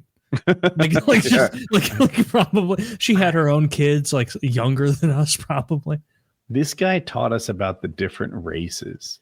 And I don't think any of that was like on the books. He's like, Caucasoids, they share this in common. They're the hairiest, they're that. Mongoloids are this. I'm like, can you say Mongoloids? Negroids are that. Could you? Yeah. Can you? I remember I was like, my ears perked up. Like, what's he going to say about Negroids? Go ahead, play with fire. He said they were the most varied of all the races. They have the tallest, the shortest. You know, some are hairy, some are not. I was like, okay, that would make sense, because if he was including in the Negroid definition like Nigerians and those like little pygmy people, like if he was counting those as like the same group. Not then sure. that would make sense, but But that is very funny. That nowadays you don't even touch that. Like every race is exactly the same. Go with it. Yes. I'm a liberal, which means I agree with young Earth creationists in that humans are the only group exempt from the pressures of evolution. Yeah, we're the only ones. Someone on a Joe Rogan podcast, I forget what he was talking. I think it was intelligence, and he was like, it just doesn't make sense that every race would have exactly equal intelligence. He didn't dip his toe into the fire of like stack ranking them. But he's like, if you told me every race was the same height, I'd say that sounds like kind of bullshit. If you told me every race was the same strength, I'd say, oh, that sounds like kind of bullshit. If you tell me every race is the same intelligence, I'm like, nope, that is straight up perfect. And I was like, oh. Yeah, that is weird, isn't it? I don't know. Because I feel like a race is saying this, but like. No, you're not at all. You're just observing reality, where it's like, yeah, you're right. Like, don't do that. Obviously, right now we're not all in the same environments, right? You know, so if you took me and put me in a really disadvantaged country, I wouldn't be me. You'd be close to you though, because we do have twin studies confirming that. Well, they're also in pretty similar. Like, what are they both? No. In America, twin studies are where they take twins who are put up for adoption. One of them goes to an affluent household. One of them goes to a poor household. And what they find is that they end up similar in their intellectual capacity, with the wealthy one coming in just like a cunt hair above. And so that like ability to have resources and whatnot, that does impact it. It's just not as impactful as a lot of people wished it was. I need to see the study because I really want the poor kids any twin to be studies. In Rwanda, like that level of like disadvantage. Oh, generationally, you know, not one was in New Jersey and the other was in Utah. Why not though? Because isn't that also effective? Like if a really poor twin goes to New Jersey in an impoverished household, and then the other goes to like a wealthy Minnesota family, and then they find at the end of it that they're, if it's impoverished, the IQ they register is similar. But I bump for the one in the healthy household. It's clearly one to not sneak a whiff of nurture. direction, right? Like I've never been to Rwanda, but I assumed that you could go up there and never think that college was a possibility for you, right? Just no one in your whole universe goes to the university. I want to see how that guy, because if you just take a poor person from Greensboro, North Carolina, they know damn well what college is. Mm-hmm. So it's not enough for my hypothetical situation. I just don't use college, I guess, as the barometer of that, the way you are. I'm trying to, it's a metaphor for opportunity and direction. It's a little bit different, but in the 15th century, the King of Scotland sent these 2 kids and a mute nurse to an island to see if the children would develop the natural human language on their own. That's I doubt they did. Crazy. It didn't work out. How little? Wait, 2 like babies? Yeah. With some bitch on an island. Mute nurse. Yeah. A mute nurse. He wanted to. He believed that there was a ghoul that guy was. That's fucked up. And then there was like a natural human language or an original human language or something like that. And he was trying to suss that out. Turns out, not. It's not. That's learned, not instinctive. I remember. Okay. I don't know if it was the kid they based Tarzan on, but there was this dog boy they found in the forests of India or some shit, and he never stopped walking on all fours, and like he always hated clothes, and he never spoke right. Although the pictures of him, he looks like he's not all there. He's all like, you want to talk about lazy eye? This kid was fucked up. See if you can find that dog boy, Zach. Picture that Indian dog boy that never ended up talking right. He was running around a bark. He was raised by dogs or wolves or jackals. I am a dog. Shit. No, he really was. He was raised by dogs or some shit, and he would bark and like growl at people, and he never was right. But I think he was crazy. What I think happened is that he was already retarded, and then he was abandoned, and then those 2 things have converged to create this dog boy. But the photo of him, Zach, if you can find him, he's very like crazy eyed. It was like, I bet he is fucking crazy eyed.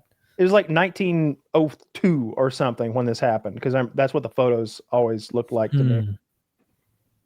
While he looks for that dog boy, Woody, huge fight this weekend. Aspinall taking on Gon. 1867. Thanks. Please find a photo of that dog boy. Find the dog boy. Cyril Gon taking on Tom Aspinall. Finally getting some heavyweight action in the UFC again.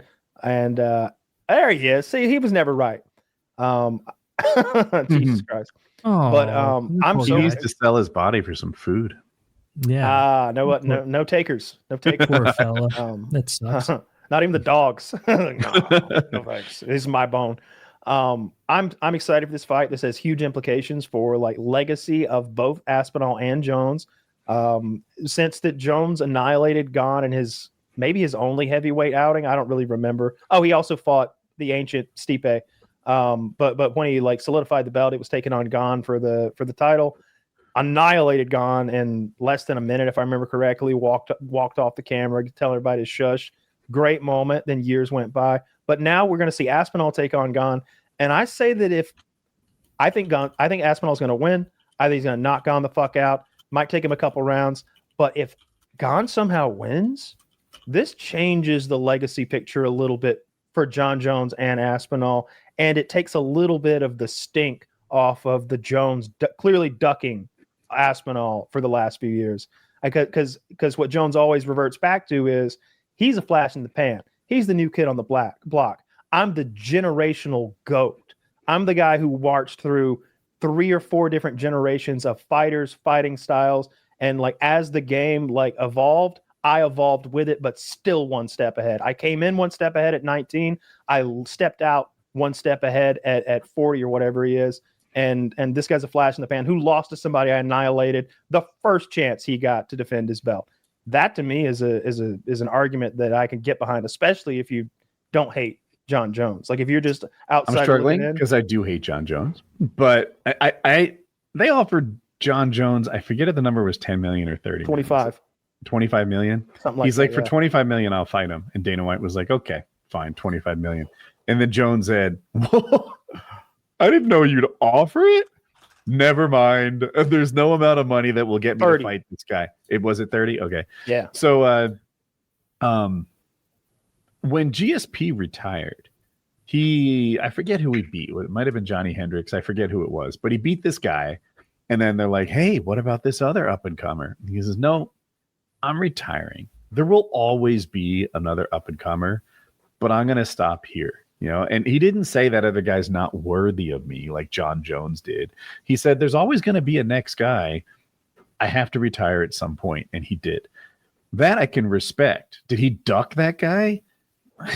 No, he just called it a career. Although he did come back and beat up Bisping and then beat up Bisping at 185 and then called it a career for good. But that was strategic as fuck. He came back when he could take another belt and then just bounce. He was like the 185 guy, the one weight class above me. I think I got him, and he was right. And then he just never fought again.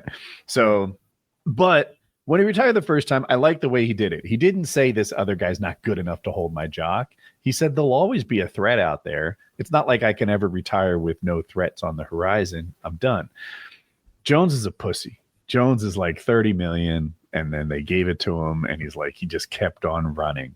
And he sucked like what, 18 months, 2 years out of Aspinall's career by pretending he wanted to fight him and ducking and dodging. That's cowardly, and it is gay. I'm going for like all about himself. Narcissistic. No, I was going for solipsistic. Selfish. Selfish is what I was going for. Thank you. It's cowardly and it's selfish for him to put another guy on ice that long, pretending he wants to fight when really he wants to duck. And then, of course, Jones, I don't know how many times he's been caught for steroids, 5, something like that. Like that to me puts a mark on your career. Mm-hmm. I think the record for defending your belt in the UFC at heavyweight is 3. Stipe did it. And I want to say Aspinall easily beats Gagne. I think I spelled funny. I want to say Aspinall easily beats him, and I'm sure he'll be the favorite. But in heavyweight, where everybody has dynamite in their hands, I'm not sure of it. I hope Aspinall keeps doing what he's been doing. So it looks like Randy Couture had. Oh wait, no, I'm reading this wrong. Never mind.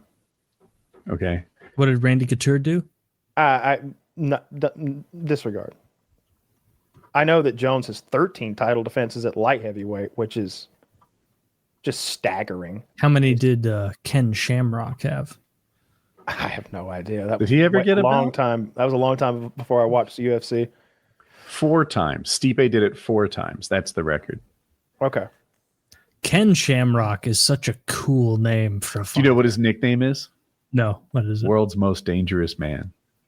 That's long, but it's cool. It's pretty good. It's pretty good. Yeah, but you can imagine what it sounds like when Bruce Buffer says, "The world's most dangerous man." Yeah. Oh, shit. Fighting out of the left corner. That guy's awesome. And Can especially you back find then, a flattering picture he of might have Ken been, Shamrock's act? Yeah. So this was pretty cool. Ken Shamrock was a mixed martial arts fighter in the very beginning. Yeah. And I'm asking for this picture because he looked like what everyone thinks the world's most dangerous man would look like. He's a perfect specimen, kind of an Italian guy. Yeah. And then he goes up against Hoist Gracie, who weighs like 155 or something like that at the time. But Hoist Gracie is a Brazilian Jiu-Jitsu specialist.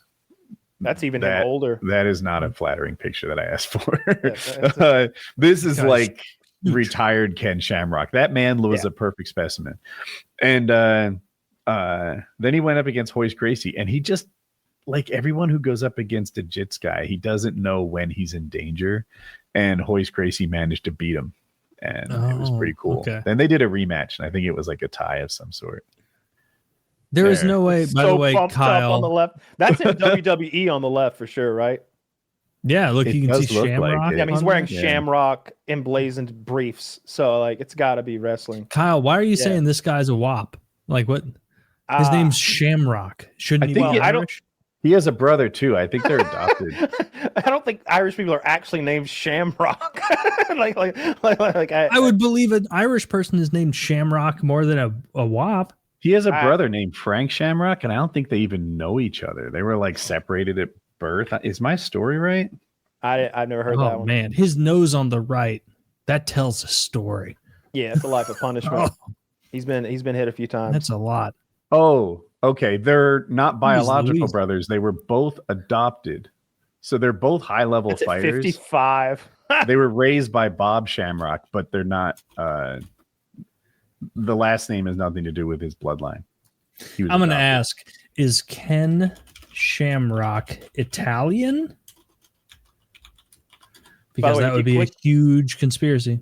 The other side of the card that I care about is Mackenzie Dern versus that I think her name's Lupe or Verna Jandaroba. I think they call Dude. her Lupe.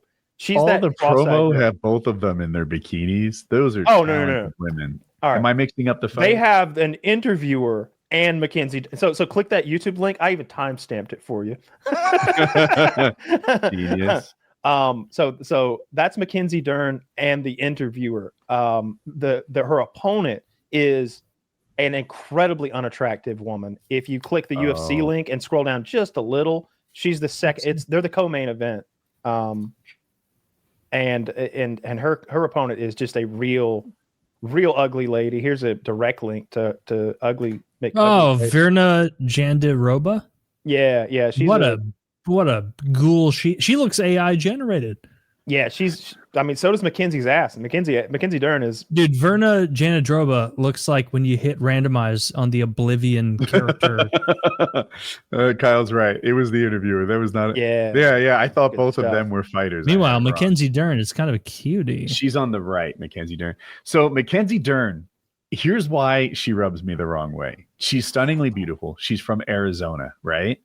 And if you hear her in interviews, it's as if English is her second language. Yeah. She got so into Brazilian culture, she started pretending she doesn't speak English very well. She stutters on common words. It's like, how do you say good? Good for her. That's very funny. In Brazil, if someone's name is like ROY, they pronounce that Hoy. Like all their R's are H's. Hoyce Gracie, ROYCE. And she started doing that. She started pronouncing all her R's as H's. She pretends she lost the language. And she has this Brazilian boyfriend. She has started it's that thing where I'm like, I'm a Yankees fan too. We're so perfect together. Like the girl I always accuse girls of doing. She adopted everything about this guy, including his loose grasp on English. Dude, I hate this card you guys have linked because it's just reaffirming what I feared, is that Russia is way better than us at this. Look at how many Russians are a part of this. Where are the American flags? Where are the Americans? I'm scrolling down. Oh, we got Mario Batista in the America category, but by the time I get to him, there's fucking 4 Russians. Well, and then scroll down. Look at this. Russia. There are definitely a ton of Russian humiliating. fighters, but there are, you have to go all the way down to Mitch Raposo to find another American. But and no that's Russian like 20... champions anymore. Like that. That's the important thing. We got rid Wait, of I thought the Chechnya. Well, guys. I don't count him. He's a I don't know what he is, but he's not Russian. I don't think he's more Arab. The Chechnyans? They're absolutely Russian, aren't He's they? a From Muslim. like they're from like northeast of Moscow, right? That is not my understanding of geography, though I admit it is tenuous at best. I'm not trying to catch you. I just thought that was where I they thought were. the Chechens were from that like Balkans region, like in the southwest of like central Russia. I trust you Is more it- than me. Cosmot Russian. Kamzat. That's who we're referring to right now. He's Russian, right? Well, no, it wasn't just him. It's these. You got Yeah. Umar Nurmagomedov. Nurmagomedov. He's not a champ. Kyle's saying the champs are not Russian anymore. Oh, okay. There's 2 of them that are Georgian. And Georgian is really, thank God the Soviet Union fell apart, because otherwise this would be a really difficult thing to reconcile. But yeah, Georgia is like one of those countries where it's like, yeah, you're your own country for sure. You're not a holdout from the Soviet Union. You're definitely your own country. The Russians are still doing really well, but it's I don't always like been that. true that if I you don't have like that. dynamite in your hand, you can beat a grappler. And I see Tom Aspinall versus Cyril Gagne, and nothing against France, but I feel a much closer connection to England than I do to France. And so I got to pull for England over France in this. 100%. English. Well, I just like Tom And Aspinall. you know what? I Another like. guy doesn't speak good Have you English. ever seen those English full breakfasts? If you were to delete the beans from it and add in like mushrooms or something tasty, I it's disagree. a pretty good meal. What It's a about the blood sausage? You a big fan of the blood sausage? What I'll eat it. about that ham that they don't cook all the way? It always looks raw. And You fatty. gotta cook it a little bit. See, they have a little bit of fear in England over the I believe it's called the Maillard browning reaction. Maillard reaction. Yeah, they need a little more Maillard browning on their foods. Someone explained this the other day, and I had never heard it before, but it's 100% right. The Blitz in World War II, London living under almost starving, because that's what Hitler was trying to do. He was trying to starve England out. You know, we were feeding them with with shipping goods in. It changed the way that they eat to this day. Like they still eat like they're under the fucking Blitzkrieg. Like they still do. All their food looks like shit. Every time I look at a plate Not of all of British it. food, all of it. Every time I see a plate of British breakfasts? food, I'm telling you that breakfast is disgusting.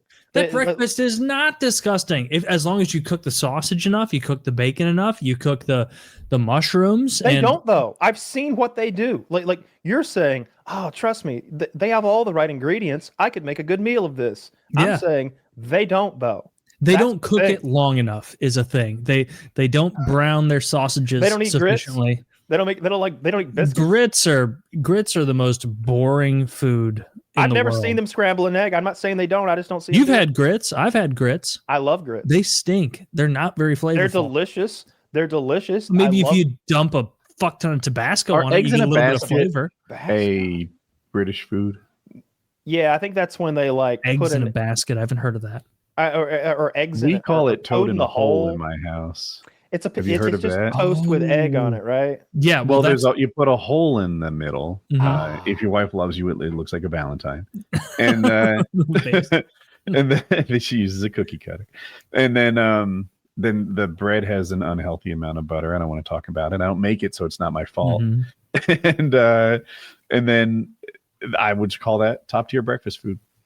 It is. Zach, It's Zach, very show us a tasty. picture of Kyle's that wrong disgusting- here. Show us a picture of that disgusting breakfast that British people No, eat, show Zach. us a normal. And then just show me. You don't even need to go hard in the paint. Just show me the IHOP or the Denny's Grand Slam special. Don't and you tell search me for which you'd rather anything have. Would you rather negative. go into a nice little cafe in London, whatever they call them there, a little pub, and have yourself some fine English breakfast, or would you rather just swing on over to Denny's, get a Grand Slam? Look at 'Cause that. I'm gonna tell you right now that I don't want that blood sauce. Get the I don't like beans. sunny side Oh, eggs. you're All that crazy as ham hell, over dude. there is clearly undercooked, and it's so fatty and disgusting looking. This I don't is want a- those tomatoes. I don't this want is- those beans. you're- I don't you're- want those mushrooms. You're I have out a of your question. mind. You're out All of right, your Taylor, mind. What is Taylor, that green stuff they're drinking? Go back, Look at Taylor. that Go now. back, That's a Zach. breakfast, Go back, baby. go back. Zach, go back Oh. one. What are the 3 hockey pucks on this plate? Blood sausage. Blood sausage. Now, I don't know how good blood sausage is, but every single thing on this plate looks fantastic. Is that ham? other at the top than the right? beans. The beans in a breakfast, beans for breakfast is fucking insane, and they should be made fun of for that. But every other thing on here, the mushrooms look good, the tomatoes. I'll eat the blood sausage. Those eggs could be done a little. Actually, no, they don't need to be done anymore because there's clearly bread on the side there. Oh, bam! I was You like, can- the lack you can do of a bread little is the sopping. problem. You can The do a little inclusion of sopping. Zach, would you take this shit away? Stop it! You're ruining the We've- conversation. we've got The googly eyes on the tea, I think, add a lot to the meal. I think every single Kyle. What about this? Other than the beans, I am coming to This the is a table. breakfast It's 100% made for fucking an absurd apocalypse to be survivor. eating bean. An apocalypse survivor. There's 7 ingredients here. And they were the ones that we would ship over on Liberty ships. Probably it's nothing but preserved. What about this? salted Other meat than the and beans, do you canned dislike? beans. All of it. I don't want a bite of that. All right. I will say this. That sausage, not the blood sausage, but the other one. I'd like to know what's in it. If you tell me there's nothing weird in It's there, there's no probably blood. It's probably pork, and if so, then I would eat those little sausage. How about that things. ham above it? That I don't looks want that cooked ham. Pretty well. I don't want that ham. I don't How want about those- those. Probably is a shrooms? qualifier that goes on all sausage. Are you a shroom man, or are you No. like a? No, You don't like mushrooms? I don't hate them, but I don't want them for breakfast in a big pile of sautéed mushrooms. If they replaced all those beans with even more mushrooms, I would think this was the best breakfast ever. Well, you just okay. Well, you know, I don't know what blood sausage tastes like. So this is fair worse enough. than your I don't know prostitution that. take. No, it's pretty salient. It's pretty good. It's pretty good. It's a disgusting breakfast. Everyone knows it's a disgusting breakfast. Everyone. It's not a disgusting breakfast. Shout out to my Brit boys. The only thing disgusting is eating a fucking 2-handful portion of beans at 7 a.m. I bet they That- made those beans like a national. I can't remember what they call it. Beans An essential item. handfuls. I bet What are they you, made it an Donald essential Trump? item during World That's War what it II. seems that like. many beams. Is it not? I assumed there were more beans under that tomato and under It's that. all piece of- beans. It's all beans under it all. The eggs are on beans. The ham is on beans. It's a pound of canned No. Maybe I'm Heinz beans. underestimating the amount of beans. I do That's not the other want thing. Like, beans just quick- in like- breakfast. That's a fucking ridiculous. And here's another thing about the beans. It's not like they cooked beans because I'm not anti-bean. I like beans, but like no, you are. but I cook them. These are canned beans. These are specifically Heinz canned beans. This is Yeah. again left over from World War II starvation era Britain. It's Here's why I 100%. like it. I feel like this meal is closer to the source than the American meal he was showing. Like whatever pancakes are, it is very processed. A Mhm. caveman wouldn't know what to do with a pancake. A caveman sees that tomato and he knows what's up. That ham. I disagree. Oh, I think you're it- so. Woody just hit a fucking home run with that take. The fact you can't see. What's it the difference is between a ridiculous. pancake and a tortilla, or those corn cakes that the I Native don't see a Americans made? tortilla here. I see a delicious breakfast with a bunch of nonsense beans in the middle. You This- get rid of those beans. You get This rid of is those all pretty beans. close This is to the tasty source. as hell.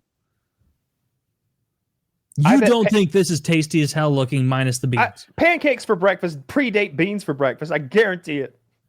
Really? You think that something You that think? had to be made pre-existed things that are just there? Nah, It's not pancakes like you are can not eat raw Neanderthal beans. food. You have to boil the beans for 3 fucking hours and then season and sauce them. You If you're said it was going right to do out of that. a can. The pancake.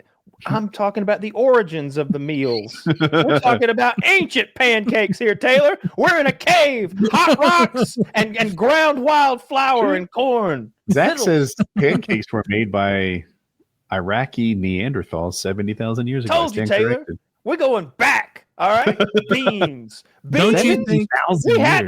hadn't. The beans of that time were poison. you They guys don't see and the the size of- value in getting a bite of that delicious tomato, a little bite of the mushroom, a want little any bite of tomato. the sausage. You eat all that at once. You don't think that'll be tasty? Oh, what a novel concept. A little bite of everything at once. Then we can't taste how awful each individual thing is. Great.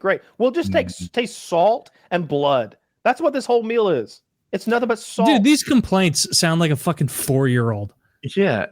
Oh, so I you're don't gonna wanna make hurt your me feelings, you're but gonna make me eat things that aren't immediately yummy. You're Oh, coming off a little vegan here. Yeah. I mean, I didn't want to break out the long daggers, but you're sounding a little vegan Mhm. with your salt and blood complaints. This is pretty Salt gay. and blood is some of my favorite things. I love I'm salt not and eating blood. that. You don't like salt I'm and telling you, blood? this is clearly a I bad think breakfast. Kyle's doing a bit. so- Those tomatoes especially look delicious, and I don't want those. Yeah, roasted those ass tomatoes look fantastic, and Woody Oh, I and I can't are on wait the for a same mouthful page. of watery tomato. Yum. Wait, that'll wash the beans down. Wow! I want to put enough salt on them that my imagine- blood pressure goes back up. Imagine telling on yourself the way Kyle just did with those tomatoes. Oh, it would be watery and disgusting. It You've is. Look never at had it. a tasty tomato, dude. Do you think that's an American tomato that they've got there? No, that's one of those sickly British tomatoes. Look at it; it's beautifully browned and It's tasty. beautifully brown. That's just what they look like when you cut them. That's a dirty tomato. They No, it's dropped not. it. You think that's You're- charred? You think they charred that tomato I on a grill? do. I think that. Dirty. That's No, charred. that tomato has a scab. My grandparents No. had tomato plants. I saw what they looked like charred. In England, You're they had wrong. English tomato plants. Have you seen England? They It's good behave growing differently shit. magically across the pond. The whole thing is overgrown. The country. It rains. It's all green. They can Kyle, grow tomatoes, I'm sure. You are so They wrong. do not grow tomatoes in England. There's no fucking way they do.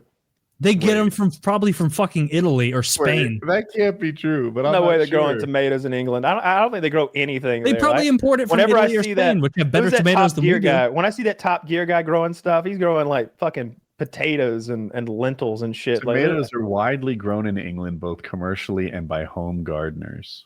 Wow. Wow, checkmate there. How do you even manage having a take so bad? Like I've never been there. Like how do you defending the English how do you breakfast. even consolidate a take so poor? Defending what is known worldwide as a subpar, disgusting cuisine, and a meal in particular. English the breakfast is what they are seen for as good. The English breakfast is solid. That's if why you get rid of the beans, it's a delicious breakfast. You fucking idiot. No, it's not. No one wants sautéed mushrooms for breakfast. No one wants an entire tomato. They cut. I do. For those who are audio only, they took a whole tomato. Are you picky? Are you a little picky bitch? And they Do you took not the eat cut what side exactly down you on a want? grill, and then they just threw it into the plate like an apple cut in half.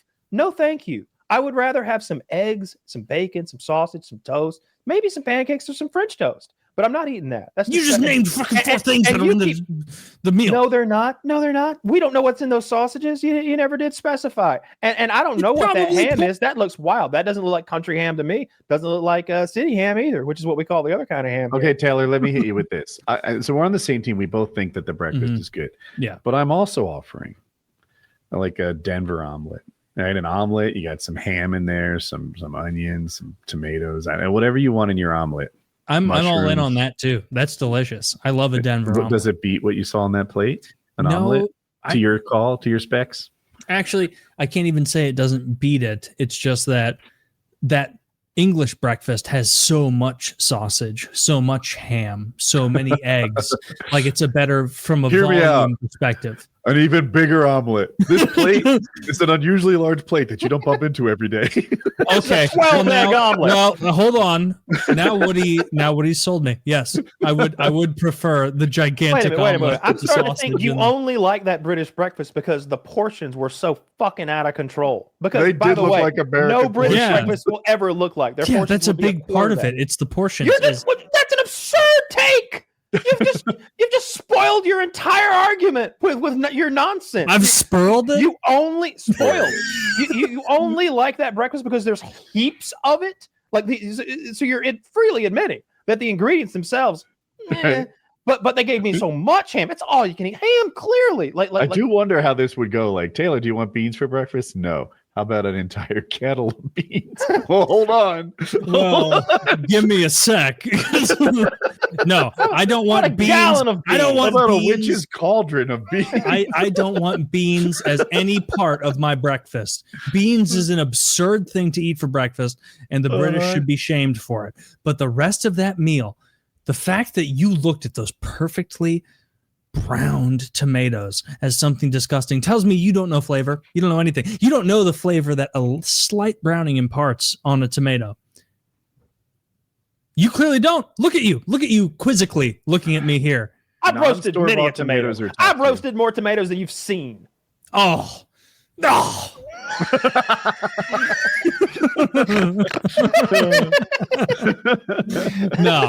No, I've eaten a lot of tomatoes, and you're a faggot. And